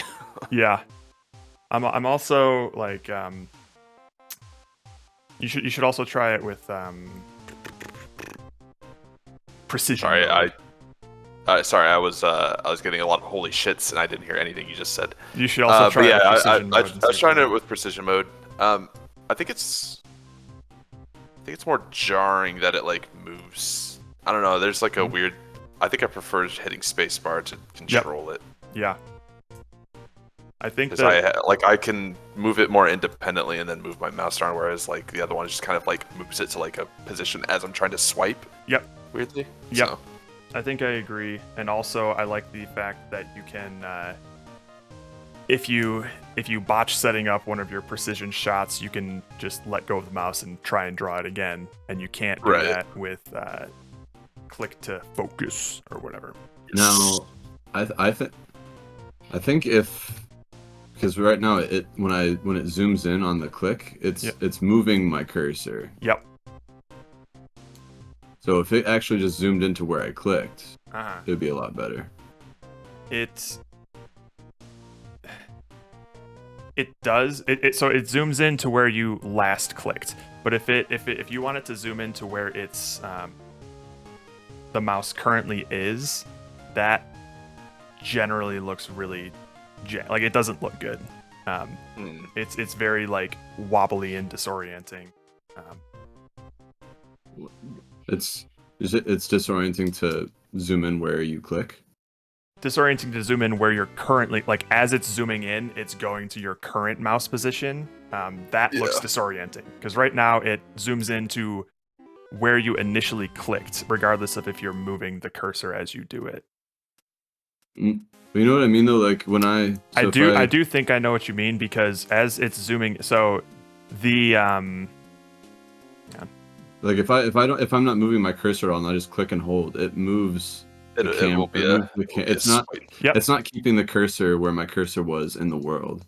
Right, and that's because it's detecting where you're clicking on like the invisible click plane, and that's where it's deciding where to spawn like the object itself. So as the camera zooms in, the camera calculations that I'm using to calculate where your mouse position is in world space changes.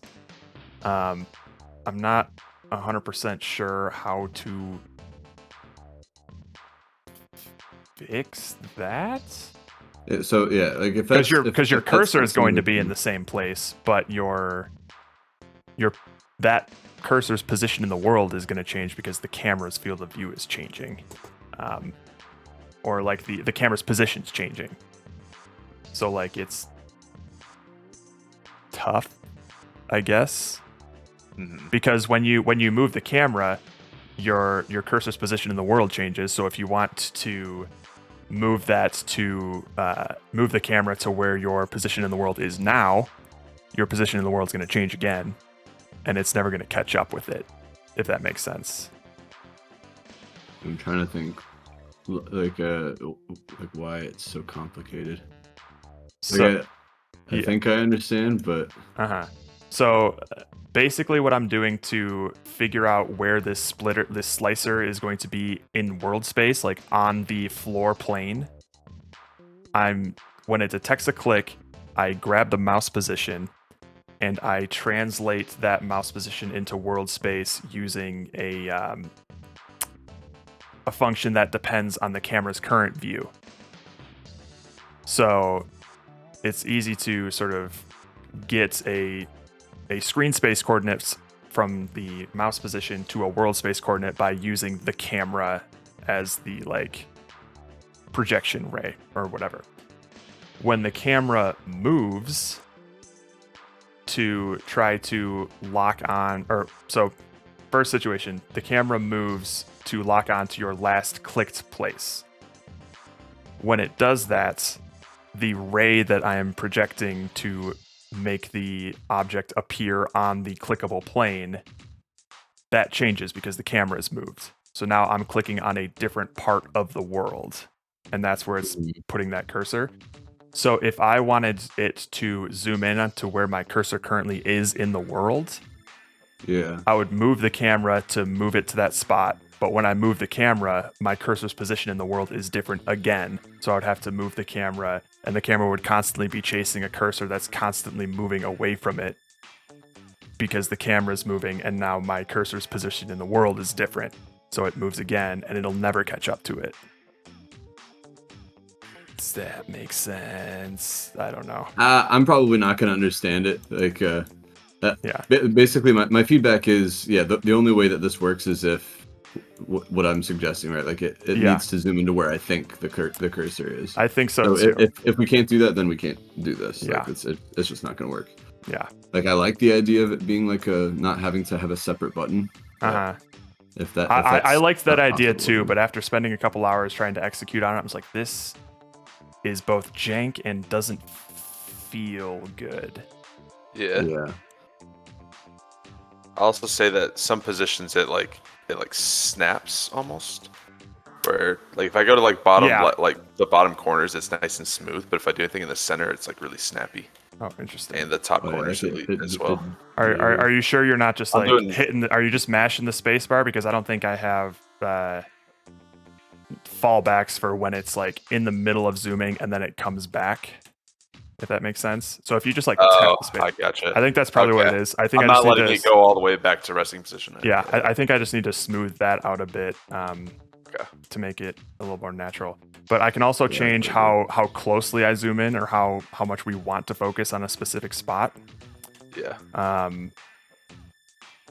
Obviously, the more we focus in on it, the less you'll be able to see and plan ahead for, which could be a factor that is, a gameplay element if we want. It's kind of like it's like an Aoshi moment, Steven. Like you gotta like see the field of view like at all times, so that when you zoom in, you make the right decision. Right. We can also change how far the projection line sort of goes, if we want. I feel like it's decent. I feel like it's decent right now. I like how it grows based on the velocity. That's too. That's super cool. Yep.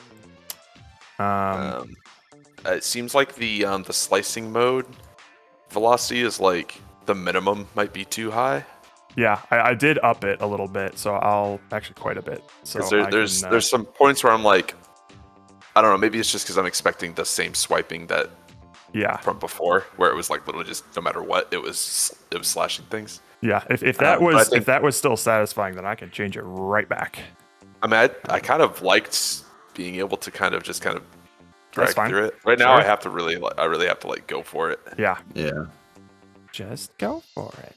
Just go for it. And I'd like it. It makes it to where like the faster I have to swipe, the less precision I'm gonna have, especially with that version. Absolutely. So if I can do a little bit of slower shots with it, I can still use it easily. Yeah. No, that's a good point.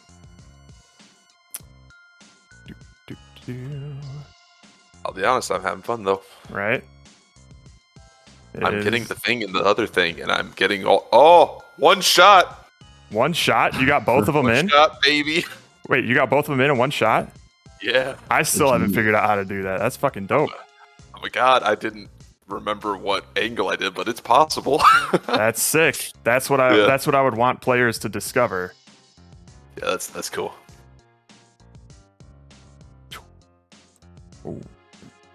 Holy shit. What are Jared, did you see my comment like earlier about like speed and stuff?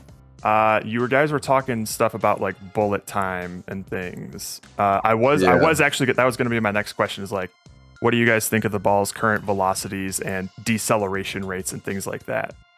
Were you thinking they wanted to be faster? Because you have so much control, like pool levels of control when you go into bullet time. Yeah.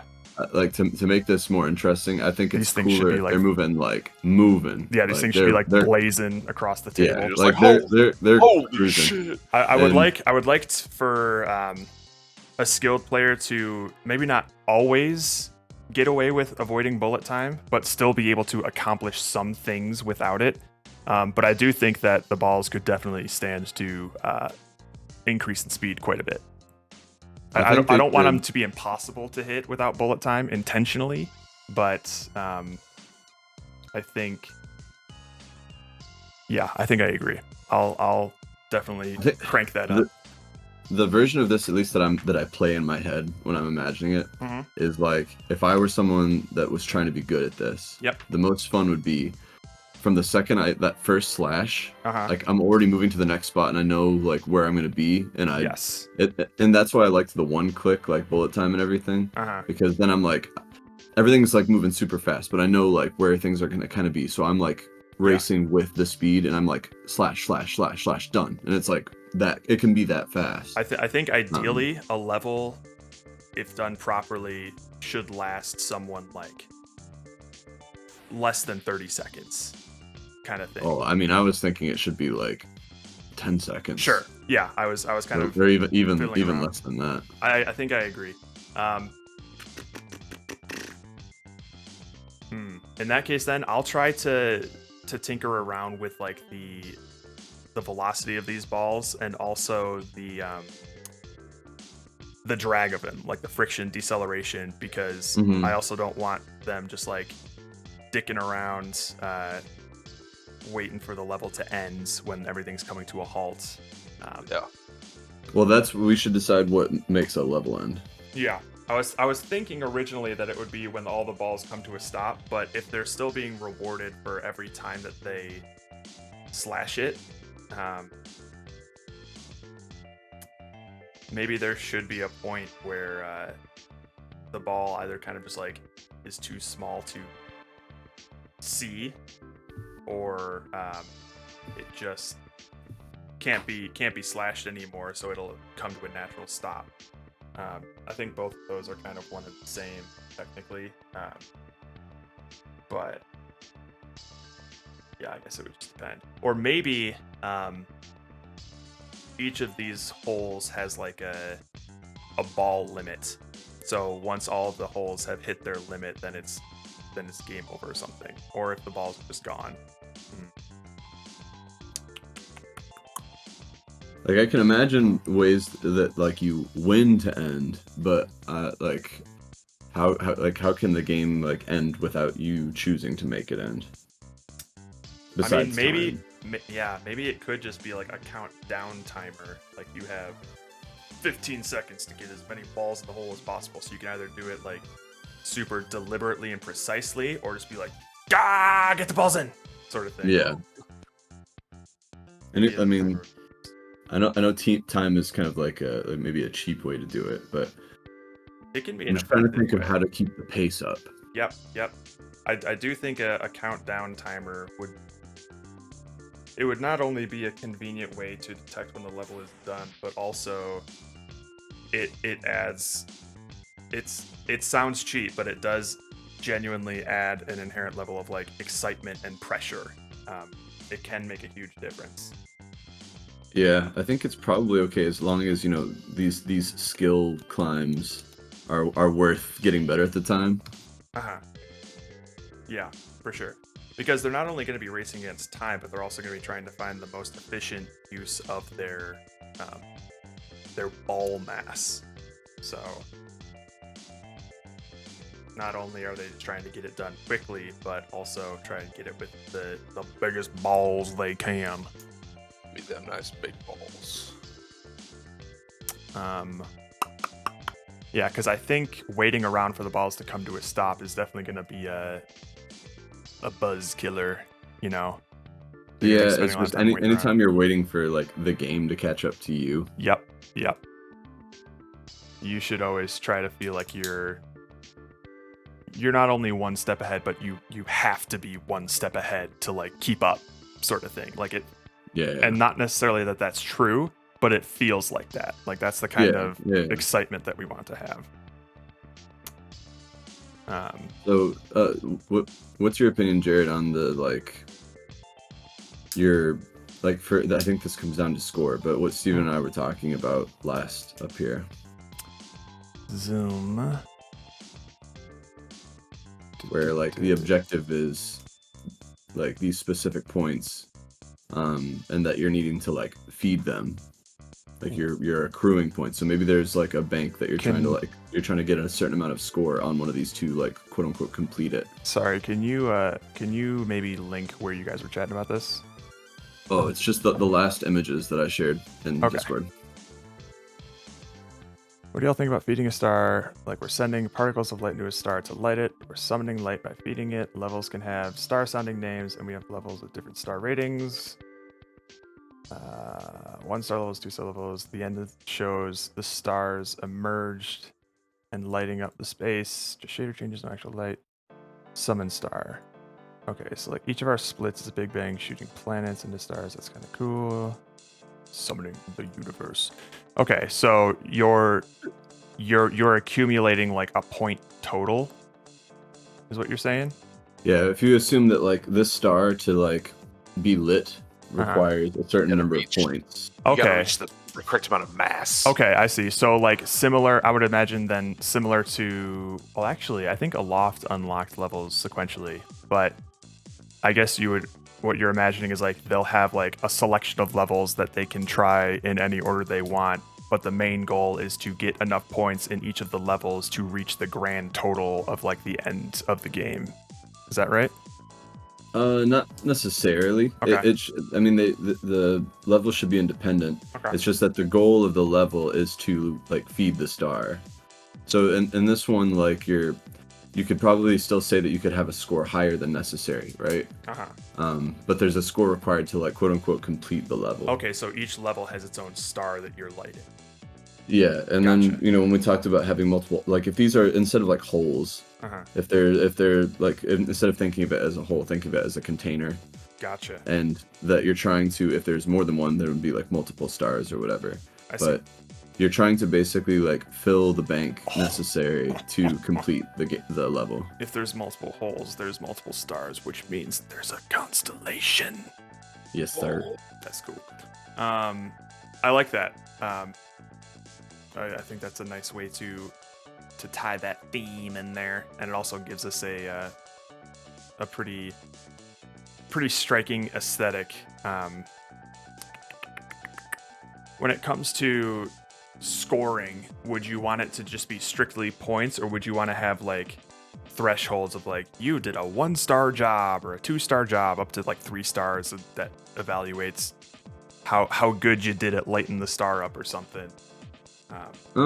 I mean, it could be like some sort of like a rating, but I think the numbers are kind of cool too. Like, it would be great to keep track of how many parts or planets or orbs or things that you made. Yeah. And that could be a factor in your score, versus like how many like of those bits like went in and like when at what size, like there were a certain number of points when they went in to like grow it.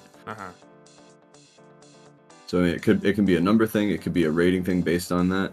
It's just like in principle, do we have it where a level needs there's a threshold to complete to beat it, or is it just like every level is technically like beatable as long as you just start it and finish it?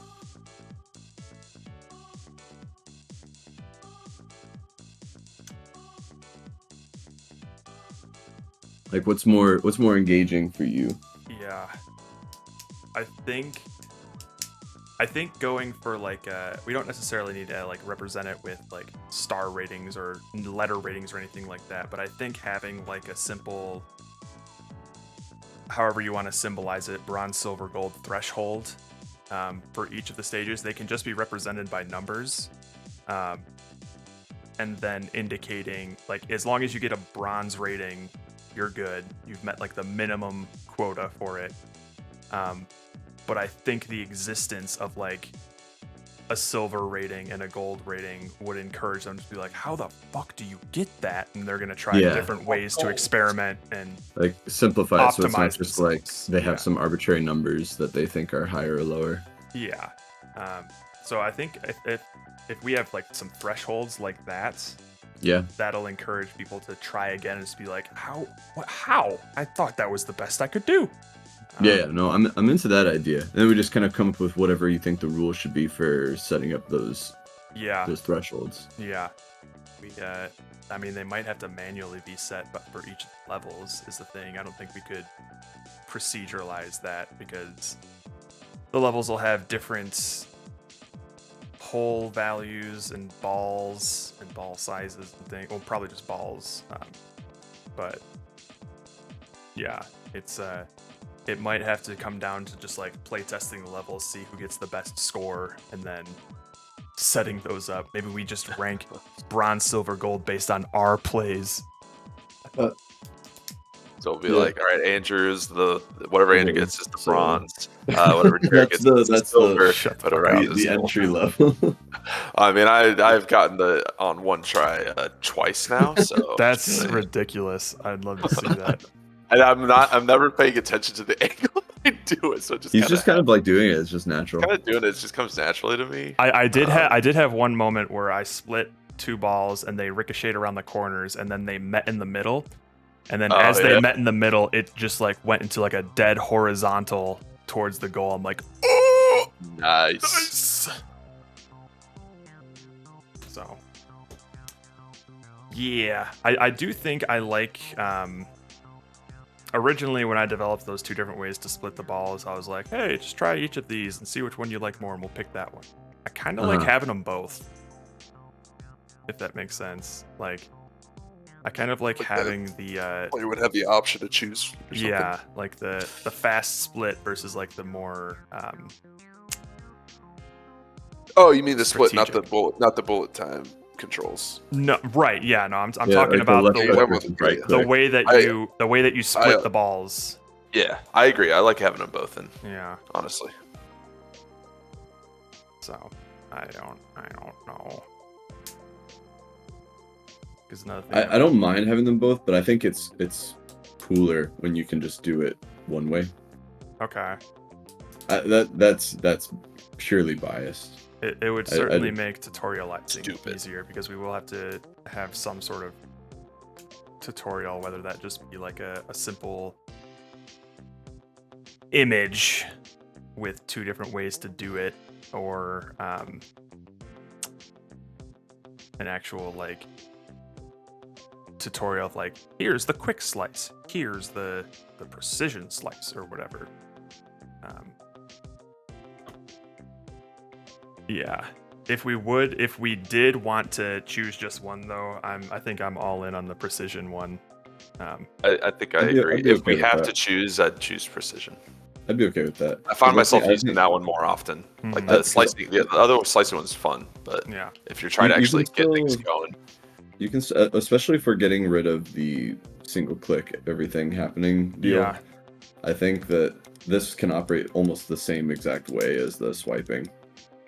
That is true. It's Yeah. really not that different. You're just Yeah. releasing your finger for a Uh-huh. second. Like you can kind of do it the same. Yeah, you just can't hold it down and just like Make a blender. mega cut everything. Yeah. Yeah. Now it's possible that like maybe the amount of zoom here, like how much the camera travels to the other side, is too much anyways. Like it's And that all you want is just to like press in uniformly no matter what. What do you mean press in uniformly? So instead of like going to wherever your cursor is and like traveling Oh, across. you just want it to zoom in generically on the map? I'm wondering if it's too dramatic like, when I go to these corners. Because like if we want that, because really there could be a gameplay element to it, but if you want to have it zoom in just a general amount and not have it like locked into the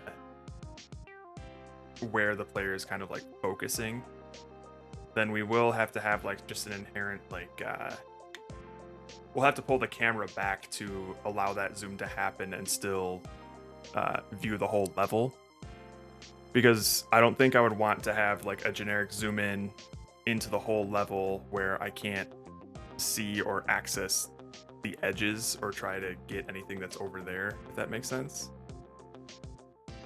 Oh yeah, like we wouldn't want to have something like we want to occlude any part of the game arena. Right. So yeah, I mean, yeah, I could look into that if you think it's too jarring to like zoom into a specific spot.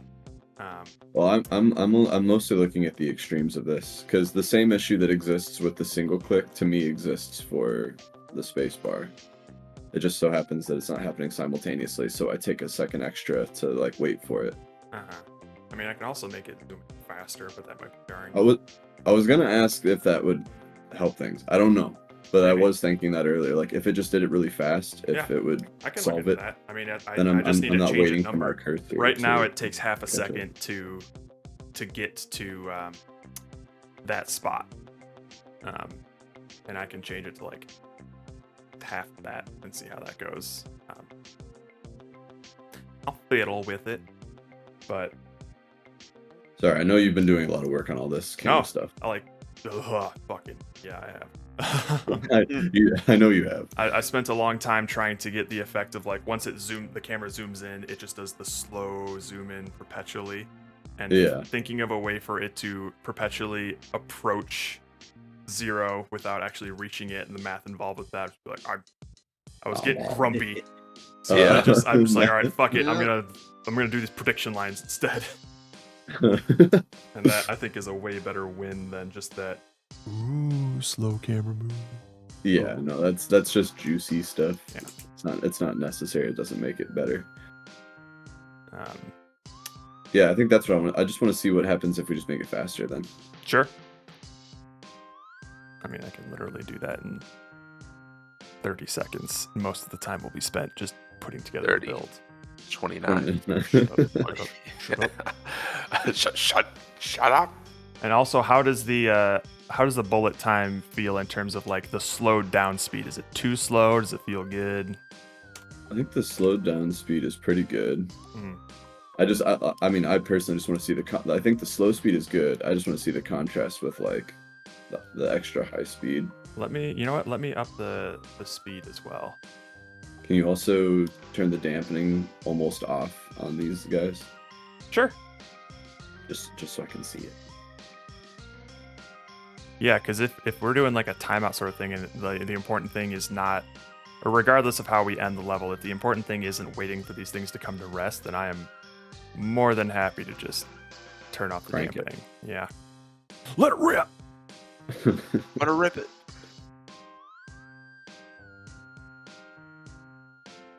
I think, I just want to see what happens when everything is just fast now. Like, yeah, sure. All of it. Split speed. I will double the split speed. And I will half Is the split amount speed like how much like velocity they have when they go apart? It's like the max split speed that they have when you do a full swipe. And that'll still scale based on like if you do like a tiny little swipe and things like that. But let me see. Okay, and then I'll also change the max velocity needed for the speed splitter. Right. For the min velocity. Is there any other like dial that you could turn right now?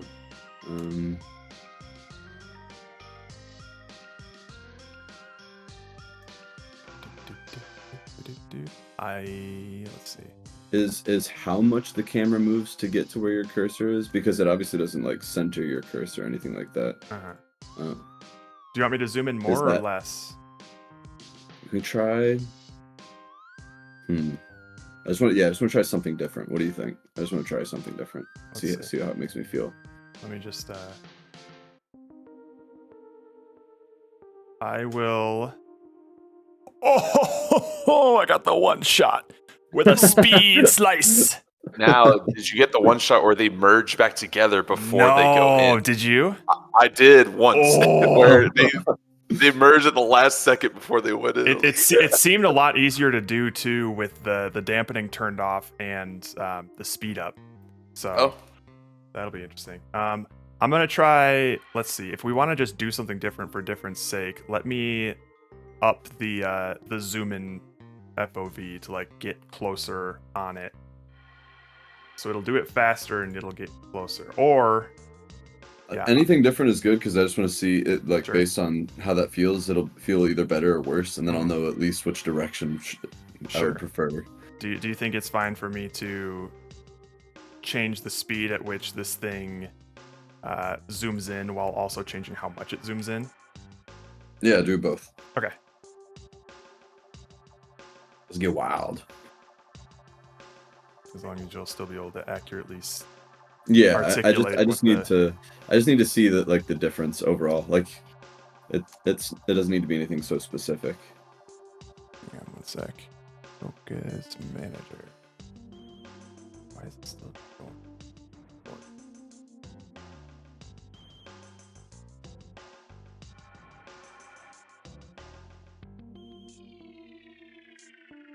This Jared holy shit thing is gonna be the new get the fuck out of here.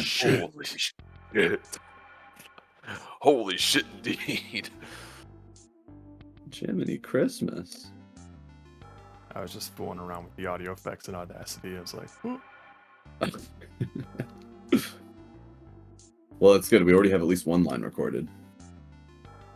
Yes, sir. Yeah, that's a final line, right?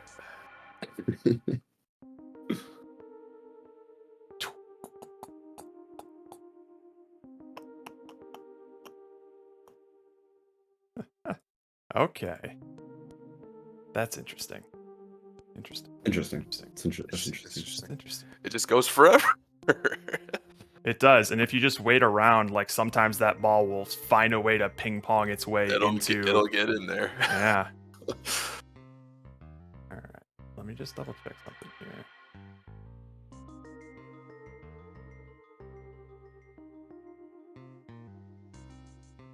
All right, whatever. All right, I'm gonna build this up. I do think that it's a lot more fun with the dampening turned off, and definitely with the speed turned up too. The speed. Give me chaos or give me death. It's got some potential. Choose. Sadly, I already built it and did not remember to turn down the volume of my holy shit. So just be prepared. I was hoping you'd turn it up. Actually, yeah, it was doing things for me.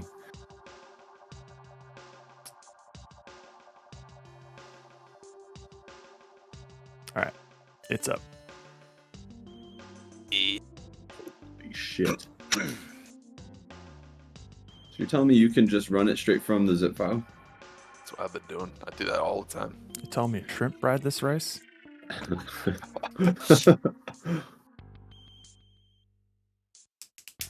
Balls. You know what we should do? We should strive to have a game icon this time. Oh yeah, that'd be cool. Not just like the Unity logo. Yeah. That's super duper easy. I literally just slot that right in a settings file. That's it. So if you just want to make Holy one, shit! Well, that was so easy I to get in I one have to go. extract Right? mine. Whoa! Go, go, go! It's gonna make it eventually. Get in there! Oh no! I'm in a perpetual. There it goes. Holy shit! Let me just wait here while I extract 175 You items. definitely get it going. why I is guess if it you select zooming really in so fast. much on the? Wow, this is way more zoomed Holy! in than. It mega zooms in. Hang on, because it wasn't doing that in Unity. Let me just Woo! rebuild that real quick. Whoa! It's like almost off the screen by the time I try to click on it. Whoa! Yeah, that is not a good representation of what this is going to look like. Holy shit! Holy shit, indeed. Alright, I'm just gonna hit him. Oh, I got him to stop. I love if you hit things of equal mass directly at each other, they just abruptly stop. Mega zoom. Mega zoom, mega zoom. Yeah, I got you.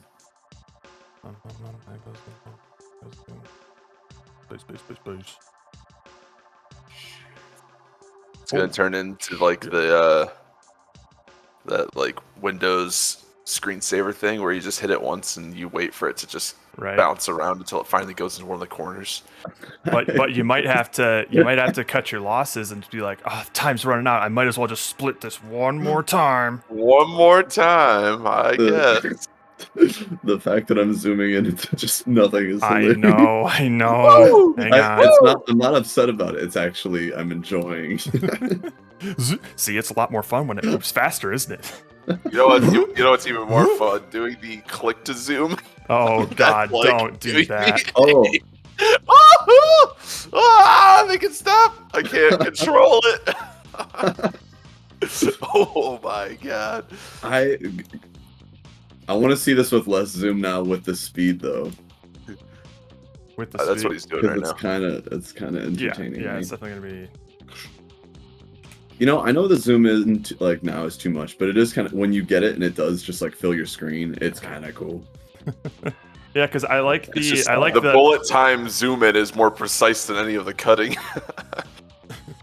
I just like the idea of instead of just it being bullet time, it's like a focus mode. Like you're putting on tunnel vision. I'd love to have like a vignette effect that like comes in. Yes. And then your vision's limited, but you have a good idea of where this is supposed to go, and you're gonna try to interpolate where it's supposed to be.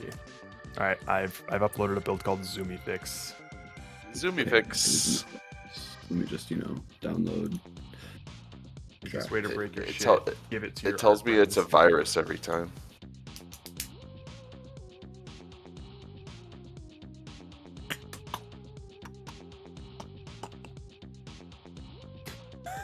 Holy shit. I'm not purchasing WinRAR. Get out of here. You're not? Nope.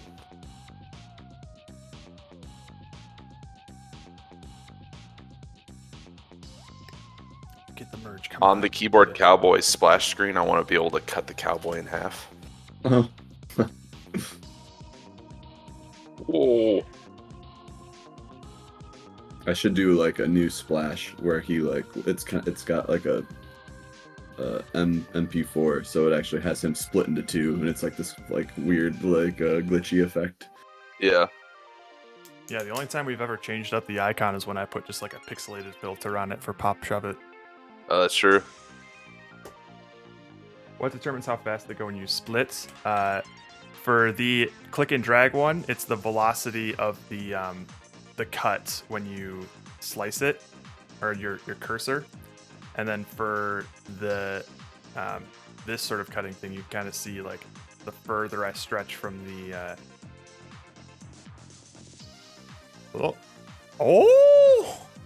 the further I stretch from the original point, the more velocity it'll have. Yeah. So you can definitely kind of see that illustrated when you're like trying to cut it with a prediction line. Well, I'll tell you this right away. The faster camera move is way better. Is it? Yeah. At least for me, I don't know. Like, Yeah, I think I agree. That's a lot better. It's way better for me. How's the zoom for it? I think it probably it's better. It's better. It's not bad. It's not. Should it be pulled in a little bit more, or should it be zoomed out a bit?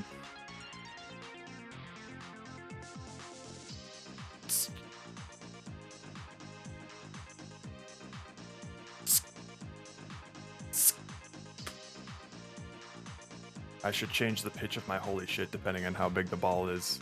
I think that's just part of like learning it is, like your cursor needs to be where you want to zoom. Yeah. I think that's just something that like the player's gonna have to know. Uh-huh. Oh man, I have a ball that's stuck to the right side in between the goal and the wall. And I've just been cutting it, but the one of them is just staying there, so it's just launching smaller pieces and smaller pieces into it. Shit. Like, come on! Yeah, the wall issues should mostly be fixed. It finally bounced after it got to the smallest possible size. Oh my god. I was cutting slow though, so that's probably why. They're too small now. Oh no, there they go. Only too small for the precision.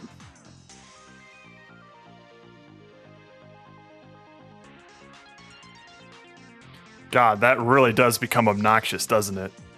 The holy shit. when you have just like a bunch of tiny balls just ping ponging around. Holy shit! I don't think stream can hear it right now. So let me just set up my audio. Why don't you let them experience it? Yeah. I will.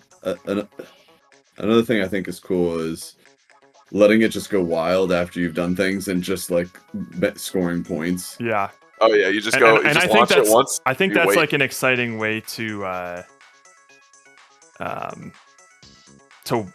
that's a lot more exciting to wait out the clock for that. If you just want to like blender the thing and see what goes in before time runs out. Yeah, that's a lot better than just waiting for these things to come to a stop. All right, new challenge because I just did it. Launch the ball and have it bounce around and then recombine into back to the original position where you started. Are you serious? Wait, I think I have a. Oh wait, hang on. I think I can get this. It was pure luck. I think I can get the merge. I think I can get the merge on. Oh yeah. Oh damn it! Close. All right, now I'm gonna go blender mode.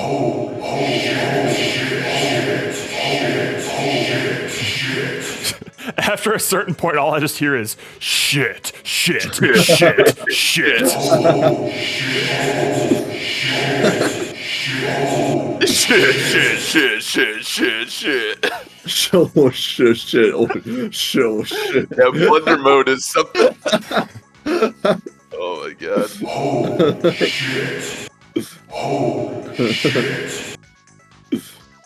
Jared, I demand that you record like at least 10 more, and then we get variety in there as well.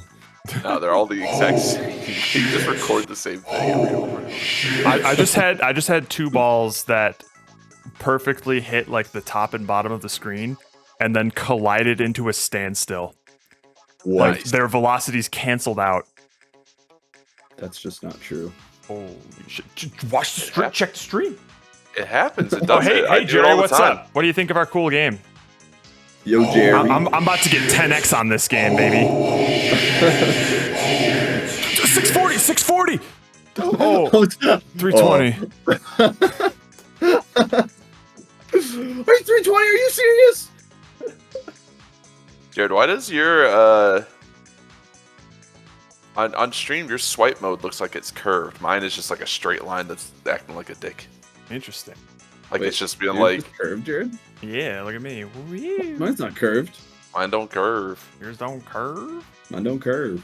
It must be. Okay, maybe it does a little bit. Maybe it's just when like if I go around in circles. Maybe it's my DPI on my mouse. Maybe that affects velocity too. Uh-oh. Yeah, let me try and change my DPI. Yeah, mine ain't curved. Yeah, mine is literally just like connecting point to point, like straight lines. So it's just making a Oh yeah, you're well. I guess if your mouse is super sensitive, no, might still curve. What the fuck? That's weird. Maybe it's a frame rate thing. What's your like refresh rate on your monitor? 60. Oh, mine's 144. Wait. That might be it. Mine's faster. Are you developing for 120 hertz only? No, Damn it, Jared. most of my stuff shouldn't even be frame dependent.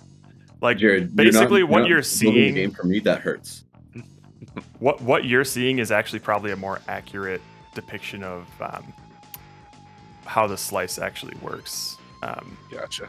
Because I'm still drawing a straight line between like I think it's the 5th previous point and the current position, and it draws a straight line. So even if there's an arc, it draws a straight line between them.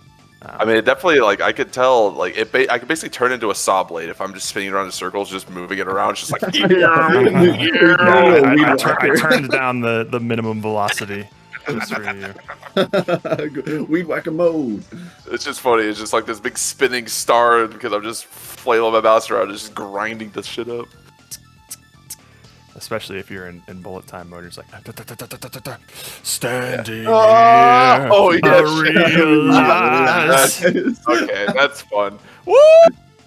And then you just left them loose. I assume you fixed the thing where the mass was getting bigger at points. Yes. Yep. When I sent that merges back on the menu, that was the main issue that I had to fix. So merging is completely functional now, and functions, I would say, probably 95% of the time correctly. I mean, I haven't noticed anything weird happening with the merging release. Pomo has allegedly clipped a moment where 2 balls merged together and they somehow got smaller. But I'm just chalking that up to a maybe that's just a thing, Pomo thing. and I'm just gonna pretend I didn't see. That was probably like a solar flare. Changed Pomo's balls are always just getting smaller. I don't know what it is with him. If there was a lower limit on the size of the balls, that could play into trying to get it in as few slices as possible. I.e., if you slice it past a certain point, it's too small and gets destroyed. You can't store that value anymore. I was thinking of mostly like the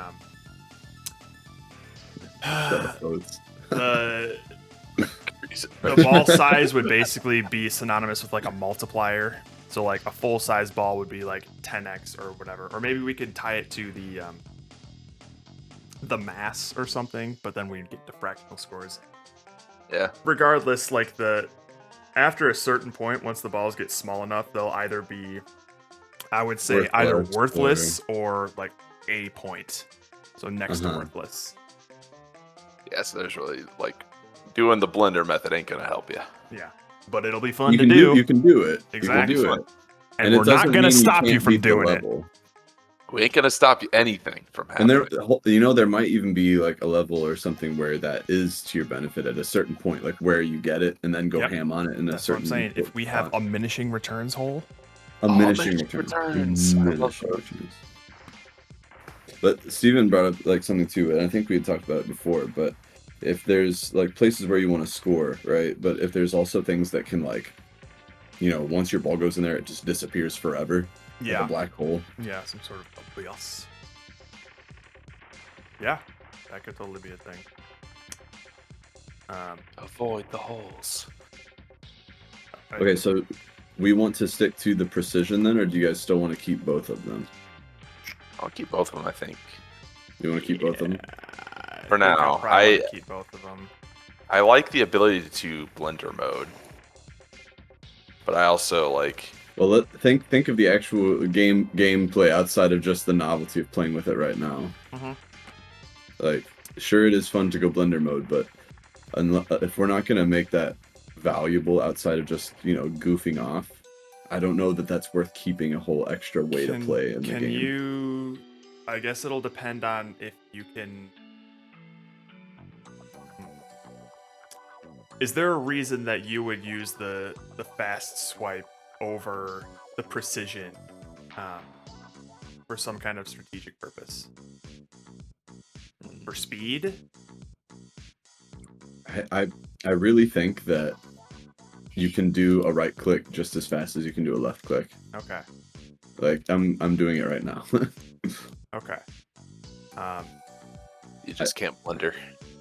I do. The only thing you can't do is blunder. Like you can't just hold it down forever. You know Oh. what I can probably do is I would be more than happy to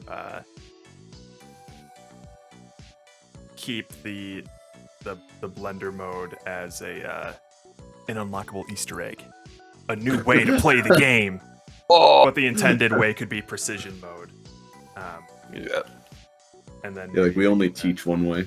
We only teach one way, and then maybe I'll just map the speed mode to the right click, and I can unlock it if they beat the game or type in the code or something. Secret codes. Yeah, because I think it is kind of just like pure stupid fun, but maybe I think you're right. It's not. There's no reason to use it other than to make a mess right now. Yeah, that's fair.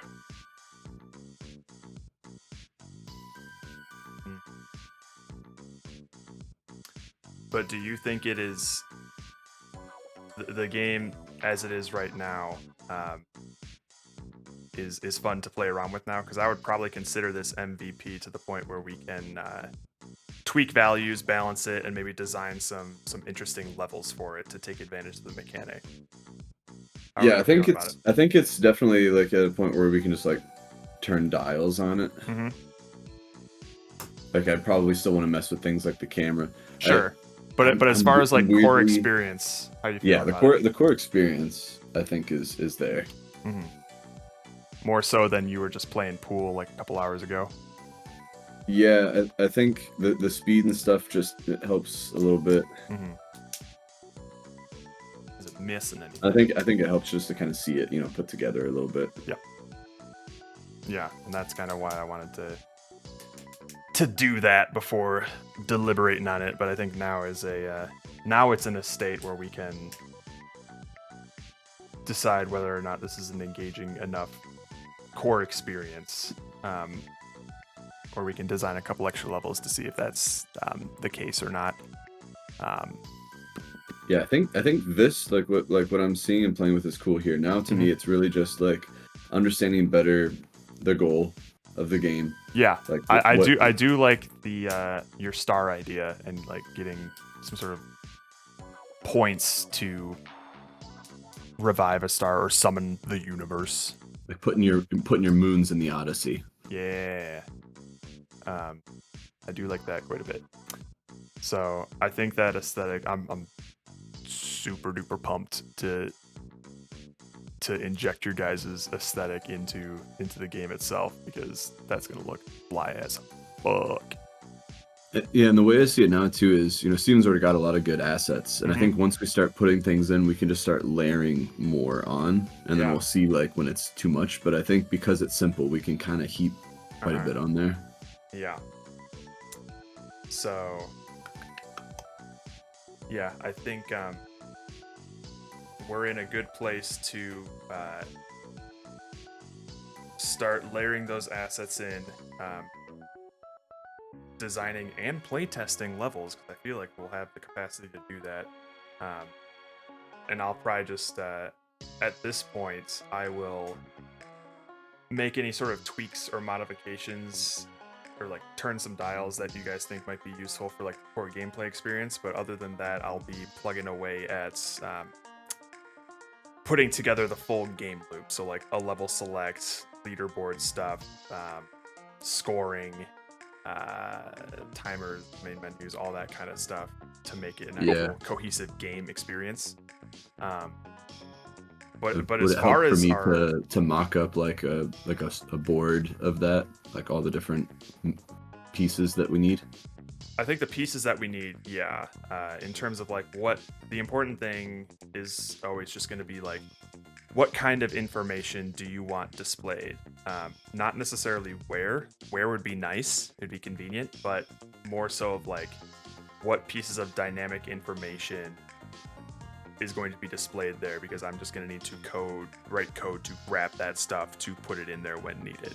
So I can put together that whole skeleton thing, and then once you figure out like a layout of where you want the things to be, then that's just a matter of me just dragging a bunch of shit around. But the information will still be populating there, and it'll be fine.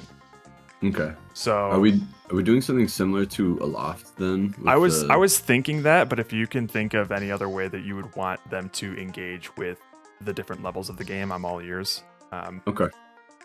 That's another thing that would be important for me to know before I start putting together like the level select screen and things like that. Yeah. Well, because if we go this like planet route, it might be cool to do like a if it's like a journey sort of thing. Yeah, or like a universe looking like a map, and then you choose like the star system you want to go to. Hang on. I want it to look like Starfield when you're flying and around. Can we also have like the ability to like customize a ship to get between? Yeah, I want a ship build. I want a ship builder customizer. On it. All right, hang on. Let me. Or what if it's like the Skyrim level up screen? You know that one, Jared, where it's just like kind of like constellation thing, but you're just moving up a tree essentially. Right. Hang on. I'm trying to get footage of the thing. Yeah. Okay. So you'll see it in like the first 30 seconds. You saw it? Yeah. Yeah, I saw it. Just like the constellation. This is that was cool. It's called journey mode. So you're kind of going through each of these levels sequentially, and it kind of looks like it builds into a constellation because every time you clear a level, like the next one sort of lights up, and it's looking that's nice. pretty. Yeah, that's cool. This whole game is fucking pretty, man. Yeah, and then it's just Tetris at the end of the day. Shut the fuck up. Tetris is a great game. Yeah.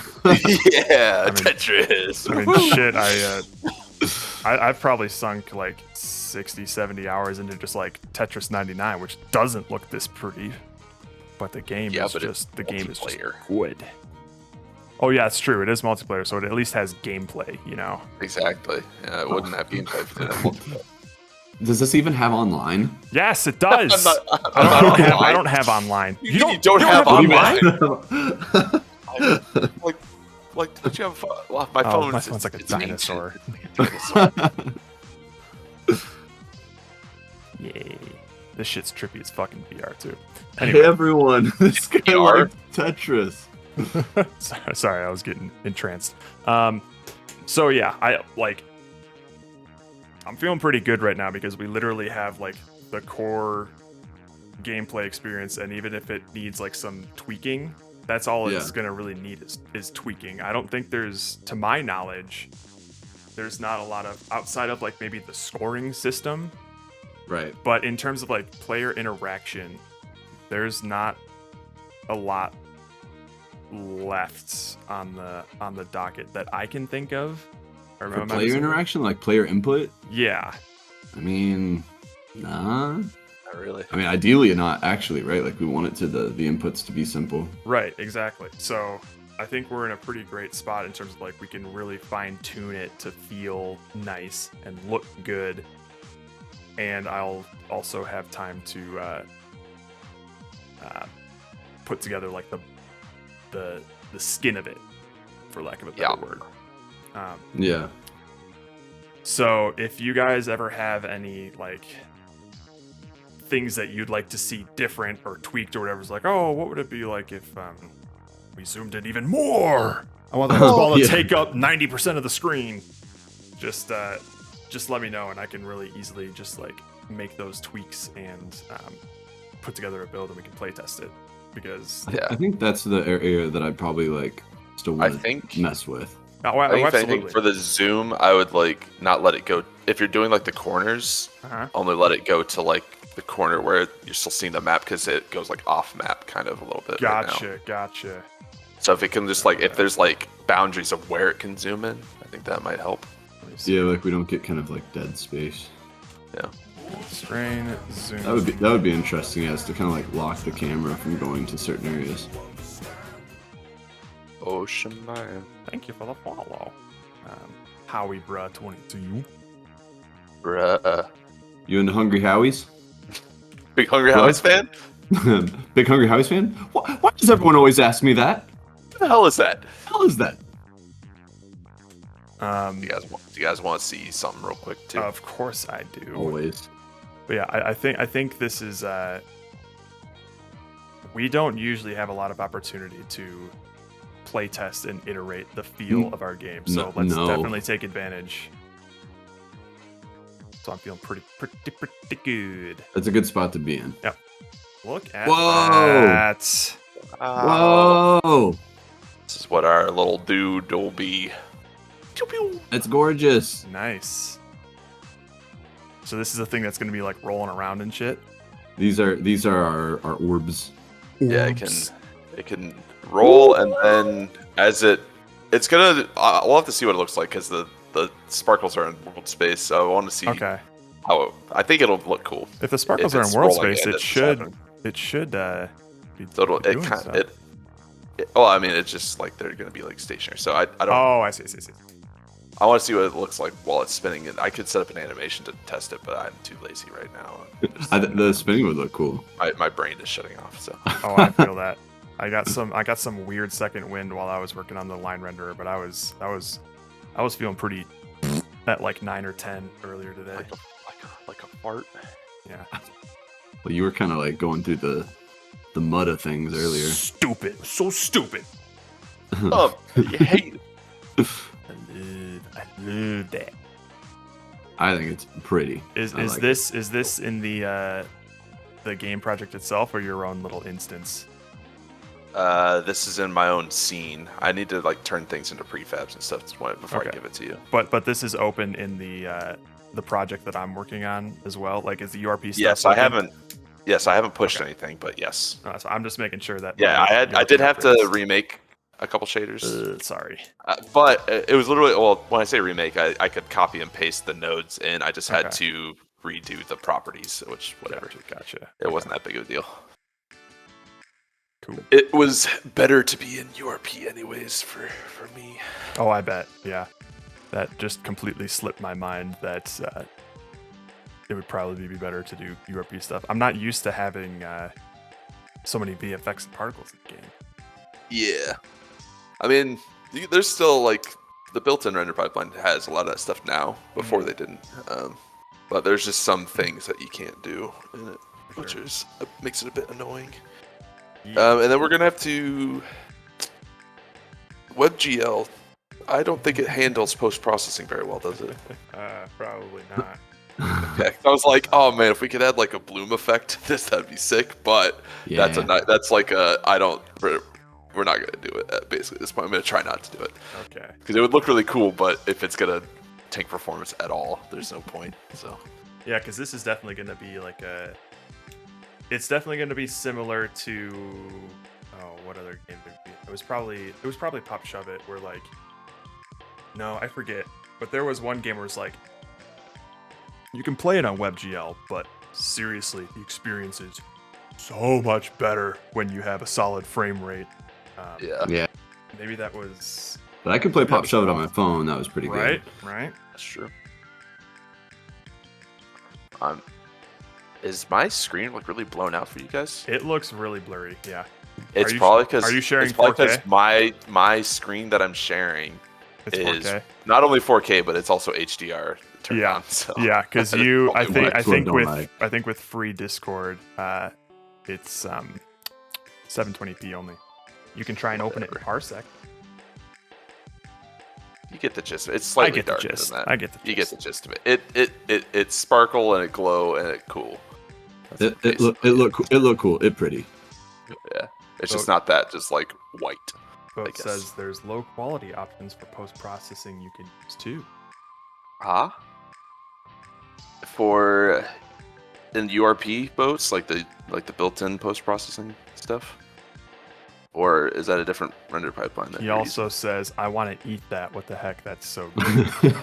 I want to eat that. Yeah, I'll look into it. All right. Thanks.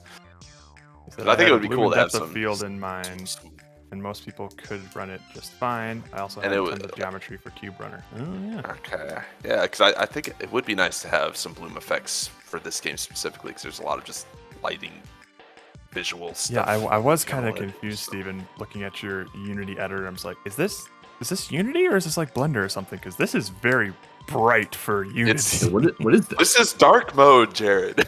What are you talking fucking about? funny. No, I realize that now because anytime I try to take a screenshot, like use a snipping tool or whatever on this screen, it's always white. And I'm like, oh, Really? wow. That's weird. Yeah. And I don't know why it can't like reconcile that. It's dumb. It's like, can't you screenshot the contents of what's happening, not what's being displayed? Why don't you just lower your standards for visual fidelity, Steven? No. This was like a Does the color really $400 matter? monitor. I need it. I need this color accurate 4K HDR monitor for gaming. For gaming and screen sharing. Yeah. All right. Well, I'm probably gonna call it a night. I think I've hit a pretty good stopping point. Was there anything else that you wanted to chat about with stuff that you're working on, Andrew? I mean, as long as y'all saw like what I put in Discord, that was me going through like a start to end of like gameplay. For sure. So like any major comments on that would be helpful.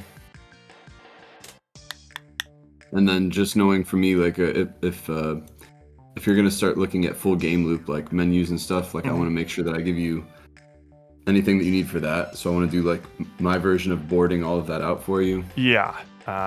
Or at the very least, like an outline or something of how you would expect like main menu to levels to level completion, and then how do you progress to the next level? Is it just like a next button on the end screen, or do you go back to the level select? That kind of stuff. Like that flow is going to impact how I set everything up. So even if it doesn't necessarily have to be visual. I mean, obviously visuals can help, but even if it's just like an outline, that'll give me enough to go on. It'll be visual.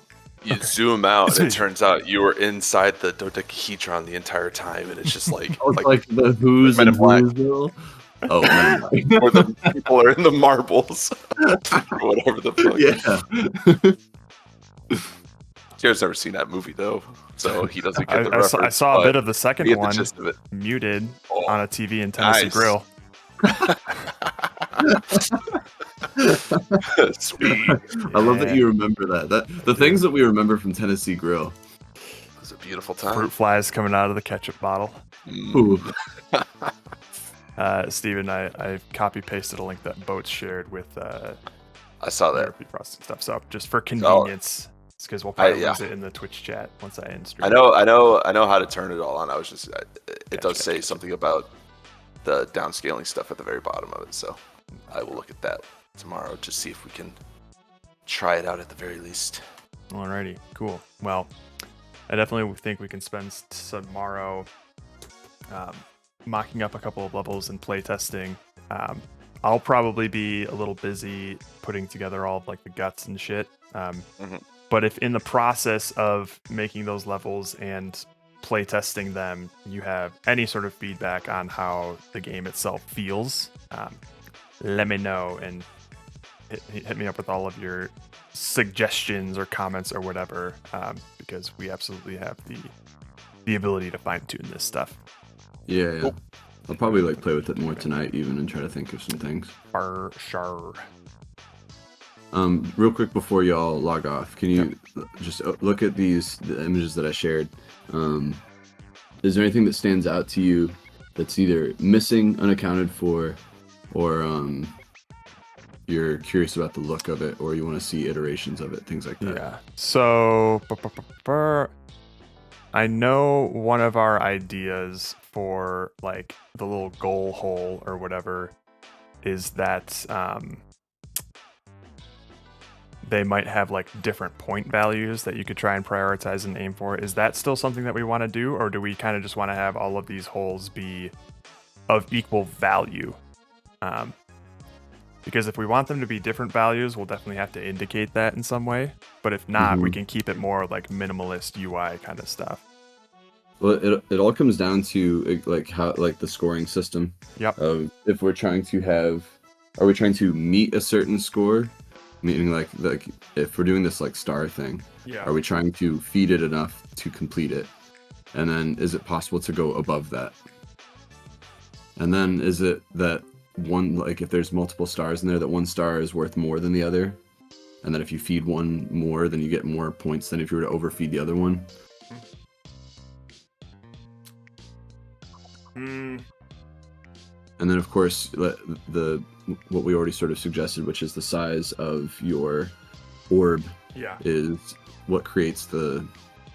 I think the size of your orb is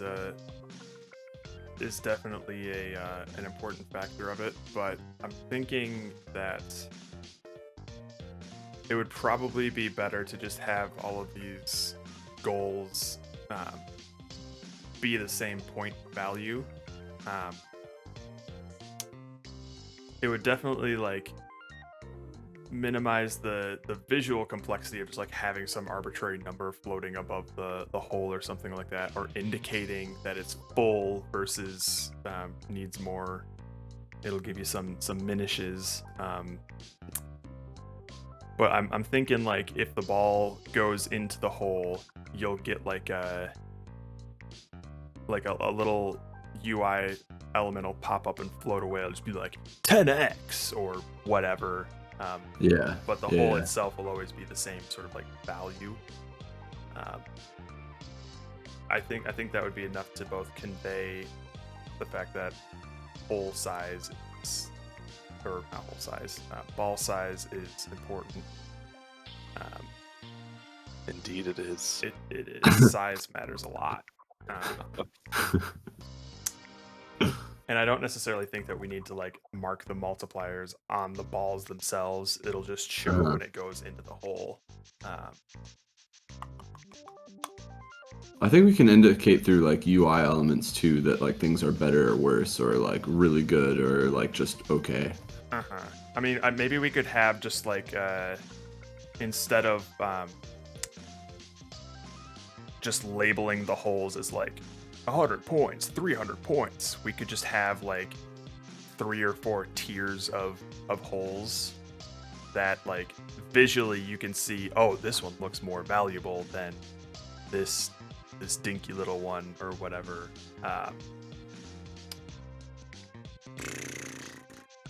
And then we can pepper those throughout the levels so they can try and go for the high value, hard to reach hole, or the lower value, easier to access hole. Do you want it to just be kind of like a skee ball situation where it's just like you don't have to hit certain areas, it's just going for points? Or do you want it to be, you know, if there's multiple points, like there are multiple holes, multiple targets, like you have to hit both of them? I wouldn't say you have to hit both. It would be more of a skee ball thing of like you decide the best way to maximize your points. Are you going to try and go for the harder to reach hole, which will be more difficult to get big balls into, or is it going to be better to go for that easy hole and get bigger multipliers for it? I think that gives the player some options to figure out how they want to tackle the level, and it also gives score chasers a challenge to see what the optimal strategy is. So I do like the idea of having a variety of holes, and we can either implicitly make those holes more or less valuable based on just their positioning and ease of access, or we can like explicitly make them more valuable by assigning a point value to them. And I don't think we necessarily have to label that point value, as long as it's visually distinct enough to be it's easy to see like, oh, this thing will give me more points if they go in, sort of thing. So is there no way to fail a level? I would say the only way that you would fail a level is if, like, I'm still imagining there's a timer, the timer runs out and you haven't reached the point minimum quota threshold. Yeah. So like you would have like either a minimum threshold or like a point quota that you have to reach within a certain amount of time. And if you don't, then it's just like, try again or some shit. Yeah. I think if there's no way to fail the level, then there's not that pressure and that excitement won't exactly be be as prevalent. So, I don't know. Okay. That's my thought, at least. So, yeah. I don't know if that did that even answer what you asked? I'm kind of. I mean, mostly. I still feel like we don't know for sure what our scoring system is and like all that. So maybe that's just something that we'll discover through working on it tomorrow.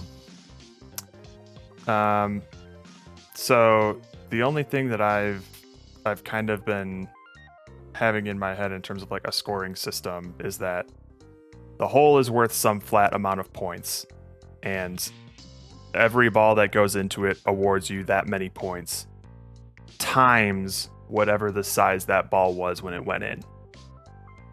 So that is what's going to be your total score by the end of the level, which I'm still imagining is when like time runs out. Okay. So that's what I'm imagining the scoring system to be. If we wanted to add a little bit more depth to it, we could have holes that are worth different values of points. So like the point value will be larger, but if it's harder to get to it with a big ball, they might be it'll be trickier. It'll require like a skilled player to be able to maximize that point value, because if a hole is worth 300 points but you can only get like a 1x multiplier ball in there, and the easier hole is worth 100 points and you can, with a little bit of skill, sneak a 5xer in there, then it's technically better to go that way for a beginner. But if you really practice, maybe you can get a bigger ball into that 300 points, because it's a multiplicative bonus, right? It's not just like a small incremental thing. If you can get a bigger ball into the higher value hole, it's gonna pay huge dividends, sort of thing. So that's definitely like a little score chasers challenge. I will say that I'm leaning on trying to elevate it beyond just skee ball. Okay.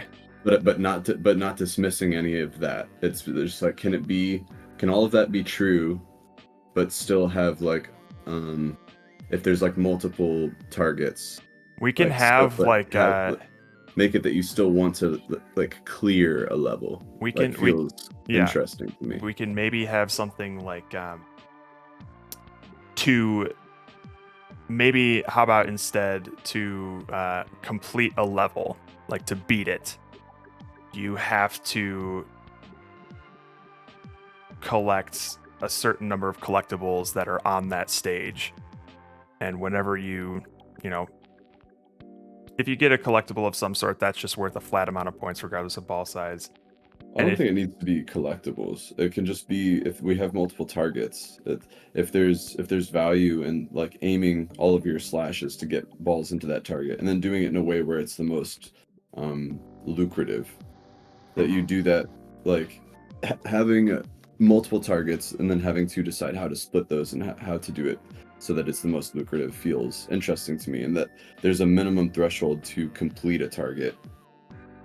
So there's before like, it peters out and can't be used, or no, it's just if you say like there's two targets, one of them has a bank of 50, like it's a debt of 50, and the other has a debt of 100, and you have to get that amount into those to say complete them. But you can go over that, and you can have a higher score than that. But to clear the level, you have to like fill their banks, satisfy their minimum thresholds or whatever. Right. Okay.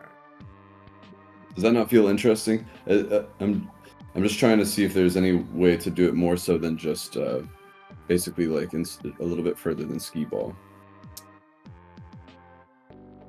And I might also be trying to like do what I can to like latch onto a small amount of theme here.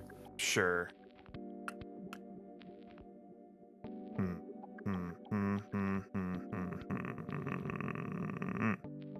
Let's say we noodle on this, because we don't need to decide it right now. I think so. Yeah.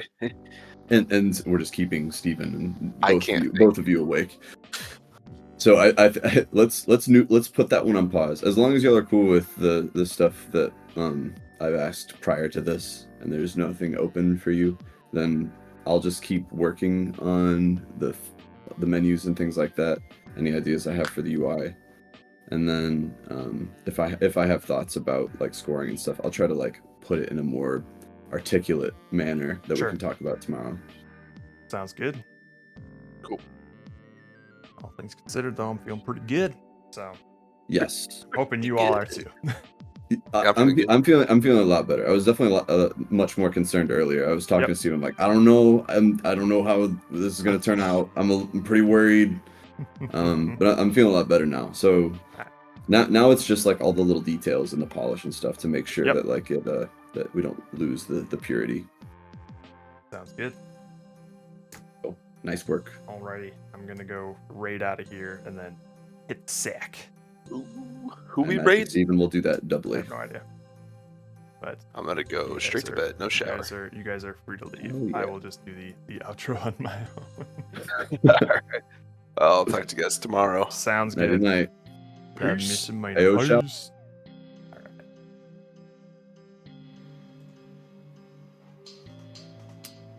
Let's see where we're going. To base game. There we go.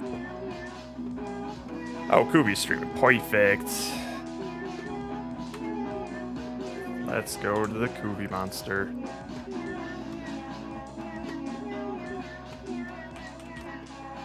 Alright. We'll be back tomorrow doing some more Devon. My stream's probably going to be a bunch of tedious menu setting up, scoring systems, a lot of systems setup things. Maybe not as interesting to look at or watch, but I will still be around to be white noise if you need it, or someone to just chat with. Hopefully, most of the stuff that I'm working on now is going to be a lot less brain intensive and more just crank it out kind of stuff. And the nice thing is going to be that this is going to be due, what, Monday evening? Double check. Compo, oh god, my heart stopped. Compo ends Sunday at 7 p.m. Jam ends Monday at 7 p.m. Thank God. Oh. All right. Perfect. Or 7 p.m. Mountain time. Dude, that heart palpitations there. All right, cool. Well, until then, love you, miss you, mean it. Later, Cabbage Patch. Peace.